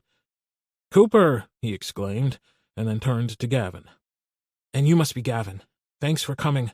I was afraid we would have to stay inside because of the weather and it would be a bit crowded, but with the fire pit outside, it's not too bad. Come on inside. But watch out for Frisco. He's friendly, honest, but he's still a puppy and he gets really excited when we have people over." Gavin glanced up at me with an amused smile, and I kissed him on the temple. "I like dogs," Gavin said, and Brennan turned back to give Gavin a grateful smile. "Good, 'cause the truth is, this is totally Frisco's house. Ryder and I just live here." "That sounds like a certain cat I know," Gavin teased. "Hey, Baz spends more time there than I do, so naturally she thinks the place is hers." We followed Brennan through, and when we entered the kitchen, Gavin said, "Wow, this is a great kitchen. It's my favorite room. Ryder did the remodel himself." Gavin turned to me. "Oh, wow. I can see why you chose him to do the work on your kitchen." Brennan beamed at Gavin's words as we went on to the great room in the back where some of the guests sat. "Hey, everybody, this is Gavin. Gavin, this is, well, not everybody. About half the people are out on the patio, but still. I would run through their names for you, but if you're like me, you wouldn't remember them. Probably best if you meet them individually." "Most likely," he agreed. "Hey, Cooper, Gavin." Desi stood. "I'm Desi, and this is my wife, Angela." "Hey, man." I shook hands with Desi and turned to his wife, Angela, who was sitting there holding their baby. "How are you doing, Mama?" I asked. "We're hanging in there," she said with a smile. "How about you?" I turned and smiled at Gavin. Never been better. He blushed and ducked his head. This boy was turning out to be nothing like what I expected. Instead, he was perfect in ways I never imagined. Simon waved at us and introduced himself, as Owen stood from where they had been sitting on the other side of the room and came over to us. It's nice to meet you, Gavin. I'm Owen. It's nice to meet you too, Gavin said, looking around. Where's the dog? He's probably outside. Ryder, Lucas, and Ben, Max and Travis, and Keegan are out on the patio. He usually sticks close to Ryder when we have people over, Brennan said. Let's go see out there, and then you'll have met everyone. It surprised me to find Owen inside hanging out with Simon while the guys were out back. But when Brennan suggested we go outside, he said he would come with us. I haven't made it out there yet. I stopped for a second to see the baby. Then Desi and I got sucked into a conversation with Simon about that new housing development they're putting in over near the HEB. We followed Brennan through the back door and around to the patio where all the guys were sitting by the fire pit. I looked around and smiled. Max sat in one of the big patio chairs with Travis on his lap, as always, and Lucas and Ben sat on the glider. Keegan had moved over to make room for one more on the outdoor love seat. I noticed he was looking at Owen, waiting to see if the big man would take the spot, but it didn't look like he would. Ryder was kicked back in the other large chair, and he seemed to notice too. He chuckled and shook his head. "Do you want me to grab a few more chairs, Angel?" Ryder asked. No, I think we're good. Besides, now that Cooper and Gavin are here, it'll be time to eat soon. We might need a few more after dinner, though. Is there anything I can do to help? Ryder asked. Nope, the boys will help me. Gavin and Keegan, y'all too. Gavin looked surprised. I wasn't sure if it was because he didn't expect to be included or because he wasn't used to helping out at parties. Travis saw the look on his face and chuckled. Don't worry, Gavin. Helping Bren is code for drinking sangria while he works. He makes the best sangria. He gave Max a kiss and hopped up, then turned back to Gavin, motioning for him to follow. Come on. Okay, I'm not all that great at anything food-related, but I can drink sangria with the best of them. For the first time since we arrived, I let go of his hand. He smiled at me and went into the house with the boys. So, that's Gavin, Ryder said. That's Gavin, I agreed. He's just as pretty as you said he was, Lucas said. I don't know, maybe more so, Owen added. Max just shrugged. I'm just glad to see you got your head out of your ass. Whatever, I grumbled. Remind me why I'm friends with you guys.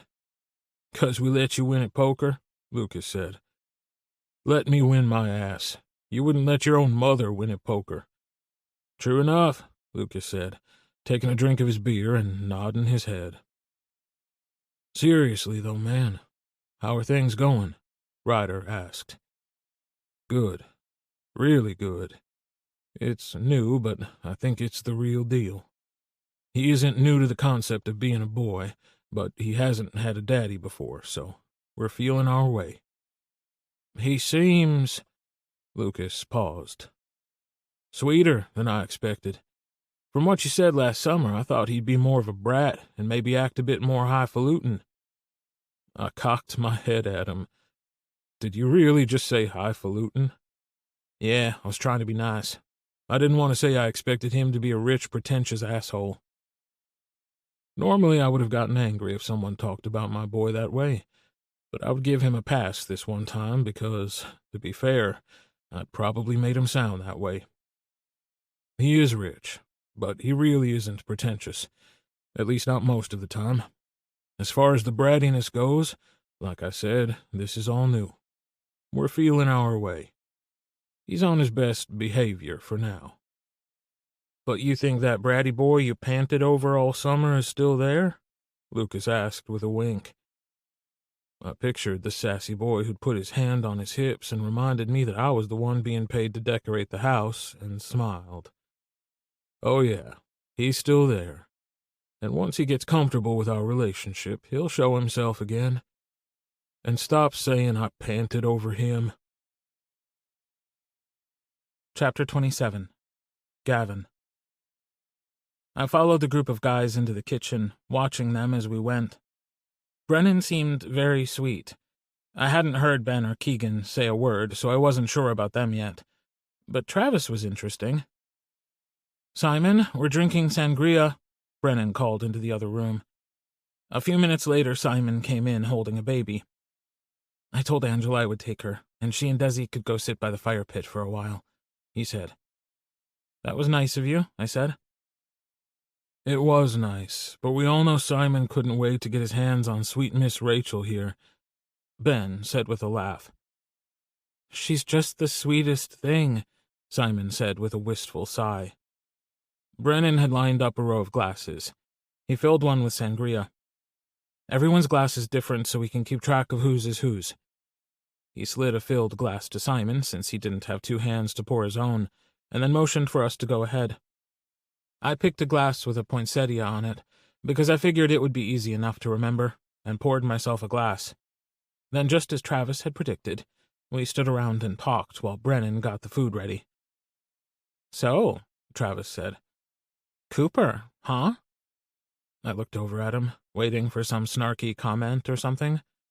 I hadn't been kidding when I told Daddy that every group had a bitch, and my money was on Travis. There was something about him that made me think he was a bit much. But instead, he just smiled. Yeah, Cooper, I finally said, not giving him too much information to work with. He's a really good guy. He is, Simon agreed. He's been nothing but sweet to me. He helped me out that time at Club Verde when that perv kept grabbing at me. Told the jerk to leave me alone. And that's why you aren't going alone ever again, right? Instead, one of us will go with you, Ben said. Simon nodded. I know. It was silly of me to go alone. Speaking of which, Travis said, taking a long drink of his sangria, we should go to the club soon. We haven't all gone together in ages. Sorry, what's Club Verde? I asked. You haven't been? Haven't you been here since summer? Travis asked. Yeah, but I haven't really explored much. I've mostly stayed out at my uncle's house. I wasn't planning on staying long. But you are now, right? Because Cooper... Brennan started. I'm not going anywhere, I shrugged. Plans change. Boy, isn't that the truth, Simon said, smiling down at the baby. But sometimes they work out exactly the way they're meant to. So now back to what we were talking about, Travis said. Tell me about you and Cooper. Daddy said that you two have been circling each other since last summer. I was shocked for a second when he called him Daddy like that. But then I remembered Cooper telling me that that was the way Travis and Max did things. Cooper had become Daddy in my mind, but I wasn't sure I was ready to call him that in front of people. I wouldn't say we were circling each other, more that I was flirting my ass off and he acted like he didn't know I existed. Oh, Ben said with a laugh, he knew you existed, believe me. We all heard about the beautiful brat who ran over the water sprinklers. We could all tell he was all kinds of gone over you. Oh my God, he told you all about that? I asked, feeling mortified. But then what he said sunk in. He said I was beautiful, huh? I did, a voice said from the door. I looked up to find a grinning Cooper standing there. He walked over and kissed me on the temple. And a pain in the ass. But yeah, also beautiful. I gasped in mock offense. He chuckled and said, I just came to check on you boys. I didn't expect to find you all gossiping until you had time to drink more of the sangria. Well, we're just getting started, so why don't you go back outside with the Daddies while we tell Gavin all your secrets? Maybe I should just stay here, or take Gavin home before you all can corrupt him, he teased. Nope, you leave and he stays. It won't do any good anyway, Travis said. We'll just spill it all on the next boys' night out, or a spa day. Boys' night out? I asked. Yeah, most Thursday nights we have a boys' night while the Daddies all go to the bar. All of you? I asked. Well, Keegan doesn't go very often, Brennan said with a pout. Because I'm not a boy, Keegan said. You know, we told you you could still come, Simon said. And sometimes I do, he insisted. Right, but only when we are going to the bar, not when we just go out. I missed what was said next because Cooper leaned down and whispered in my ear, Are you doing okay in here, Precious? I nodded and kissed him on the cheek. All right, I'll let you all get back to it. No telling my boy bad things about me, he said, making the I'm watching you motion at Travis with his fingers. So, anyway, Brennan said as Cooper walked out, Thursdays are boys' night out, and we would love for you to join us. We probably won't have another one until after New Year's, though, but yeah, you should come. And for spa day, because Lord knows I'll need one by the time the holidays are over, Travis said. I looked at them for any sign they were kidding, but I didn't see any. It seemed like the invitation was sincere. Okay, I'll come. Just let me know when. Give me your phone number, and I'll text myself so I'll have your number, Brennan said. I handed it to him, and a few seconds later his phone dinged. Got it. He picked up his phone and started typing. Then my phone went off. I added you to our group chat, so you won't miss anything. I just stared at him. He added me to their group chat? I already liked all these guys, but for them to just add me to their group like I belonged or was part of them when they'd just met me kind of worried me. What if I become friends with all of them, and then when things don't work with Cooper, they choose him over me? But what if things don't work out between me and Cooper? It's so new. Are you planning to leave him? Travis asked, point blank. I'm not planning on it, I said. Then things will work out, Brennan said confidently. Cooper is crazy about you. He doesn't have any plans to let you go. I thought back to just a few days ago when he told me he was playing for keeps. I couldn't believe that had just been a few days ago. It felt like forever. That's what he tells me, I admitted. Chapter 28. Cooper. The next morning, we went back to Gabe's place. The guys had done a fantastic job with the decorating. I sent a message to Craig, letting him know they had nailed it. Then I sent out a group message, telling the guys to enjoy their time off. Gavin went straight to the kitchen, opened the fridge, and pulled out a jug of orange juice. Do you want some? I shook my head, so he got himself a glass and poured it. What are we going to do today? I don't know. What do you usually do all day? He bit his lower lip and looked down. I walked over to where he stood and pulled his lip out from between his teeth. Precious? He looked up at me and let out a breath. You'll think it's stupid. I put my finger under his chin and lifted his head. Baby boy, if it's something that matters to you, I won't think it's stupid. My mom does. She said it's a waste of time that could be better spent doing something else. I leaned down and brushed my lips across his. I'm not your mother. Now tell me. I'll show you. He downed the rest of his juice and put the glass in the sink. Okay, come with me. I followed him out the back door and across the yard to the pool house. I realized then that whatever he was going to show me was the result of all the stuff he'd unloaded from the Suburban months ago when he ran over the sprinkler heads. I'd been so annoyed that day that, other than carrying in the table, I hadn't paid any attention to what was in the boxes he carried in. When we got there, he stopped and turned to look at me. This is just something I do for a hobby. It isn't a big deal. I wasn't buying that for a minute, but I just nodded at him and waited for him to go inside. He took a deep breath and pushed open the door. He stepped in and moved out of the way so I could see what waited inside. I was speechless. The table I'd hauled in for him was on the wall to my left and was covered in a variety of tools. To my right sat something that looked like an industrial oven of some kind. All the furniture on the far wall of the pool house had been replaced with a rack of industrial shelves, and they were covered with amazing pottery. There were vases, bowls, and mugs of all different shapes and sizes. I stood there just taking it in when I heard Gavin behind me. Like I said, it's just a hobby. It's no big deal. Precious. I don't even know what to say. You made all those? I did. The mugs are my favorite to make, but you only need so many mugs, so I had to start making other things," he said with a slight chuckle. "They're stunning." I moved across the room to get a closer look. "Can I touch them?" "Sure, they're all finished." He stepped up next to me and took a mug off the shelf. "These are my favorite." He handed one to me. It was a beautiful teal color with a dark brown accent. It was a beautiful piece with an unusual indentation in the side. Then he picked up another one that sat right next to the one he'd handed me. It was similar, but not the same.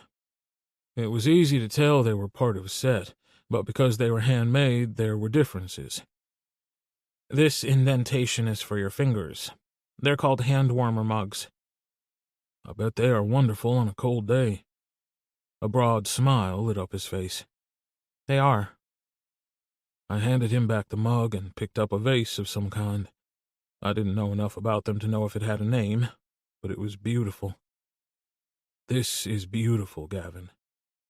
He blushed, but the corner of his mouth quirked up, letting me know he was enjoying my praise.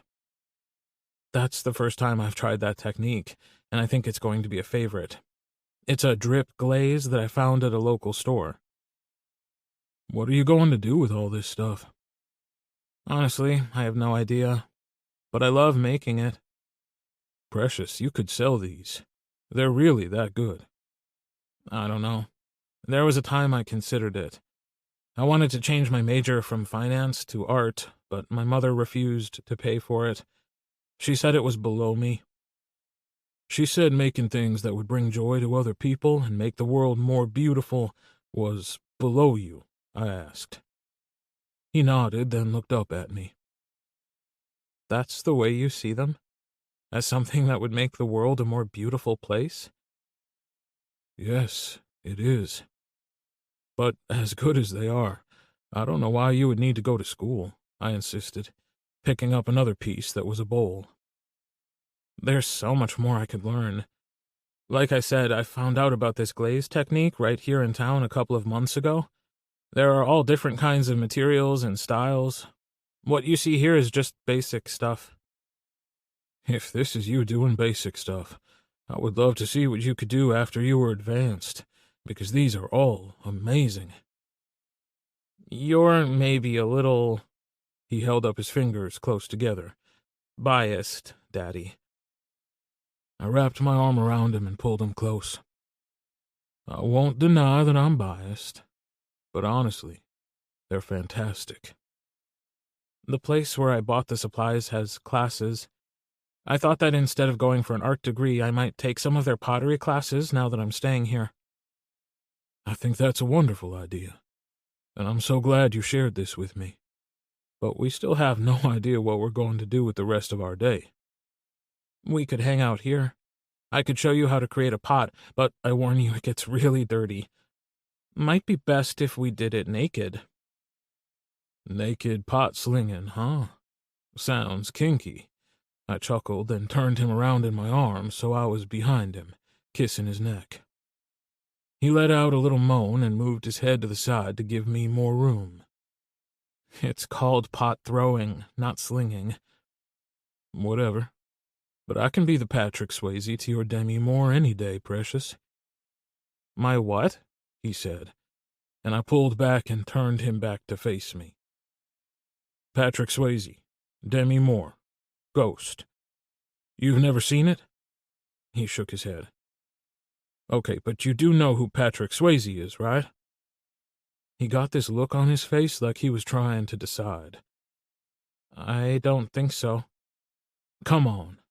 Dirty Dancing? Roadhouse? Point Break?" "I've heard of Dirty Dancing.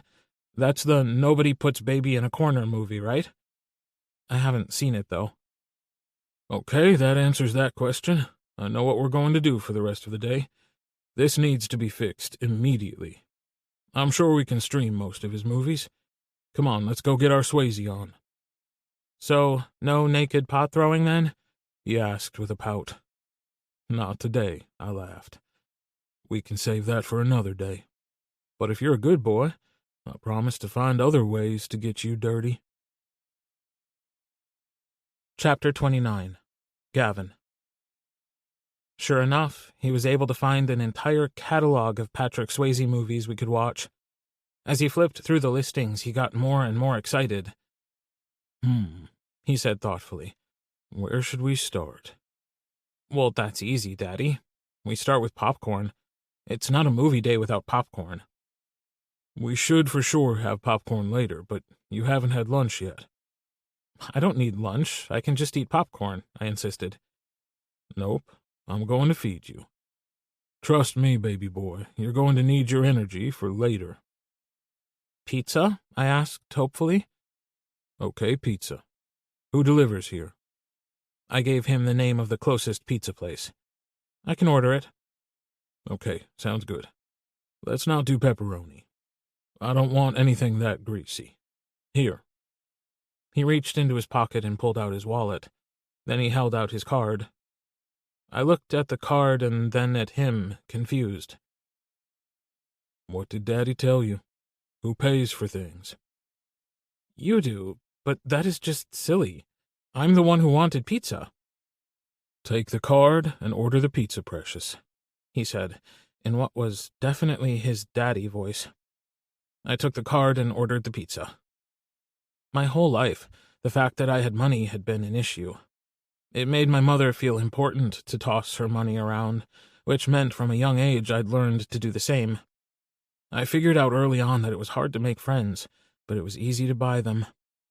I was afraid the money was going to be a problem between me and Cooper as well, but for a totally different reason. It was kind of nice to be with someone who didn't expect me to pay, but it also didn't make sense for him to spend his money on me when I had so much. When I finished placing the order, I handed him the card back. We're going to have to talk about the money at some point, I said. I know, and we will. But for right now, just let me take care of things. That isn't something we have to worry about today. But I do want to tell you one thing. I love the fact that you have money of your own. You do? I asked, skeptically. He'd given me the impression that he didn't like that I had money of my own and didn't need him to pay for things. I do. Do you know why? I shook my head no, because I really didn't know. Because that makes you letting me pay for things a choice. That makes it a part of your submission. It's just one more way that you acknowledge your acceptance of my position in your life. Does that make sense? I thought about it for a second, and realized that it did make sense to me in an odd way. He cupped my cheek and lightly brushed his lips across mine. It means that I will never be able to control you with money. Any control I have from you is freely given, and that's a very different thing. I sucked in a breath as the implication of that sunk in. My mother had been controlling me with money for as long as I'd known what money was. Cooper was right. The control he had was freely given, and that was different. That kind of control was freeing, not confining. Daddy? Yes, precious. I won't try to pay again. Good boy. Now, should we start a movie while we wait for the pizza? Sure, which one? That's a hard decision. We have Ghost, of course, which is what this is all about. But we also have Roadhouse. That movie was instrumental in my sexual awakening, he said with a grin.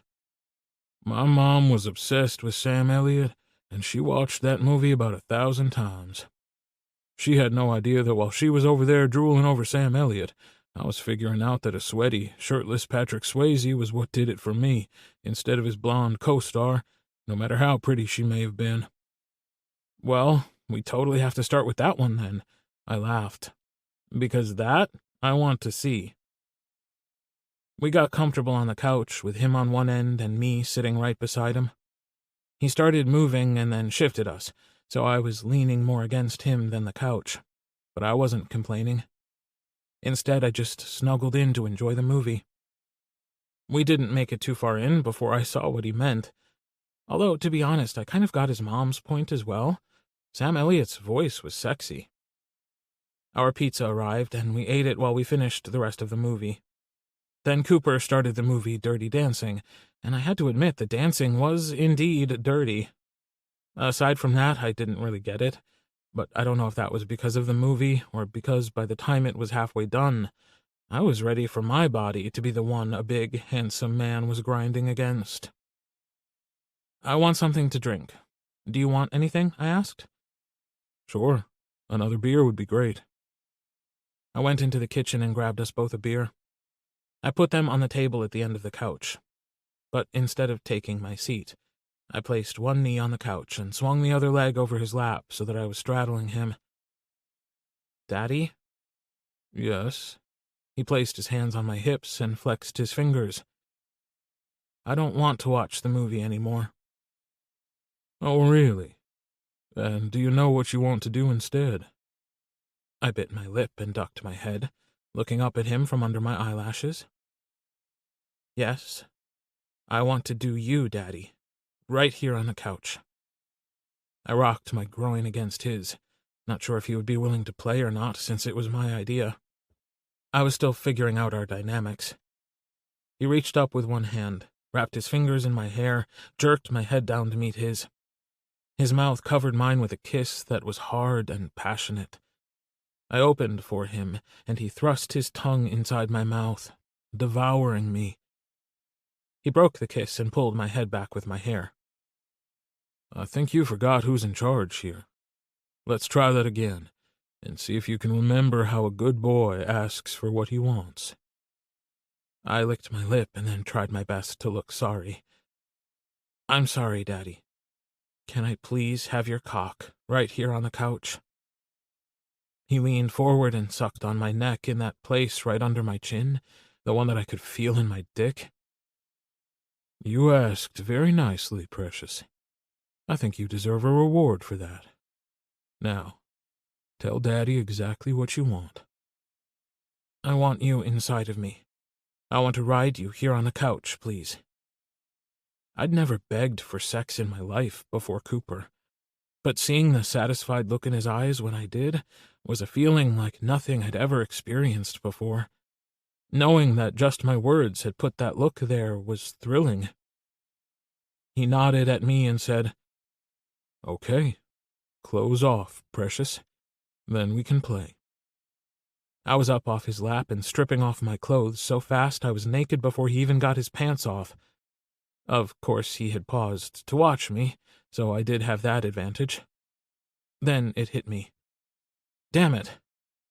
"What?" He froze as he was unbuttoning his pants. "We need lube and a condom." "Well, then you better take your naked ass down the hallway and get some." "I swear I'm going to put some in every drawer in the house," I mumbled. Then I stomped off to my room to get some as he laughed behind me. I was pleased to see he had finished taking his clothes off while I was gone. I tossed the lube and condom on the couch beside him and crawled back up, so I was in the same position as I was in before. I mean it. I'm putting lube everywhere. "Precious, how about if we save the lube stashin' for my house? We don't want your uncle or Marcello wondering what's going on." I froze. "You don't want them to know about us?" I thought since he took me to meet his friends, he was okay with people knowing. He pulled me back down for a kiss. "I intend for the whole world to know about us, precious. I just don't necessarily want your uncle to know I fucked you on his couch." "That would explain the blanket that magically appeared underneath you while I was getting the lube," I said with a laugh. "Yeah, blankets are much easier to clean. Now, are we going to talk about this or do it? I can always watch the movie. It was almost to the good part." I glared at him. "Don't you dare. Eyes on me, Daddy." "Trust me, precious. You're all I see." I grabbed the condom, ripped it open, then rolled it down his cock.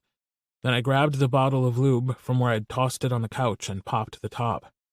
I drizzled it over his cock, and then wrapped my hand around it, pumping it a few times to get him nice and slick. When I was done, I moved to position myself over him, but he gripped my thighs with his hands and kept me from moving. Baby boy. We need to get you ready first. I don't want to hurt you." "I don't need it. I can take you." Maybe so, but you aren't the one in charge here, and I say you wait just a minute. Now give me the lube." I huffed, but handed it over. "You better watch yourself. It would be a shame if, after all this, you didn't get to come." "You wouldn't." "Oh, I would. Just try me and see." He poured some lube on his fingers. He reached back behind me with both hands, using one to pull me up and forward where he wanted me, while he teased my hole with the fingers that he'd poured the lube on. "Oh," I gasped out as he slid his fingers inside my body. "There's no need to rush it. Let me get you good and ready for me." I moaned again, rocking back against his fingers. "You like that, don't you?" "It's okay," I said, as his fingers moved in and out of me. "But your cock would feel better." He laughed. "You're an incorrigible little brat, aren't you?" I shook my head. Daddy, I'm a good boy. You said so." He pulled his fingers out, and I whimpered. I felt both empty and excited, because I knew what came next. At least I thought I did. But instead of filling me with his cock, he gave me an evil grin, and then he smacked my ass. Hard. I gasped in surprise. "Are you ready to behave and get a reward, or do you want another swat?" he asked. I bit my lip, looking down at him as I weighed my options. I wanted him inside me so bad, but the truth was, as impossible as it was to imagine, I was harder now than I was before he spanked me. I knew I was taking too long to answer, so I finally decided to go with honesty. "Can I have both, please?" "Ah, my boy likes a little impact play, does he?" he asked as he slowly rubbed circles on my ass. I nodded my head. "Well, I love giving my boy what he needs, and I'm tempted to turn you over my lap and give you the spanking you have been practically begging for since the day I met you. But there are things we need to discuss before you get an actual spanking. I don't think a little punishment would hurt, though." He gave me another pop on the ass, just a little bit harder this time. I squirmed on his lap and gave him my very best pouty face. "Less talking, more fucking," I said. Then, for good measure, I added, "Please?" "Oh, precious. I'm going to have so much fun with you." He slid my body forward, lined himself up, and slid home, all the way inside me. I tried to move so I could ride him, but he gripped both my thighs, holding me in place so I couldn't move. Then he chuckled evilly. "Doesn't matter if I'm on top or on bottom. I'm the one in charge. Are we clear?" I nodded my head, but he just said, "I didn't hear you." I was sitting there, impaled on his cock, and he wanted to play the "I didn't hear you" game. The urge to be a smartmouth and tell him to get his hearing checked was strong, but the need to have him move was greater. "I heard you, Daddy. You're in charge." "That's my boy," he said, as he started to move. He was still gripping my thighs tight. So tight I thought it might leave bruises, but the idea of having his finger marks on my thighs only made me want him more. He thrust up into me at a furious pace, pegging my prostate with each thrust. I'd never been one of those hypersensitive guys who could come without touching their dicks, but I knew that was a possibility right now. I gripped it at the base, squeezing and trying to hold it off, waiting for him. "Come for me," he commanded, and he thrust hard up inside of me and began pumping hot seed inside the condom. I cried out as my orgasm washed over me, and I came, shooting hot cum all over his chest. Chapter 30. Cooper. We were cuddled up on the couch, watching a movie in front of the Christmas tree. After our little Patrick Swayze movie day last weekend, we'd been watching a lot of movies. Since I didn't have to work, we'd split our time between his uncle's house and mine, and other than one afternoon when I went Christmas shopping, we'd been together. It had been the perfect way to start a relationship, because it gave us time to get to know each other. I'd learned that he loved hot chocolate with whipped cream instead of marshmallows, fancy bath soaps, and having his hair played with. So much so that I teased him that he reminded me of Bastet, with his love of being petted. "I wish you didn't have to leave. I'm going to miss your cuddles," he said sleepily, snuggling in against me. "I do too, precious. But I won't be gone long, just a few days. And your uncle will be back the day after tomorrow." "I know, and it'll be good to see him. He hasn't been home for more than a night in ages. Something has seemed different about him over the phone the last few times he called. I hope everything's okay." "I'm sure everything's fine," I said, kissing him on the temple. "Oh, according to the group text, the guys are all going shopping after Christmas.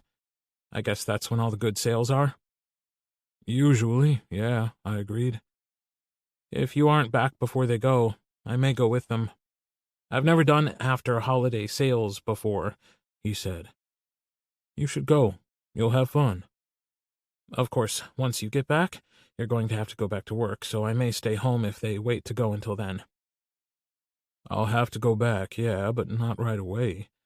I'll still have a few days off before the mad rush to undo all the work we did before Christmas starts. But that doesn't mean you can't go have fun with the boys."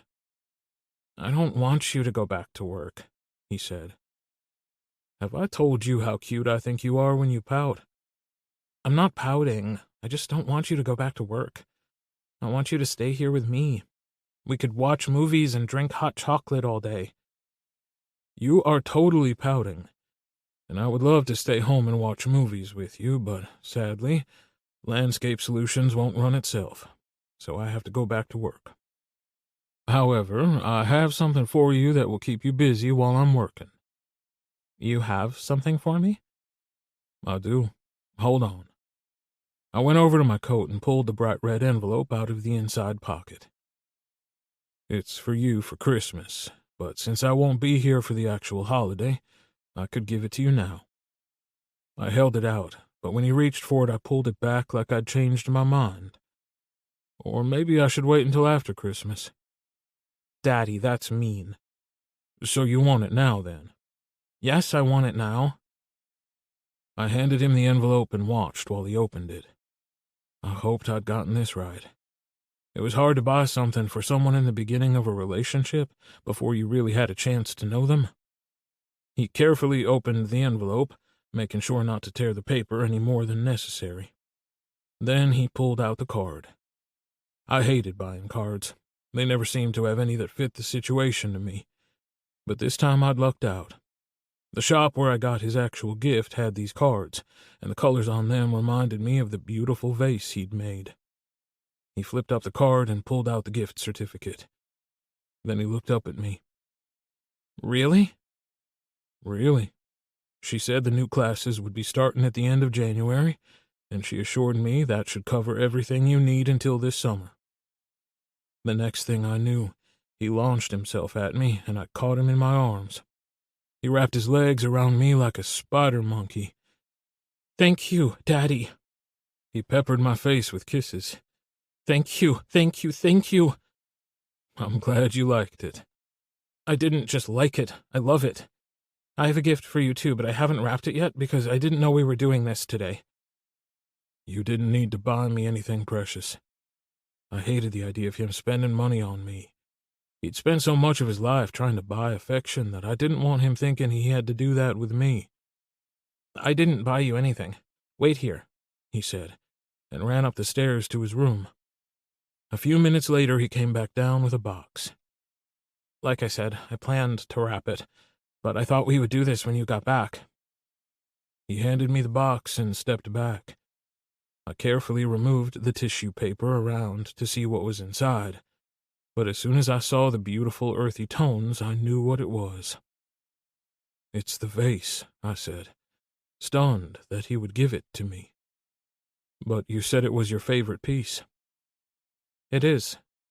But you're my favorite person, so I thought it made sense for you to have it." I carefully put the paper back around it and set the box on the table, and opened my arms for him. He stepped forward and I wrapped him up. Thank you, baby boy. It's stunning. You don't think it's silly? Silly? No. I think it's the best gift I've ever received, because a part of you went into making it. Chapter 31. Gavin. In just a few short weeks, Cooper had managed to turn me into that guy, the one who can't sleep without his partner by his side. I tossed and turned all night last night after he left. I thought about texting him and complaining about it, but I knew he had a long drive today, so I wanted him to get plenty of sleep. Uncle Gabe would be flying in today and should be home any time. I figured I could sit around feeling sorry for myself, or I could do something productive. I wandered downstairs and grabbed a scone, a cup of coffee, and my tablet. Then I took a seat at the table and looked up the place where Cooper had purchased my classes. I figured I could see what my options were, and when they started, at the very least. I was doing that when my phone buzzed, letting me know I had a text. Daddy. About to hit the road.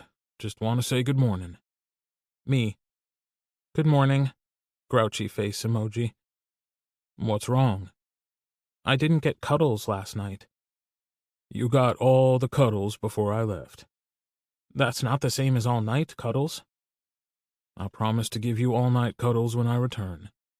And blowjobs. Cuddles and blowjobs. Got it. Anything else? Hot chocolate. Okay. Cuddles, blowjobs, and hot chocolate. Does that make you feel better? Maybe a little bit. Oh, hey, did you know there's a silkscreen class available at the pottery studio? Isn't that how you make t-shirts? Similar process, but this is a way to put designs on your pottery. I've done it before, but I'm not all that good at it. I think that's one of the classes I'll take. I can't wait to see what you make. Now I need to get on the road. I'll talk to you later. I went back to what I was doing when I heard the garage door open, and a minute or so later, my Uncle Gabe walked in. The house looks fantastic. I'd forgotten how pretty it was decorated. He put his bag down and walked over to give me a hug. How you doing, kiddo? I'm good. He looked at me and raised one eyebrow. Honest, I am. Mother's news caught me by surprise, but I'm fine. He looked over at the table where I had my tablet open to the Pottery Studios page and the card with the gift certificates laying there. And what's this? I'm going to take some pottery classes at one of the local studios. I mean, I already know the basics, but they have some more advanced stuff. And it'll be a good way to meet people, he said, sounding pleased. Yes, it will. Cooper bought the classes for me for Christmas. Cooper Shaw? He asked. Yeah, we're together. You know, dating or whatever. I wasn't sure my Uncle Gabe was ready to hear that Cooper was my daddy, so dating would have to do. I braced myself for whatever reaction I would get. I knew what my mother would say. She would not approve of me being involved with someone who, as she would put it, was in trade. In other words, anyone who worked for a living. How on earth did that happen? He asked, taking a seat. I helped him with the inside of the house, and one thing led to another. I shrugged. Cooper's a good man, Gavin. I think he's exactly what you need. I couldn't help but wonder just how much Uncle Gabe knew about Cooper, but I wasn't about to fill him in. I do too. Now, enough about me. How was your trip? It was long and exhausting, but it was worth it. I have news. Really? What kind of news? I'm done. I've officially retired. That's what these last 3 months have been about. I didn't want to say anything in case I changed my mind and backed out at the last minute, but I didn't. Papers are all signed, the company is sold, and it's a done deal. Wow. For real? Yeah. A good friend of mine pointed out to me that Richard wouldn't want me wasting my life working. When he was alive, I let Mortimer handle the business, and I just checked in occasionally. But after his death, I went back hard. But no more. I already have more money than I'll ever spend. That's awesome, Uncle Gabe. Seriously. Yeah, well, I hope you think so in a couple of months when I'm still hanging around here all the time getting in your way. First of all, this is your house, so you wouldn't be the one in the way. And second of all, I bet you won't be hanging around too long. I bet you'll find something to do. You're too young to just sit around this house all day. That's rich coming from you. Hey, I have my pottery to work on. Besides, I've made some friends. At least I think I have. It's pretty new. I paused, trying to think of how to describe the boys. Cooper has a group of friends that he hangs out with. I went with him to a cookout and met some of their partners. Ah, that's just what you need. A group of boys for you to hang out with. That's perfect for you. I sat there for a minute trying to decide if he just meant boys like a group of guys, or if he meant boys like boys. But he laughed and shook his head. Even in a city this size, the gay community is pretty small. It's no secret that Cooper and his group of friends are all daddies. That doesn't bother you? I asked hesitantly. Why should it? I told you I thought Cooper was exactly what you needed, remember? My mother would be appalled, I said. True, but you live here now, where you're free to be whomever you please and see whomever you please. Thank you, Uncle Gabe, for letting me stay here and for decorating the house for me. You're welcome, Gavin. Honestly, I'm glad you're here. I should have reached out to you sooner, made sure you knew you had options. I know how my sister can be. But enough of that. Will Cooper be joining us for Christmas? No, he had to go see his family in Dallas. That's why he gave me the gift certificates for the classes early. Well, that was a very thoughtful gift. He knows you well already. He does. Since you're staying home for a while, maybe we can all get together when he gets back. I think that would be wonderful. Now let's figure out what we're doing for Christmas. Chapter 32. Cooper.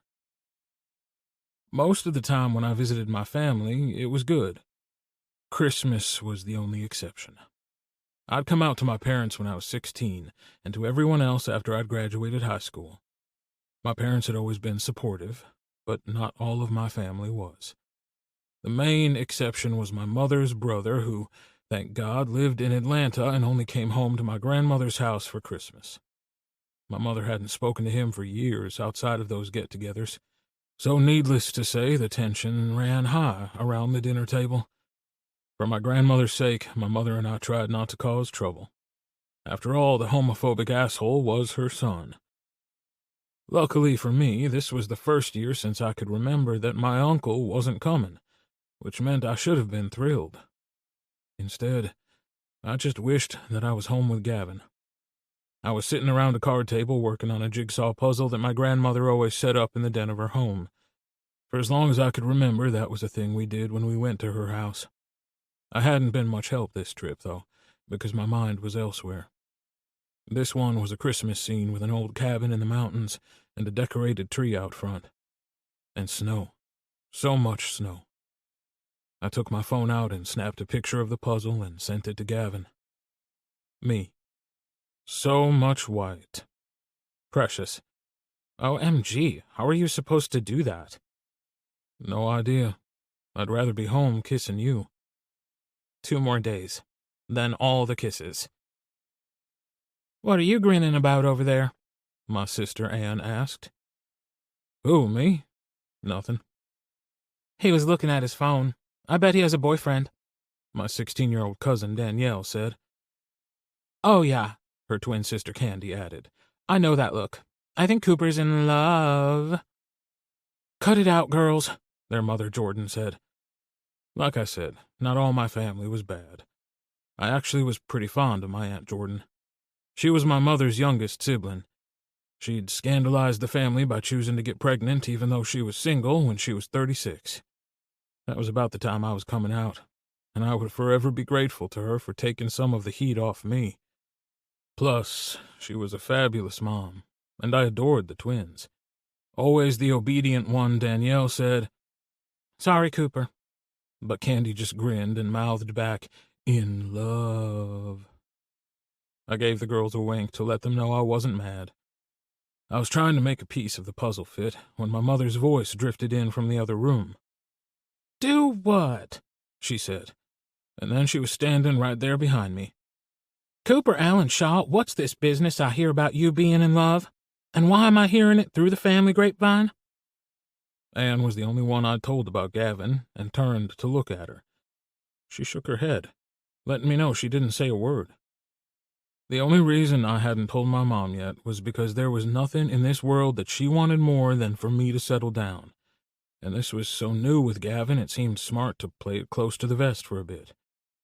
I might have been sure, but I wanted to give him time to catch up. I turned to see a whole house full of relatives looking at me, waiting for an answer. "It's new, Mom." "But not so new that your grandmother hadn't heard about it." "I didn't know a thing," my grandmother insisted. "I just overheard the twins saying he was in love." Now even Candy looked at me with sympathy and whispered, "Sorry." I sighed. "Okay. His name is Gavin, and like I said, it's new.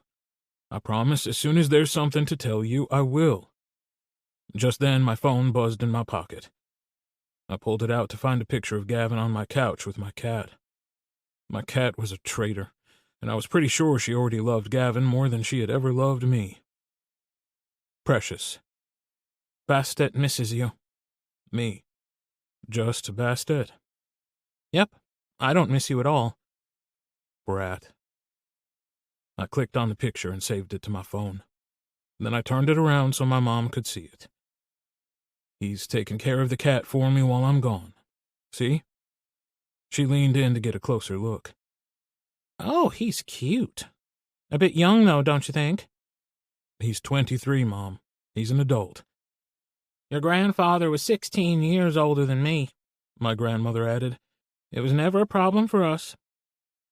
They launched off into a conversation about how times were different then, which included insane things I didn't want to know. Like how my Aunt Jordan liked younger guys but hated the term cougar, and ended with them all somehow deciding they needed to make a quick run to the liquor store. I thought the conversation was over, and that I'd survived unscathed, when they all started picking up their purses to go.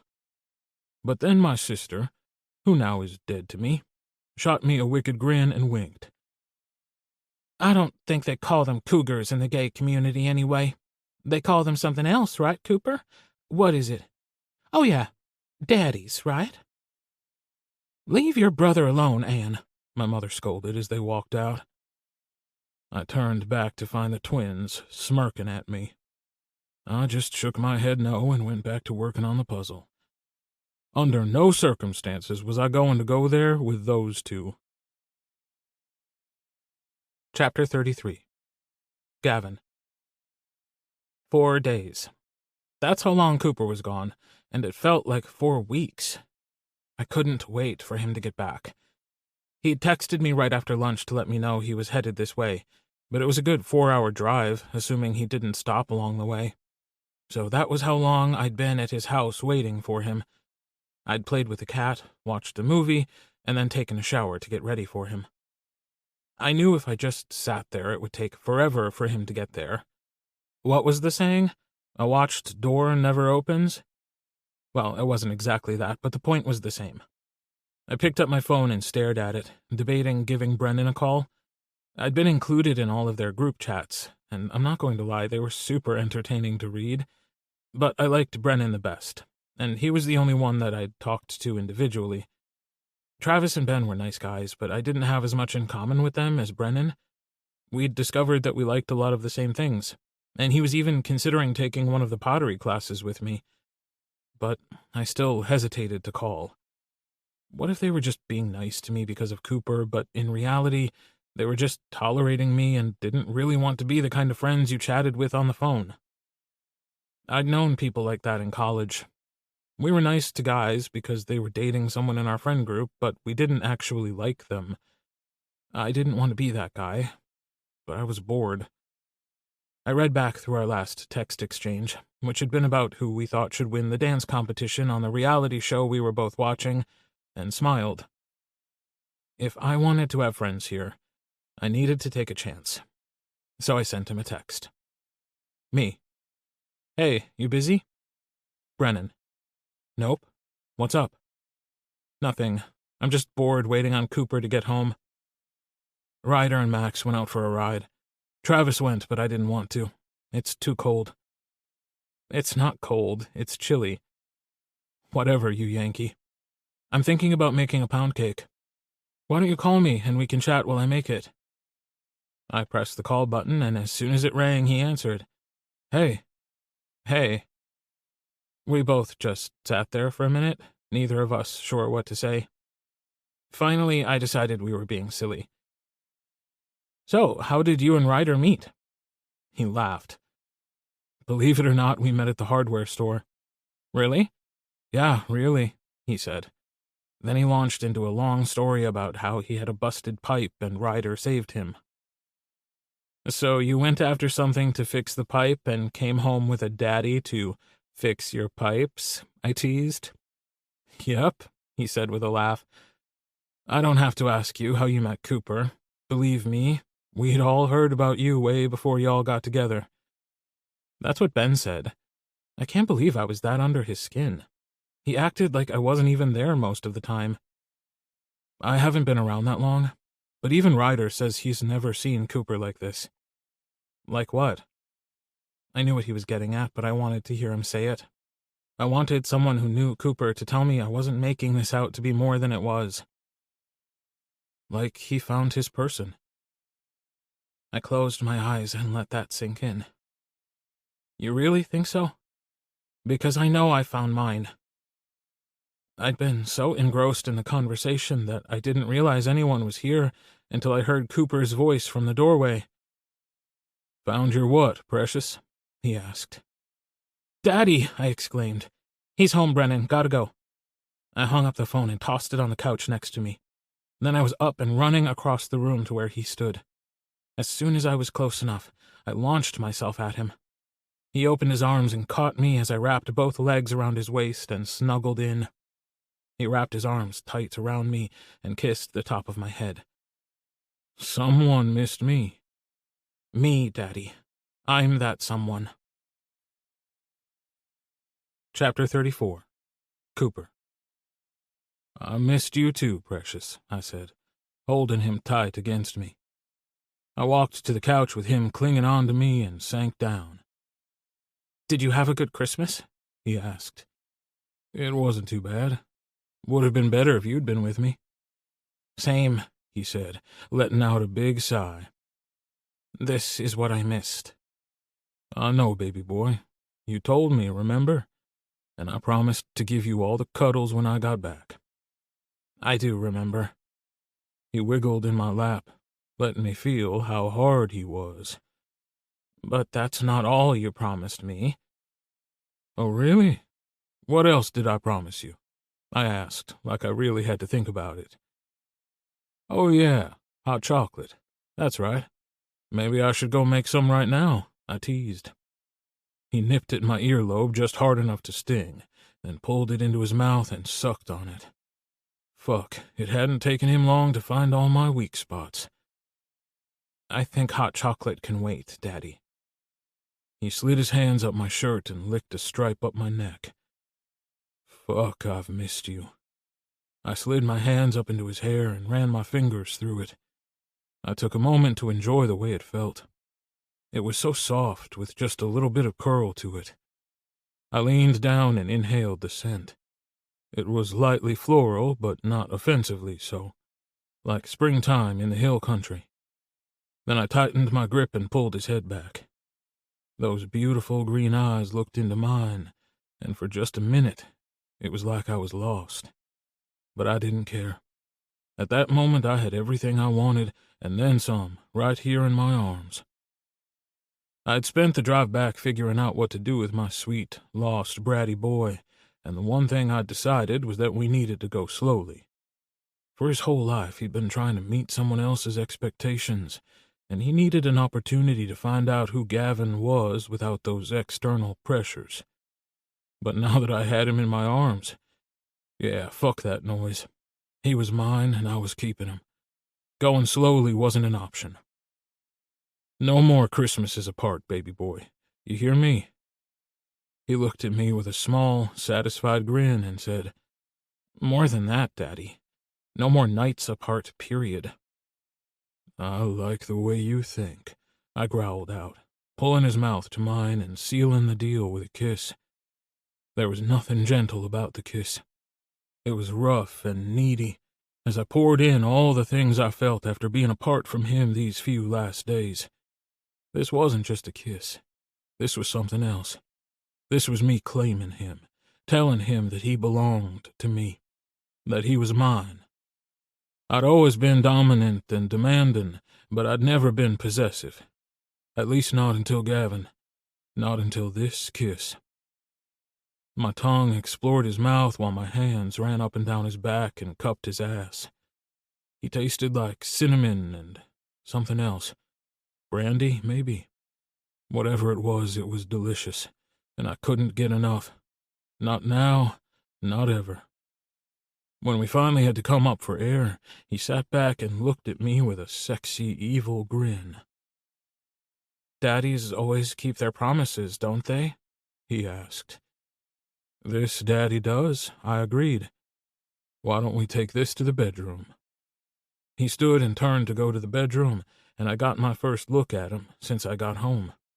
He had on a cute little cropped t-shirt with a pair of those damned yoga pants that I both loved and hated. Loved because of the tight way they hugged his ass, and hated because I had no idea how I was even supposed to think when he ran around in those all the time. I was already so hard I hurt after that kiss, and now those damn pants. He looked at me over his shoulder. Are you coming? Or are you just going to sit there and stare at my ass? Oh, I'm going to do something to that ass, I growled out, getting up from the couch and going after him. He yelped and took off at a run for the bedroom. I chased him down the hall, catching him just inside the door. I wrapped my arms around him from behind, pressing my body to his. He relaxed against me as I kissed the back of his neck. A little moan escaped his throat, and he dropped his head to one side to give me better access. See? Like I always say, you know all my best spots. I chuckled, and I trailed my hand down his abdomen and ran my finger along the elastic band of the yoga pants. You know, you look amazing in these, but I think it's time for them to come off. He turned in my arms and kissed me. He stepped back and slowly pushed them over his hips and down his legs. He raised one eyebrow and said, I'm not the only one who needs to be naked for this to work. I laughed and pulled him to me. He fit perfectly, the way he always did. He pushed me back toward the bed until my knees hit the mattress, and I tumbled into the bed, taking him with me. He straddled me, leaning down and taking my mouth with his. I reached up and slowly trailed my fingers down his spine, sending a shiver across his skin. I loved him on top of me like this, where I could watch the way he moved. But not right now. Baby boy. Daddy made a promise, I said, rolling us so that he was underneath me. I kissed my way down his neck and across his collarbone. I lightly feathered my lips across his chest, drawing first one nipple into my mouth, and then moved to the other. Daddy, he gasped. That feels so good. I'd never had a partner who enjoyed having their nipples played with as much as he did, but he loved it. So I stayed there for a minute, tugging on them with my teeth while he moaned in pleasure. The urgency to possess him I'd felt on the couch had been replaced with a need to worship his body, and that was what I intended to do. I took my time kissing and licking my way down his chest and across his abdomen, pausing for a second to make sure he was watching. When I saw that he was, I gave him a wicked grin and slowly leaned down, licking a bead of pre-cum off the tip of his cock. Oh, fuck, yes, he hissed out. I slowly ran my tongue up his shaft and wrapped my lips around the tip, teasing the head with my tongue while I sucked on it. I could feel him straining to force his hips to stay still, fight the urge to thrust up into my mouth. I continued to lick and suck until he was squirming beneath me, then dropped down and swallowed him to the back of my throat. "Oh, fuck," he called out as I swallowed around his cock. "Daddy, stop. I'm gonna come." I pulled off and laughed. Isn't that kind of the point, precious? I went back to it, starting all over again, using my tongue and mouth until I could tell he was on edge again. Once I got him there, I wasn't playing around. I slid my finger in my mouth next to his cock, getting it wet. Reaching back, I began to tease his hole as I continued to suck his dick. The muscles around his entrance relaxed, and I plunged my finger inside. "Fuck," he groaned, thrusting forward. I moved my finger in and out of his body, matching the motion of my head as I bobbed up and down on his cock, taking him deeper each time. I licked and sucked and stroked until finally he cried out as cum flooded my mouth. I swallowed every last drop, and when he was done, I pulled his trembling body against mine and held him tight. "Thank you," he said, snuggling in close. "You're welcome, baby boy. But trust me, it was my pleasure." He giggled into my neck. "I meant for keeping your promise, silly, not for the orgasm. Although the orgasm was nice, too." Well, you don't have to thank me for that either, precious. I'll always keep my promises, or die trying." I ran my hand slowly up and down his back, enjoying the feel of his skin beneath my fingers. I nuzzled his neck and sighed. "You smell so good." He said, reaching down and stroking my still hard cock. "And you feel so good." I was already so turned on from everything that had happened so far since I got home that I knew if he continued to touch me, it would be all over before I was ready. I grabbed his hand and pulled it up over his head, then rolled myself on top of him.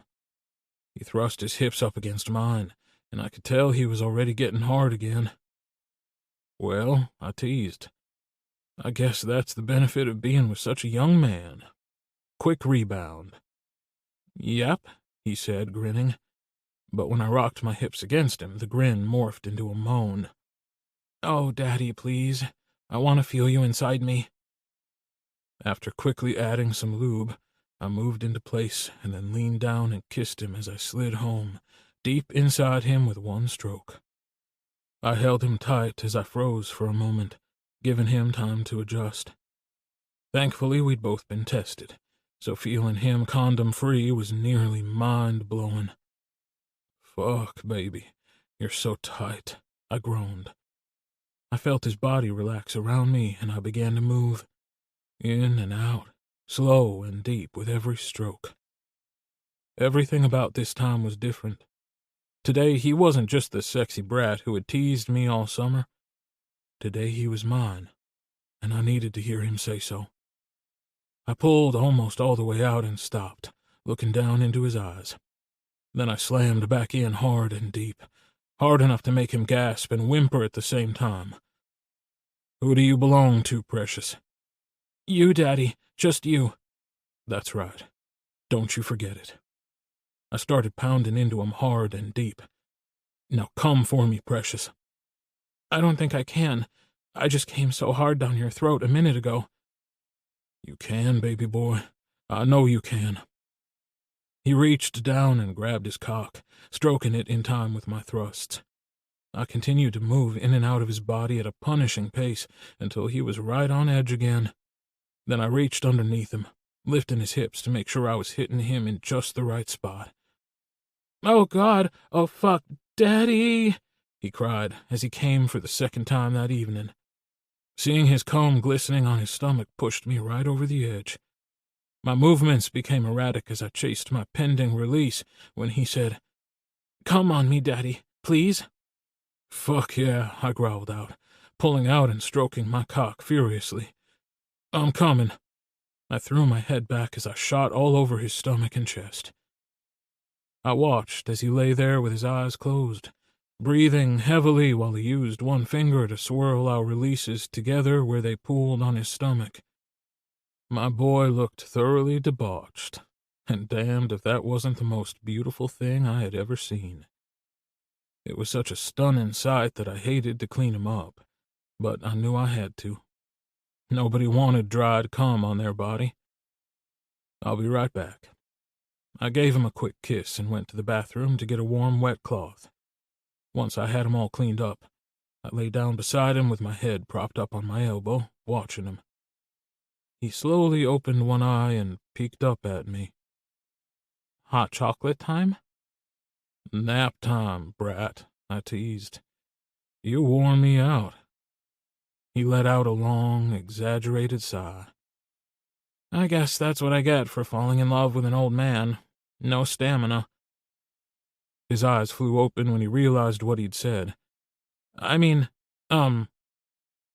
put one finger on his lips before he could take it back, smiling down at him. I love you too, precious. Chapter 35. Gavin. I rolled to my side and scooched backwards into what I now considered my spot. Cooper draped one arm across me and drugged me even closer, so that the entire back of my body was pressed up against his front. He said sleepily. I missed you, little spoon. I chuckled. I missed you too, Big Spoon. So did Bast. Oh yeah, that cat missed me so much that she didn't even get off her cat hammock when I came in. She lifted her head, looked at me, and then laid it right back down. She likes you better. I like her, I said honestly. I'd never had a real pet before. It was hard to have one when you lived in a boarding school. Hey, precious? Yes, Daddy? I asked. Did you mean what you said about not spending another night apart? I said, barely awake. He was right about it being nap time. Then why don't you move in with me? At that, my eyes popped open wide, and I rolled over to look at him. Don't you think that's a little quick? Do you? I don't know. I mean, it should be. We've been together less than a month. People will think we're crazy. He sat up and looked around the room. What people? I don't see any other people in this bed with us, do you? I shook my head, trying not to laugh. Right, because it's only the two of us here, and we're the only ones who have a say. Besides, do I strike you as the kind of man who gives a flying fuck what other people think? Nope, not one flying fuck, I admitted. And you're right. It doesn't matter what anyone else thinks. Not anymore. So, what do you think? I think I want to. But you know my Uncle Gabe just sold his company, and I feel weird moving out the second he's finally coming home to stay. I think I should talk to him about it first. But even if I can't move in right away, I still want to sleep with you every night. Okay, you're right. I forgot all about that. You talk to Gabe and we'll work something out. Just know, when you're ready, I want you here. The first week after Cooper returned from his parents' house had been fantastic. He'd taken me around to all his favorite spots in the city. I had to admit that Uncle Gabe had been right. There was a lot to do here. The pace was slower, and I still missed the crazy hustle of New York, but I was starting to adjust, and having a super sexy tour guide hadn't hurt a bit. We spent a lot of time with Uncle Gabe during the day, watching movies and hanging out. The two of them got along great, which didn't surprise me, but it made me happy. Uncle Gabe seemed more relaxed than I had ever seen him.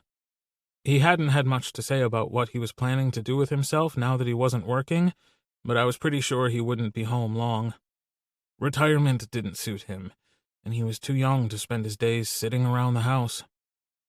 Nights had been at Cooper's because that just made the most sense, and because one of his rules was that I didn't wear pajamas to bed.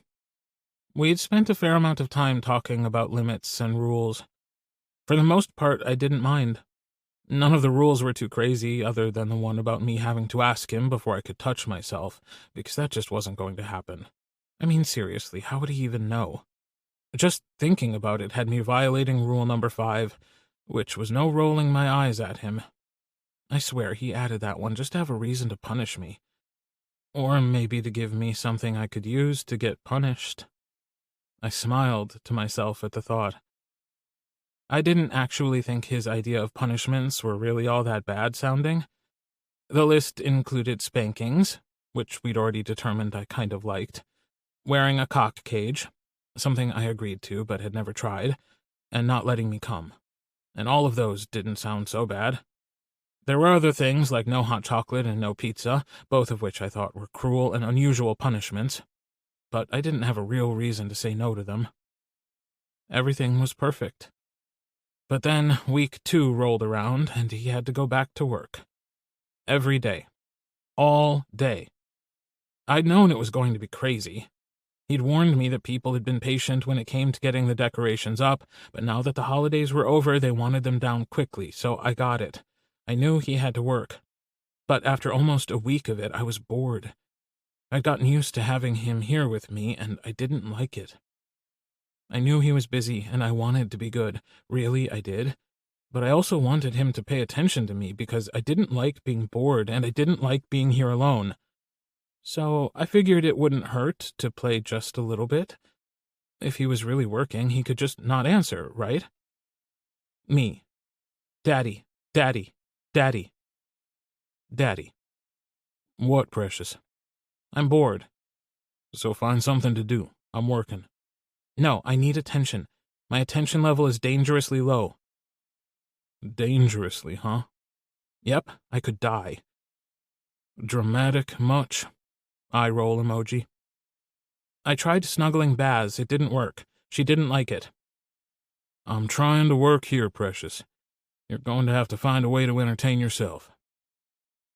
Well, well, well. What a wonderful idea. I knew just how to respond to that one.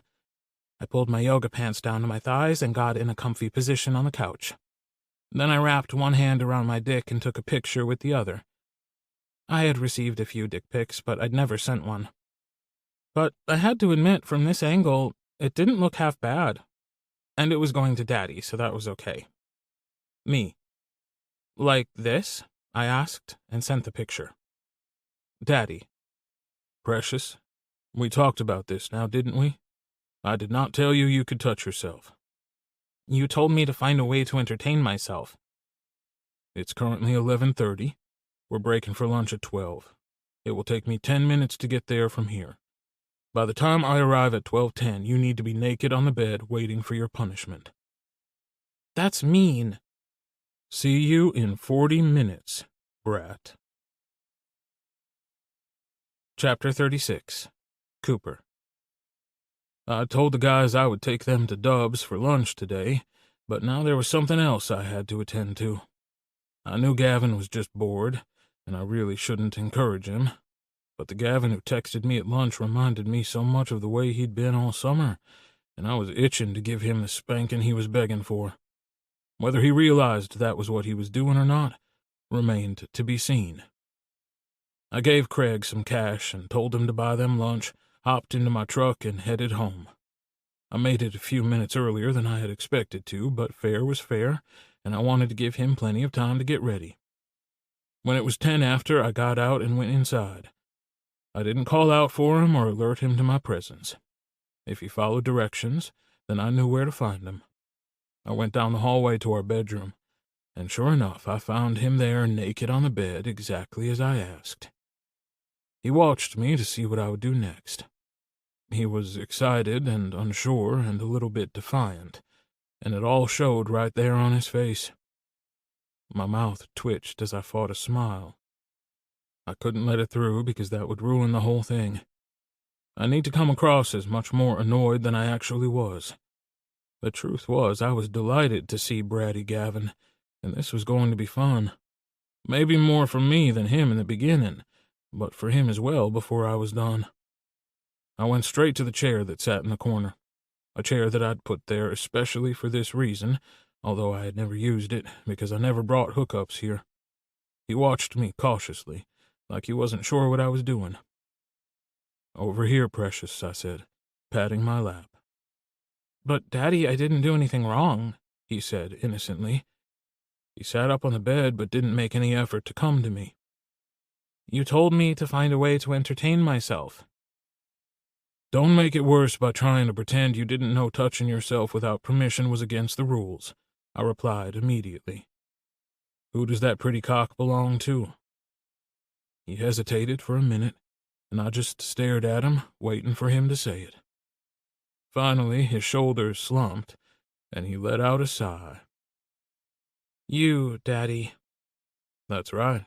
It belongs to me, and you don't get to play with my toys unless you ask first. Now come over here. He moved closer, but still hadn't assumed the position. I don't have all day to wait for you. I'm on my lunch break. Then in one smooth movement, I grabbed his wrist and gave it a tug, so he tumbled down over my lap. He braced his hands against the floor and looked at me over his shoulder. I gripped his hips and adjusted him so that he fit over my lap the way I wanted. Because this is your first punishment, I'm going to go easy on you. But don't think that will always be the case. Do you hear me, boy? Yes, Daddy, he said in a tone that almost sounded bored, and then he threw in a little eye roll just for good measure. You know what? I was planning on 10, but that eye roll's earned you another 10. That's not fair, he pouted. Do you want to go for 30? No, Daddy. Okay, that's better. Now we're going to 20, and I want you to count. If you mess up or don't count aloud, I'll start over from the beginning. Can you do that? I asked. He nodded, and I had to admit I chuckled a little.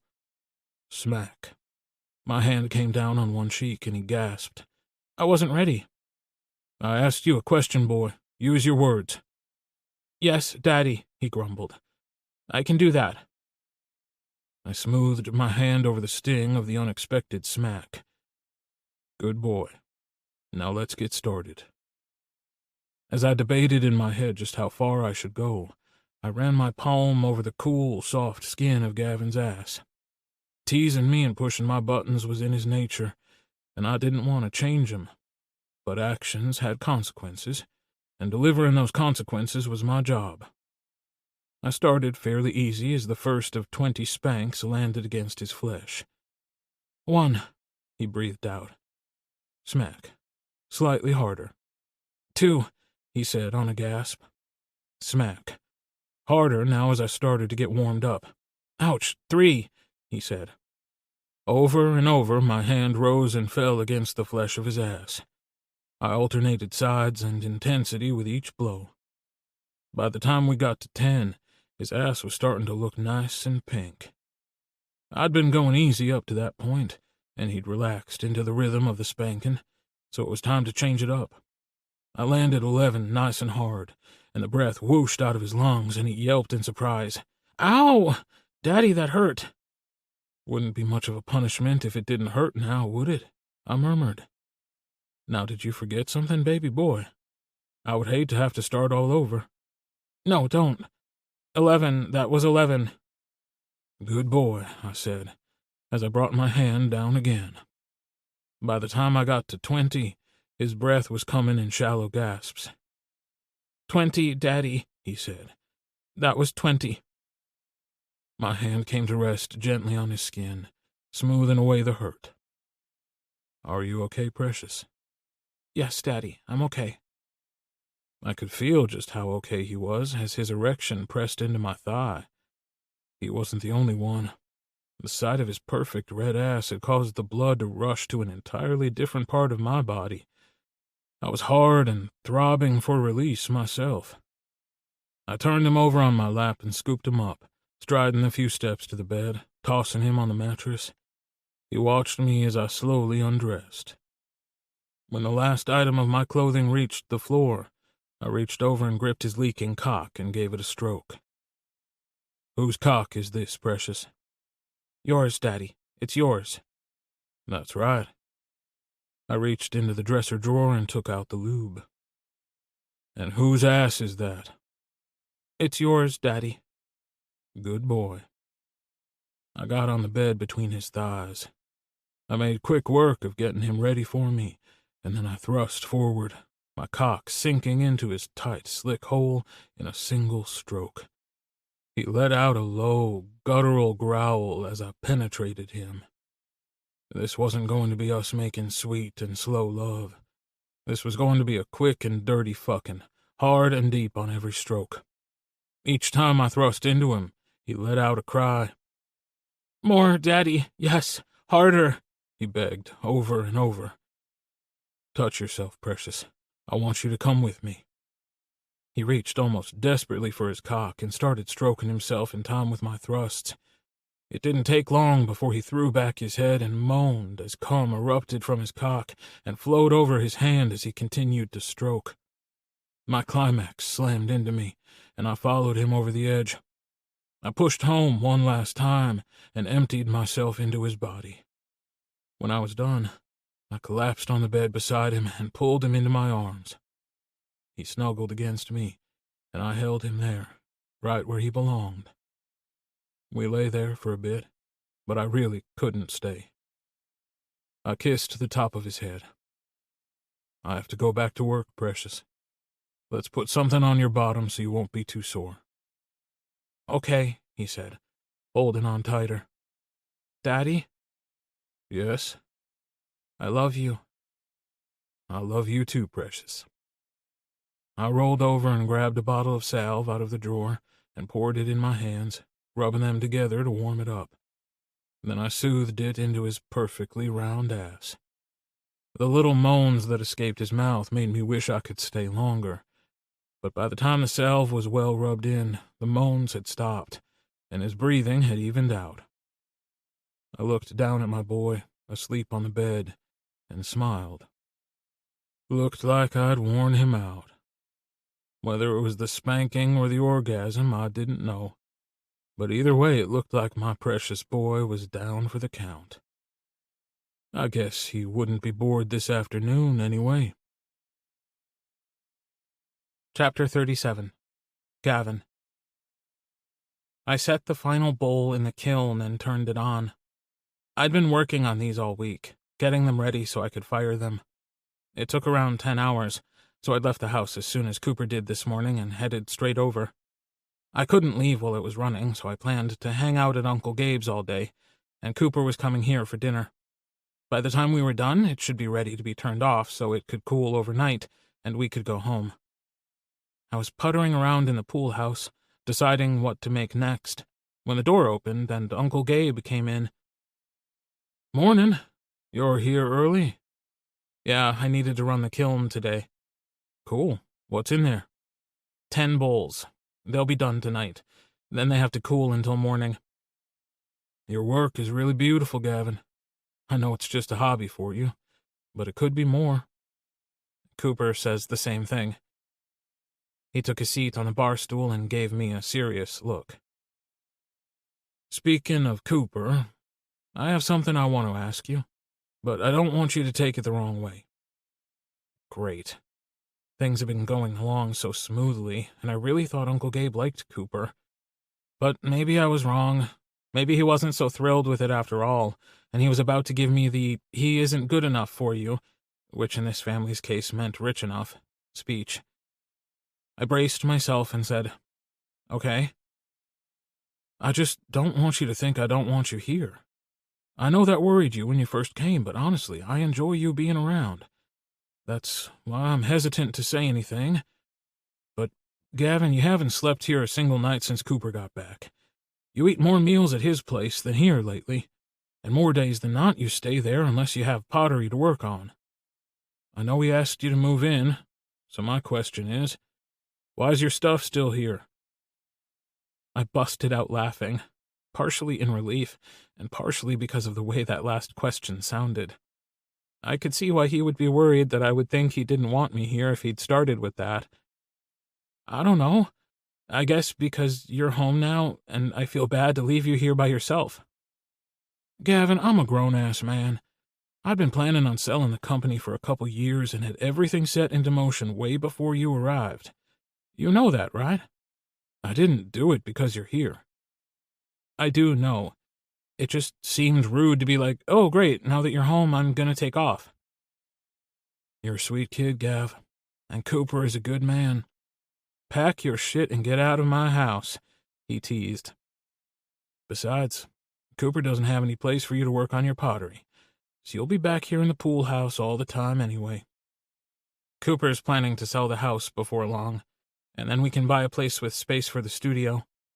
But until then, you wouldn't mind if I kept my studio back here? Mind? I insist. It'll give me a chance to see you all the time. And all joking aside, I really do like having you around. So you're moving in with Cooper then? Brennan said on our way to the spa. I thought you were already living there, to be honest, Travis said. I kind of was, but now it will be official. And you know what that means? I asked, planning to say I could claim Baz as mine. Time to redecorate, Simon said enthusiastically. I love decorating. I always wanted to be an interior designer, but my father said I had to do something that would support myself, so I became a nurse instead. I love it, but I still love decorating. We're going to be moving to a new place before long, Simon. Maybe you can help me then. That would be amazing, he said. We drove into the parking lot for the spa, and we all got out. The four of us went inside, all laughing and joking around. The woman behind the desk smiled at us warmly. Morning, boys. I see you have a new recruit. Yep, this is Gavin, Travis smiled at her, and I got the feeling he knew her. This is Harmony. Her real-life wife is my work wife. Harmony grinned and shook her head. Nice to meet you, Gavin. Let's get you all checked in. Here, I said, reaching in my bag for my wallet to get my card. I didn't know how much this place cost, but even with 5 of us, I'd bet it was less than the last time I'd taken Ricardo in New York. That was one more benefit to living here. Nope, Travis said. We have yours this time, Gavin. It's a tradition you never pay your first time. Harmony split both Gavin and Simon's between me, Brennan, and Ben. What? Simon asked. Yep, Ben said, pulling Simon into a hug. It's Simon's birthday next week, so it's our treat. I stood there in shock. I had honestly been surprised when they said they wanted me to go. I'd guessed up until that point that I thought they were just being nice to me because of Cooper. But then it occurred to me that they probably wanted me to pay. All my so-called friends in New York always did. But for them to pay for me instead? That was crazy. And it was really sweet as well. Thanks, guys, I said, trying for casual but failing horribly. I knew Ben the least of the guys so far because he was a little more reserved than the others, but I could tell by the way he looked at me that he got it. And right then, I decided I wanted to get to know him better. Come on, guys, we're starting with pedicures, Travis said, and Brennan groaned. Always with the pedicures. It's so weird to have someone else touching my feet. Travis just rolled his eyes and led the way. You know you love it, he called back over his shoulder. I laughed and followed them through the building, and for the first time in maybe forever, I felt like maybe I was making real friends. Chapter 38. Cooper. I was sitting at the end of the bar at Big O's with Ryder, Lucas, and Max. It was the first time in almost a month we'd all been together at the bar, and I'd missed hanging out with them. The holidays were a crazy time of year, and I was glad it was over and things could get back to normal. We'd already planned our first poker night of the year. We were going to be doing it at Lucas's place this month, so I didn't have to worry about that anyway. It'll be warm enough to ride soon. Coop, do you think your boy will want to join us? You know what? I hadn't even thought to ask, but I bet he will. Ben was debating riding his own or riding with me. I think we decided to take his, but ride double. I'd prefer that. He still makes me a bit nervous driving it. He does a fine job, Max said, laughing. You just prefer your boy pressed up against you on your bike. Be honest. Well, I sure don't hate it, he said. I was about to speak when Owen walked out from the back with a grin on his face and said what I was thinking. Damn, it's good to have all you guys here together. I've missed you assholes. Things were changing for our group of friends. We'd started out as a group of single daddies who didn't have the time or inclination to settle down, and one by one we'd found the time and found our boys. Only Owen was still single. He swore he liked it that way, but when we were all together, I saw the way he looked at the couples in the group, and I called bullshit. That man wanted to find a boy. So, Ryder said, Brennan tells me Gavin's moving in with you. He is. Hell, if I had my way, I would have moved him in the day I got home from my family's for Christmas. But he wanted to talk it over with Gabe first. Yeah, I heard he sold his company.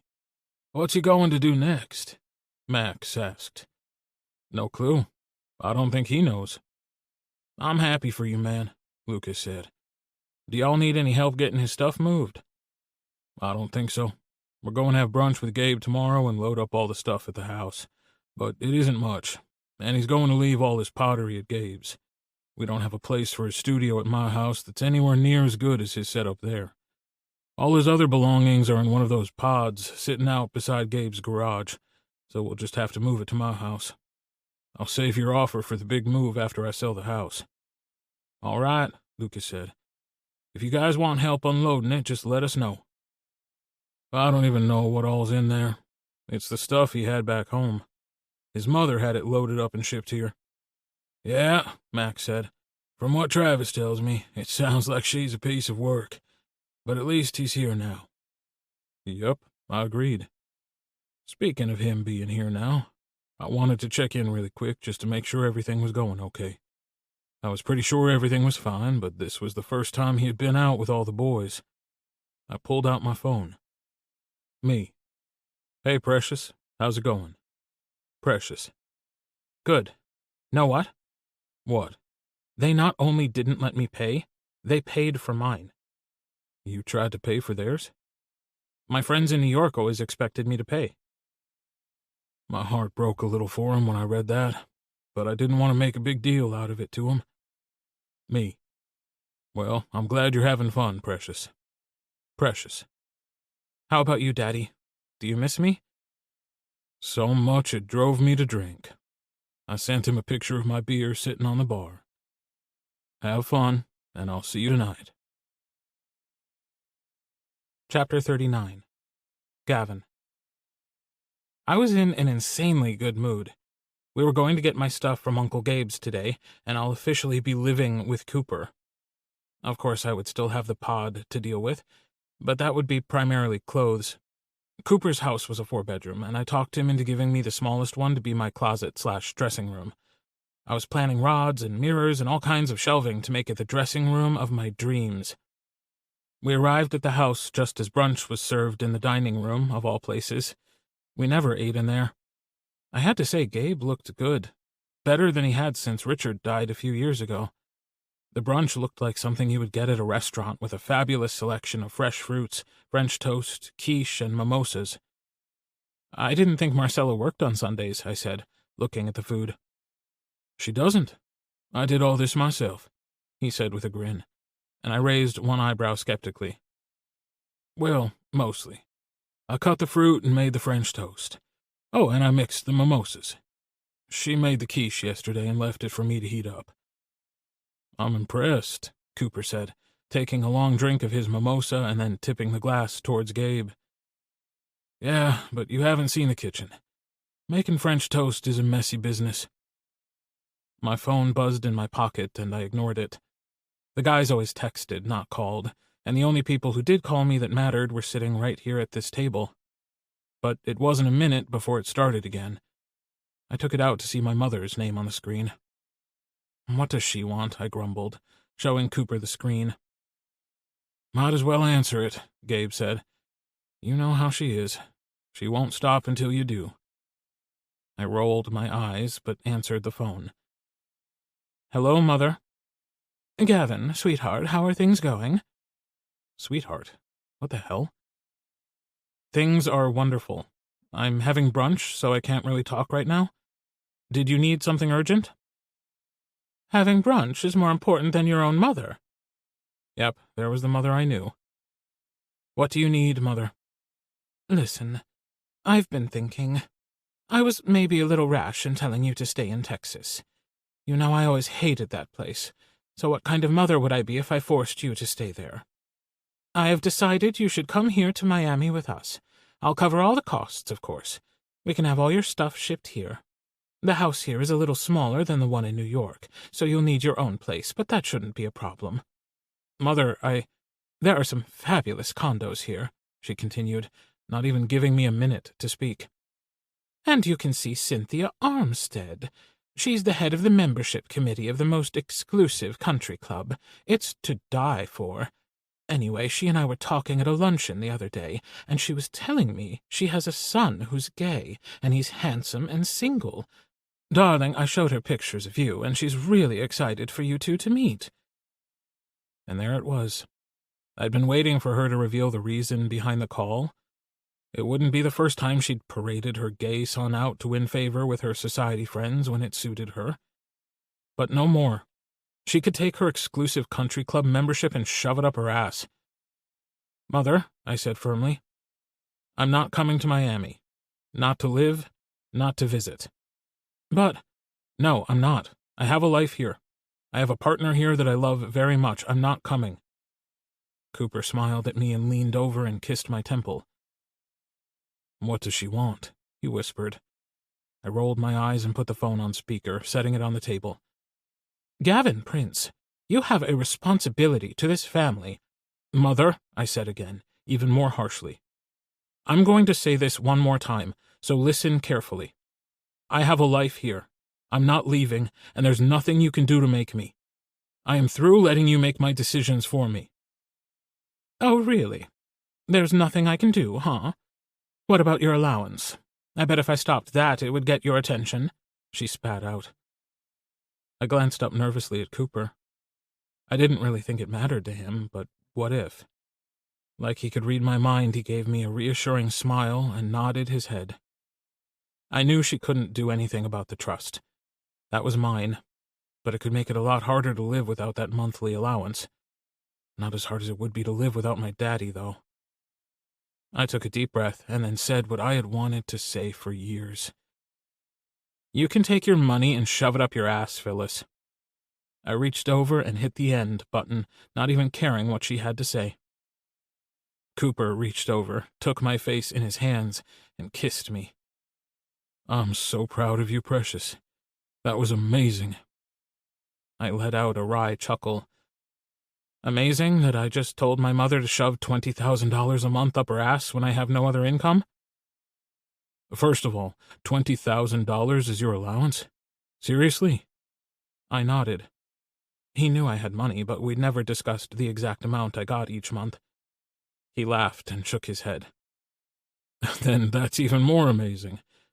Second of all, we have plenty even without that money. Seriously, I'm proud of you for sticking up for yourself.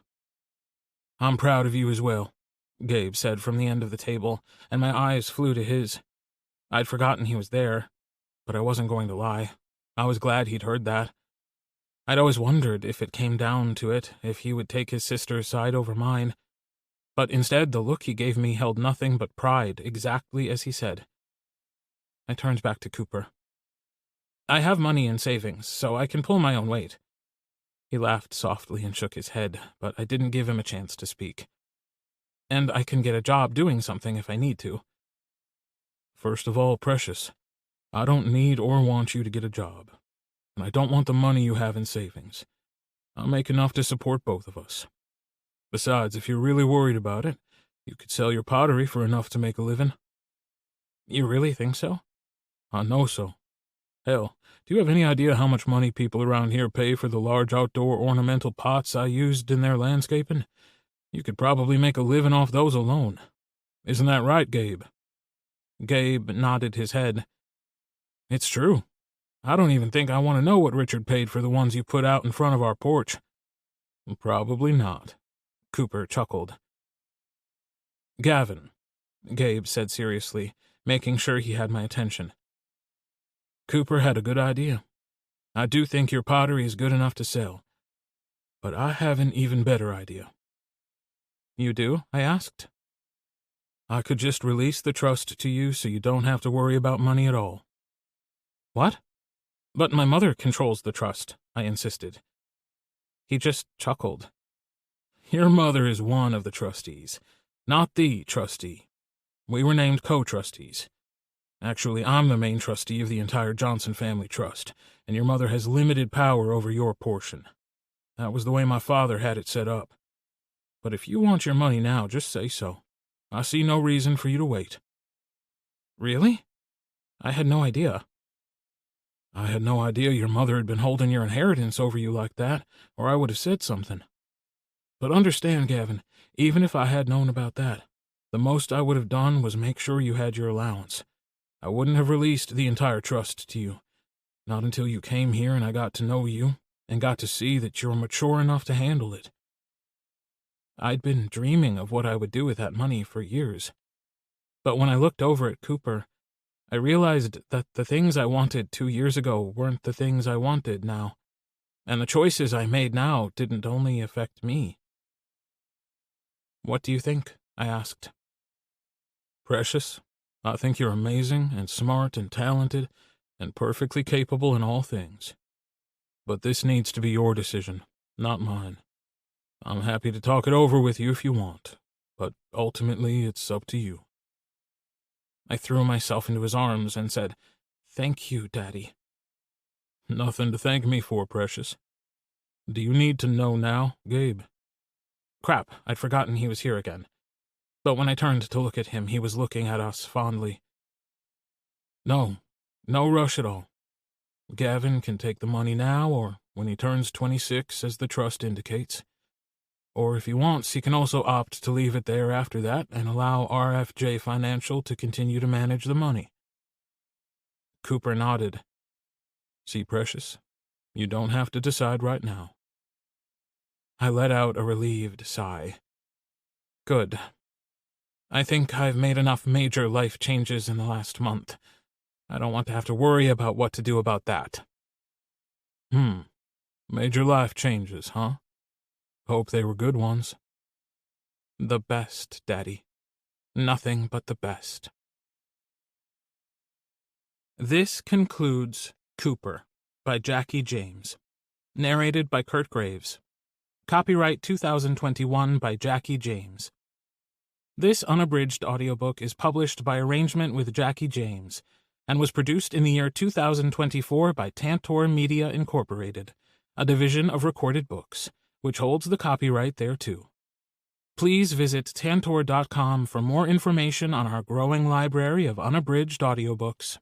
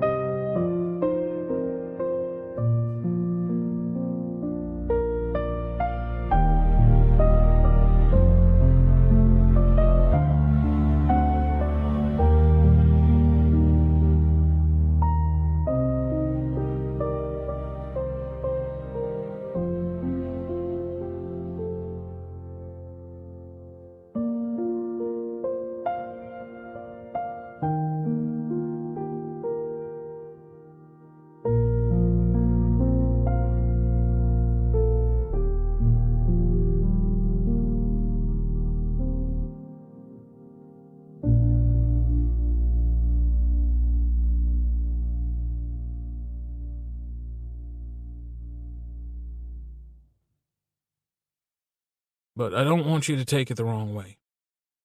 Great. Things have been going along so smoothly, and I really thought Uncle Gabe liked Cooper. But maybe I was wrong. Maybe he wasn't so thrilled with it after all, and he was about to give me the "he isn't good enough for you," which in this family's case meant rich enough, speech. I braced myself and said, "Okay. I just don't want you to think I don't want you here. I know that worried you when you first came, but honestly, I enjoy you being around. That's why I'm hesitant to say anything. But, Gavin, you haven't slept here a single night since Cooper got back. You eat more meals at his place than here lately, and more days than not you stay there unless you have pottery to work on.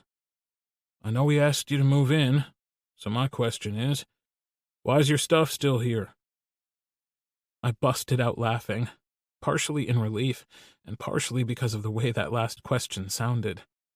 I could see why he would be worried that I would think he didn't want me here if he'd started with that. "I don't know.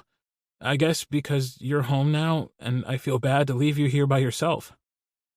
"Gavin, I'm a grown-ass man. I'd been planning on selling the company for a couple years and had everything set into motion way before you arrived. You know that, right? I didn't do it because you're here." "I do know. It just seemed rude to be like, 'Oh, great, now that you're home, I'm gonna take off.'" "You're a sweet kid, Gav, and Cooper is a good man. Pack your shit and get out of my house," he teased. "Besides, Cooper doesn't have any place for you to work on your pottery, so you'll be back here in the pool house all the time anyway. Cooper's planning to sell the house before long, and then we can buy a place with space for the studio.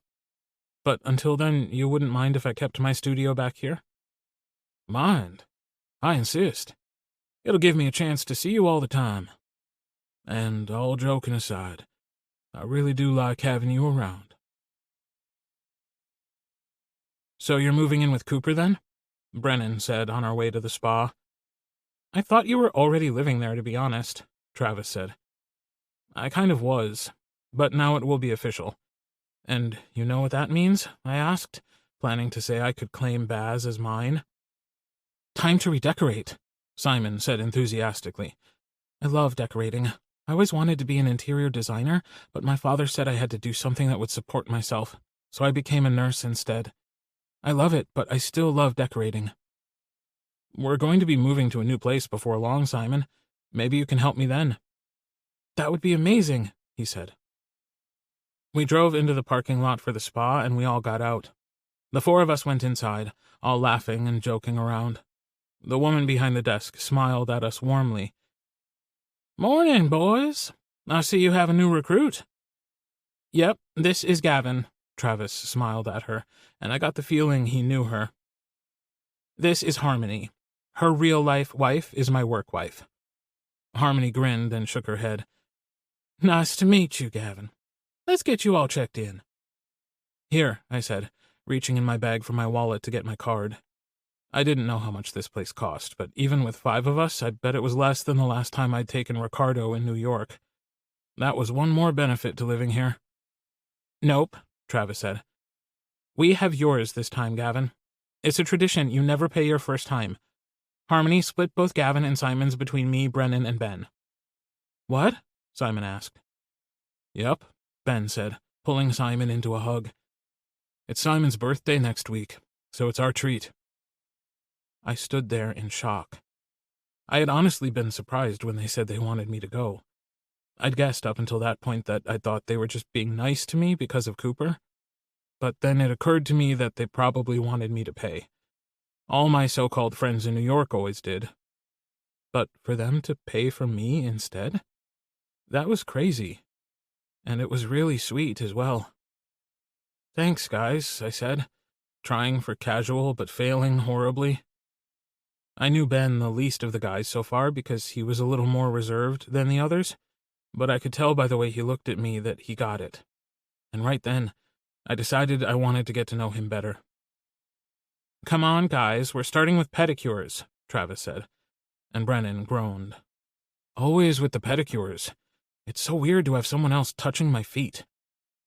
Travis just rolled his eyes and led the way. "You know you love it," he called back over his shoulder. I laughed and followed them through the building, and for the first time in maybe forever, I felt like maybe I was making real friends. Chapter 38. Cooper. I was sitting at the end of the bar at Big O's with Ryder, Lucas, and Max. It was the first time in almost a month we'd all been together at the bar, and I'd missed hanging out with them. The holidays were a crazy time of year, and I was glad it was over and things could get back to normal. We'd already planned our first poker night of the year. We were going to be doing it at Lucas's place this month, so I didn't have to worry about that anyway. It'll be warm enough to ride soon. Coop, do you think your boy will want to join us? You know what? I hadn't even thought to ask, but I bet he will. Ben was debating riding his own or riding with me. I think we decided to take his, but ride double. I'd prefer that. He still makes me a bit nervous driving it. He does a fine job, Max said, laughing. You just prefer your boy pressed up against you on your bike. Be honest. Well, I sure don't hate it, he said. I was about to speak when Owen walked out from the back with a grin on his face and said what I was thinking. Damn, it's good to have all you guys here together. I've missed you assholes. Things were changing for our group of friends. We'd started out as a group of single daddies who didn't have the time or inclination to settle down, and one by one we'd found the time and found our boys. Only Owen was still single. He swore he liked it that way, but when we were all together I saw the way he looked at the couples in the group, and I called bullshit. That man wanted to find a boy. So, Ryder said, Brennan tells me Gavin's moving in with you. He is. Hell, if I had my way, I would have moved him in the day I got home from my family's for Christmas. But he wanted to talk it over with Gabe first. Yeah, I heard he sold his company. What's he going to do next? Max asked. No clue. I don't think he knows. I'm happy for you, man, Lucas said. Do y'all need any help getting his stuff moved? I don't think so. We're going to have brunch with Gabe tomorrow and load up all the stuff at the house. But it isn't much, and he's going to leave all his pottery at Gabe's. We don't have a place for his studio at my house that's anywhere near as good as his setup there. All his other belongings are in one of those pods sitting out beside Gabe's garage, so we'll just have to move it to my house. I'll save your offer for the big move after I sell the house. All right, Lucas said. If you guys want help unloading it, just let us know. I don't even know what all's in there. It's the stuff he had back home. His mother had it loaded up and shipped here. Yeah, Max said. From what Travis tells me, it sounds like she's a piece of work. But at least he's here now. Yep, I agreed. Speaking of him being here now, I wanted to check in really quick just to make sure everything was going okay. I was pretty sure everything was fine, but this was the first time he had been out with all the boys. I pulled out my phone. Me. Hey, Precious, how's it going? Precious. Good. Know what? What? They not only didn't let me pay, they paid for mine. You tried to pay for theirs? My friends in New York always expected me to pay. My heart broke a little for him when I read that, but I didn't want to make a big deal out of it to him. Me. Well, I'm glad you're having fun, Precious. Precious. How about you, Daddy? Do you miss me? So much it drove me to drink. I sent him a picture of my beer sitting on the bar. Have fun, and I'll see you tonight. Chapter 39. Gavin. I was in an insanely good mood. We were going to get my stuff from Uncle Gabe's today, and I'll officially be living with Cooper. Of course, I would still have the pod to deal with, but that would be primarily clothes. Cooper's house was a 4-bedroom, and I talked him into giving me the smallest one to be my closet/dressing room. I was planning rods and mirrors and all kinds of shelving to make it the dressing room of my dreams. We arrived at the house just as brunch was served in the dining room, of all places. We never ate in there. I had to say Gabe looked good, better than he had since Richard died a few years ago. The brunch looked like something you would get at a restaurant with a fabulous selection of fresh fruits, French toast, quiche, and mimosas. I didn't think Marcella worked on Sundays, I said, looking at the food. She doesn't. I did all this myself, he said with a grin, and I raised one eyebrow skeptically. Well, mostly. I cut the fruit and made the French toast. Oh, and I mixed the mimosas. She made the quiche yesterday and left it for me to heat up.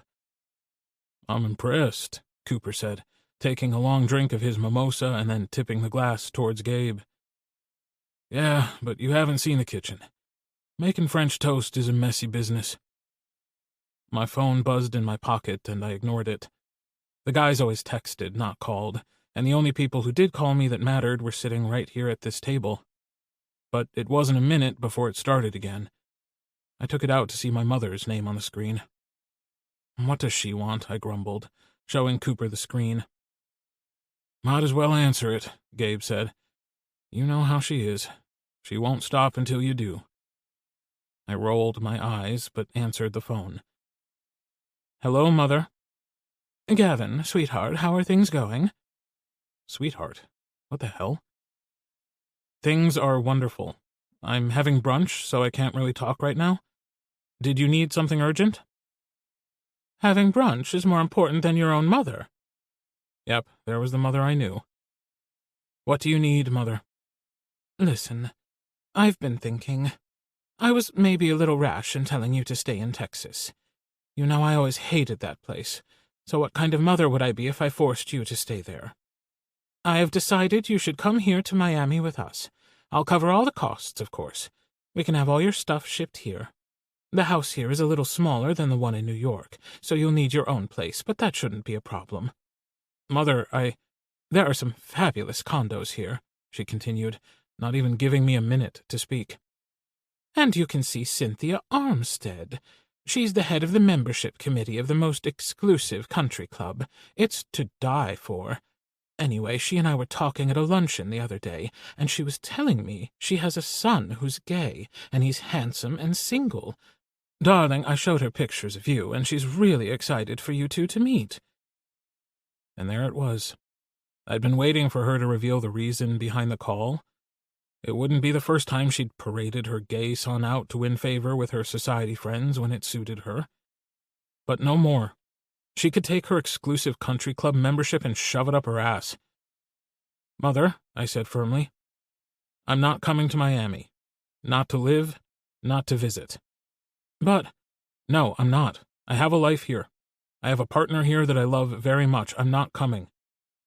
Cooper smiled at me and leaned over and kissed my temple. What does she want? He whispered. I rolled my eyes and put the phone on speaker, setting it on the table. Gavin, Prince, you have a responsibility to this family. Mother, I said again, even more harshly. I'm going to say this one more time, so listen carefully. I have a life here. I'm not leaving, and there's nothing you can do to make me. I am through letting you make my decisions for me. Oh, really? There's nothing I can do, huh? What about your allowance? I bet if I stopped that, it would get your attention, she spat out. I glanced up nervously at Cooper. I didn't really think it mattered to him, but what if? Like he could read my mind, he gave me a reassuring smile and nodded his head. I knew she couldn't do anything about the trust. That was mine, but it could make it a lot harder to live without that monthly allowance. Not as hard as it would be to live without my daddy, though. I took a deep breath and then said what I had wanted to say for years. You can take your money and shove it up your ass, Phyllis. I reached over and hit the end button, not even caring what she had to say. Cooper reached over, took my face in his hands, and kissed me. I'm so proud of you, Precious. That was amazing. I let out a wry chuckle. Amazing that I just told my mother to shove $20,000 a month up her ass when I have no other income? First of all, $20,000 is your allowance? Seriously? I nodded. He knew I had money, but we'd never discussed the exact amount I got each month. He laughed and shook his head. Then that's even more amazing. Second of all, we have plenty even without that money. Seriously, I'm proud of you for sticking up for yourself. I'm proud of you as well, Gabe said from the end of the table, and my eyes flew to his. I'd forgotten he was there, but I wasn't going to lie. I was glad he'd heard that. I'd always wondered if it came down to it, if he would take his sister's side over mine. But instead, the look he gave me held nothing but pride, exactly as he said. I turned back to Cooper. I have money in savings, so I can pull my own weight. He laughed softly and shook his head, but I didn't give him a chance to speak. And I can get a job doing something if I need to. First of all, Precious, I don't need or want you to get a job, and I don't want the money you have in savings. I'll make enough to support both of us. Besides, if you're really worried about it, you could sell your pottery for enough to make a living. You really think so? I know so. Hell, do you have any idea how much money people around here pay for the large outdoor ornamental pots I used in their landscaping? You could probably make a living off those alone. Isn't that right, Gabe? Gabe nodded his head. It's true. I don't even think I want to know what Richard paid for the ones you put out in front of our porch. Probably not. Cooper chuckled. Gavin, Gabe said seriously, making sure he had my attention. Cooper had a good idea. I do think your pottery is good enough to sell. But I have an even better idea. You do? I asked. I could just release the trust to you so you don't have to worry about money at all. What? But my mother controls the trust, I insisted. He just chuckled. Your mother is one of the trustees, not the trustee. We were named co-trustees. Actually, I'm the main trustee of the entire Johnson family trust, and your mother has limited power over your portion. That was the way my father had it set up. But if you want your money now, just say so. I see no reason for you to wait. Really? I had no idea. I had no idea your mother had been holding your inheritance over you like that, or I would have said something. But understand, Gavin, even if I had known about that, the most I would have done was make sure you had your allowance. I wouldn't have released the entire trust to you. Not until you came here and I got to know you, and got to see that you're mature enough to handle it. I'd been dreaming of what I would do with that money for years. But when I looked over at Cooper, I realized that the things I wanted 2 years ago weren't the things I wanted now, and the choices I made now didn't only affect me. What do you think? I asked. Precious, I think you're amazing and smart and talented and perfectly capable in all things. But this needs to be your decision, not mine. I'm happy to talk it over with you if you want, but ultimately it's up to you. I threw myself into his arms and said, Thank you, Daddy. Nothing to thank me for, Precious. Do you need to know now, Gabe? Crap, I'd forgotten he was here again. But when I turned to look at him, he was looking at us fondly. No rush at all. Gavin can take the money now or when he turns 26, as the trust indicates. Or if he wants, he can also opt to leave it there after that and allow RFJ Financial to continue to manage the money. Cooper nodded. See, Precious, you don't have to decide right now. I let out a relieved sigh. Good. I think I've made enough major life changes in the last month. I don't want to have to worry about what to do about that. Major life changes, huh? Hope they were good ones. The best, Daddy. Nothing but the best. This concludes Cooper by Jacki James. Narrated by Kurt Graves. Copyright 2021 by Jacki James. This unabridged audiobook is published by arrangement with Jacki James and was produced in the year 2024 by Tantor Media Incorporated, a division of Recorded Books, which holds the copyright thereto. Please visit tantor.com for more information on our growing library of unabridged audiobooks.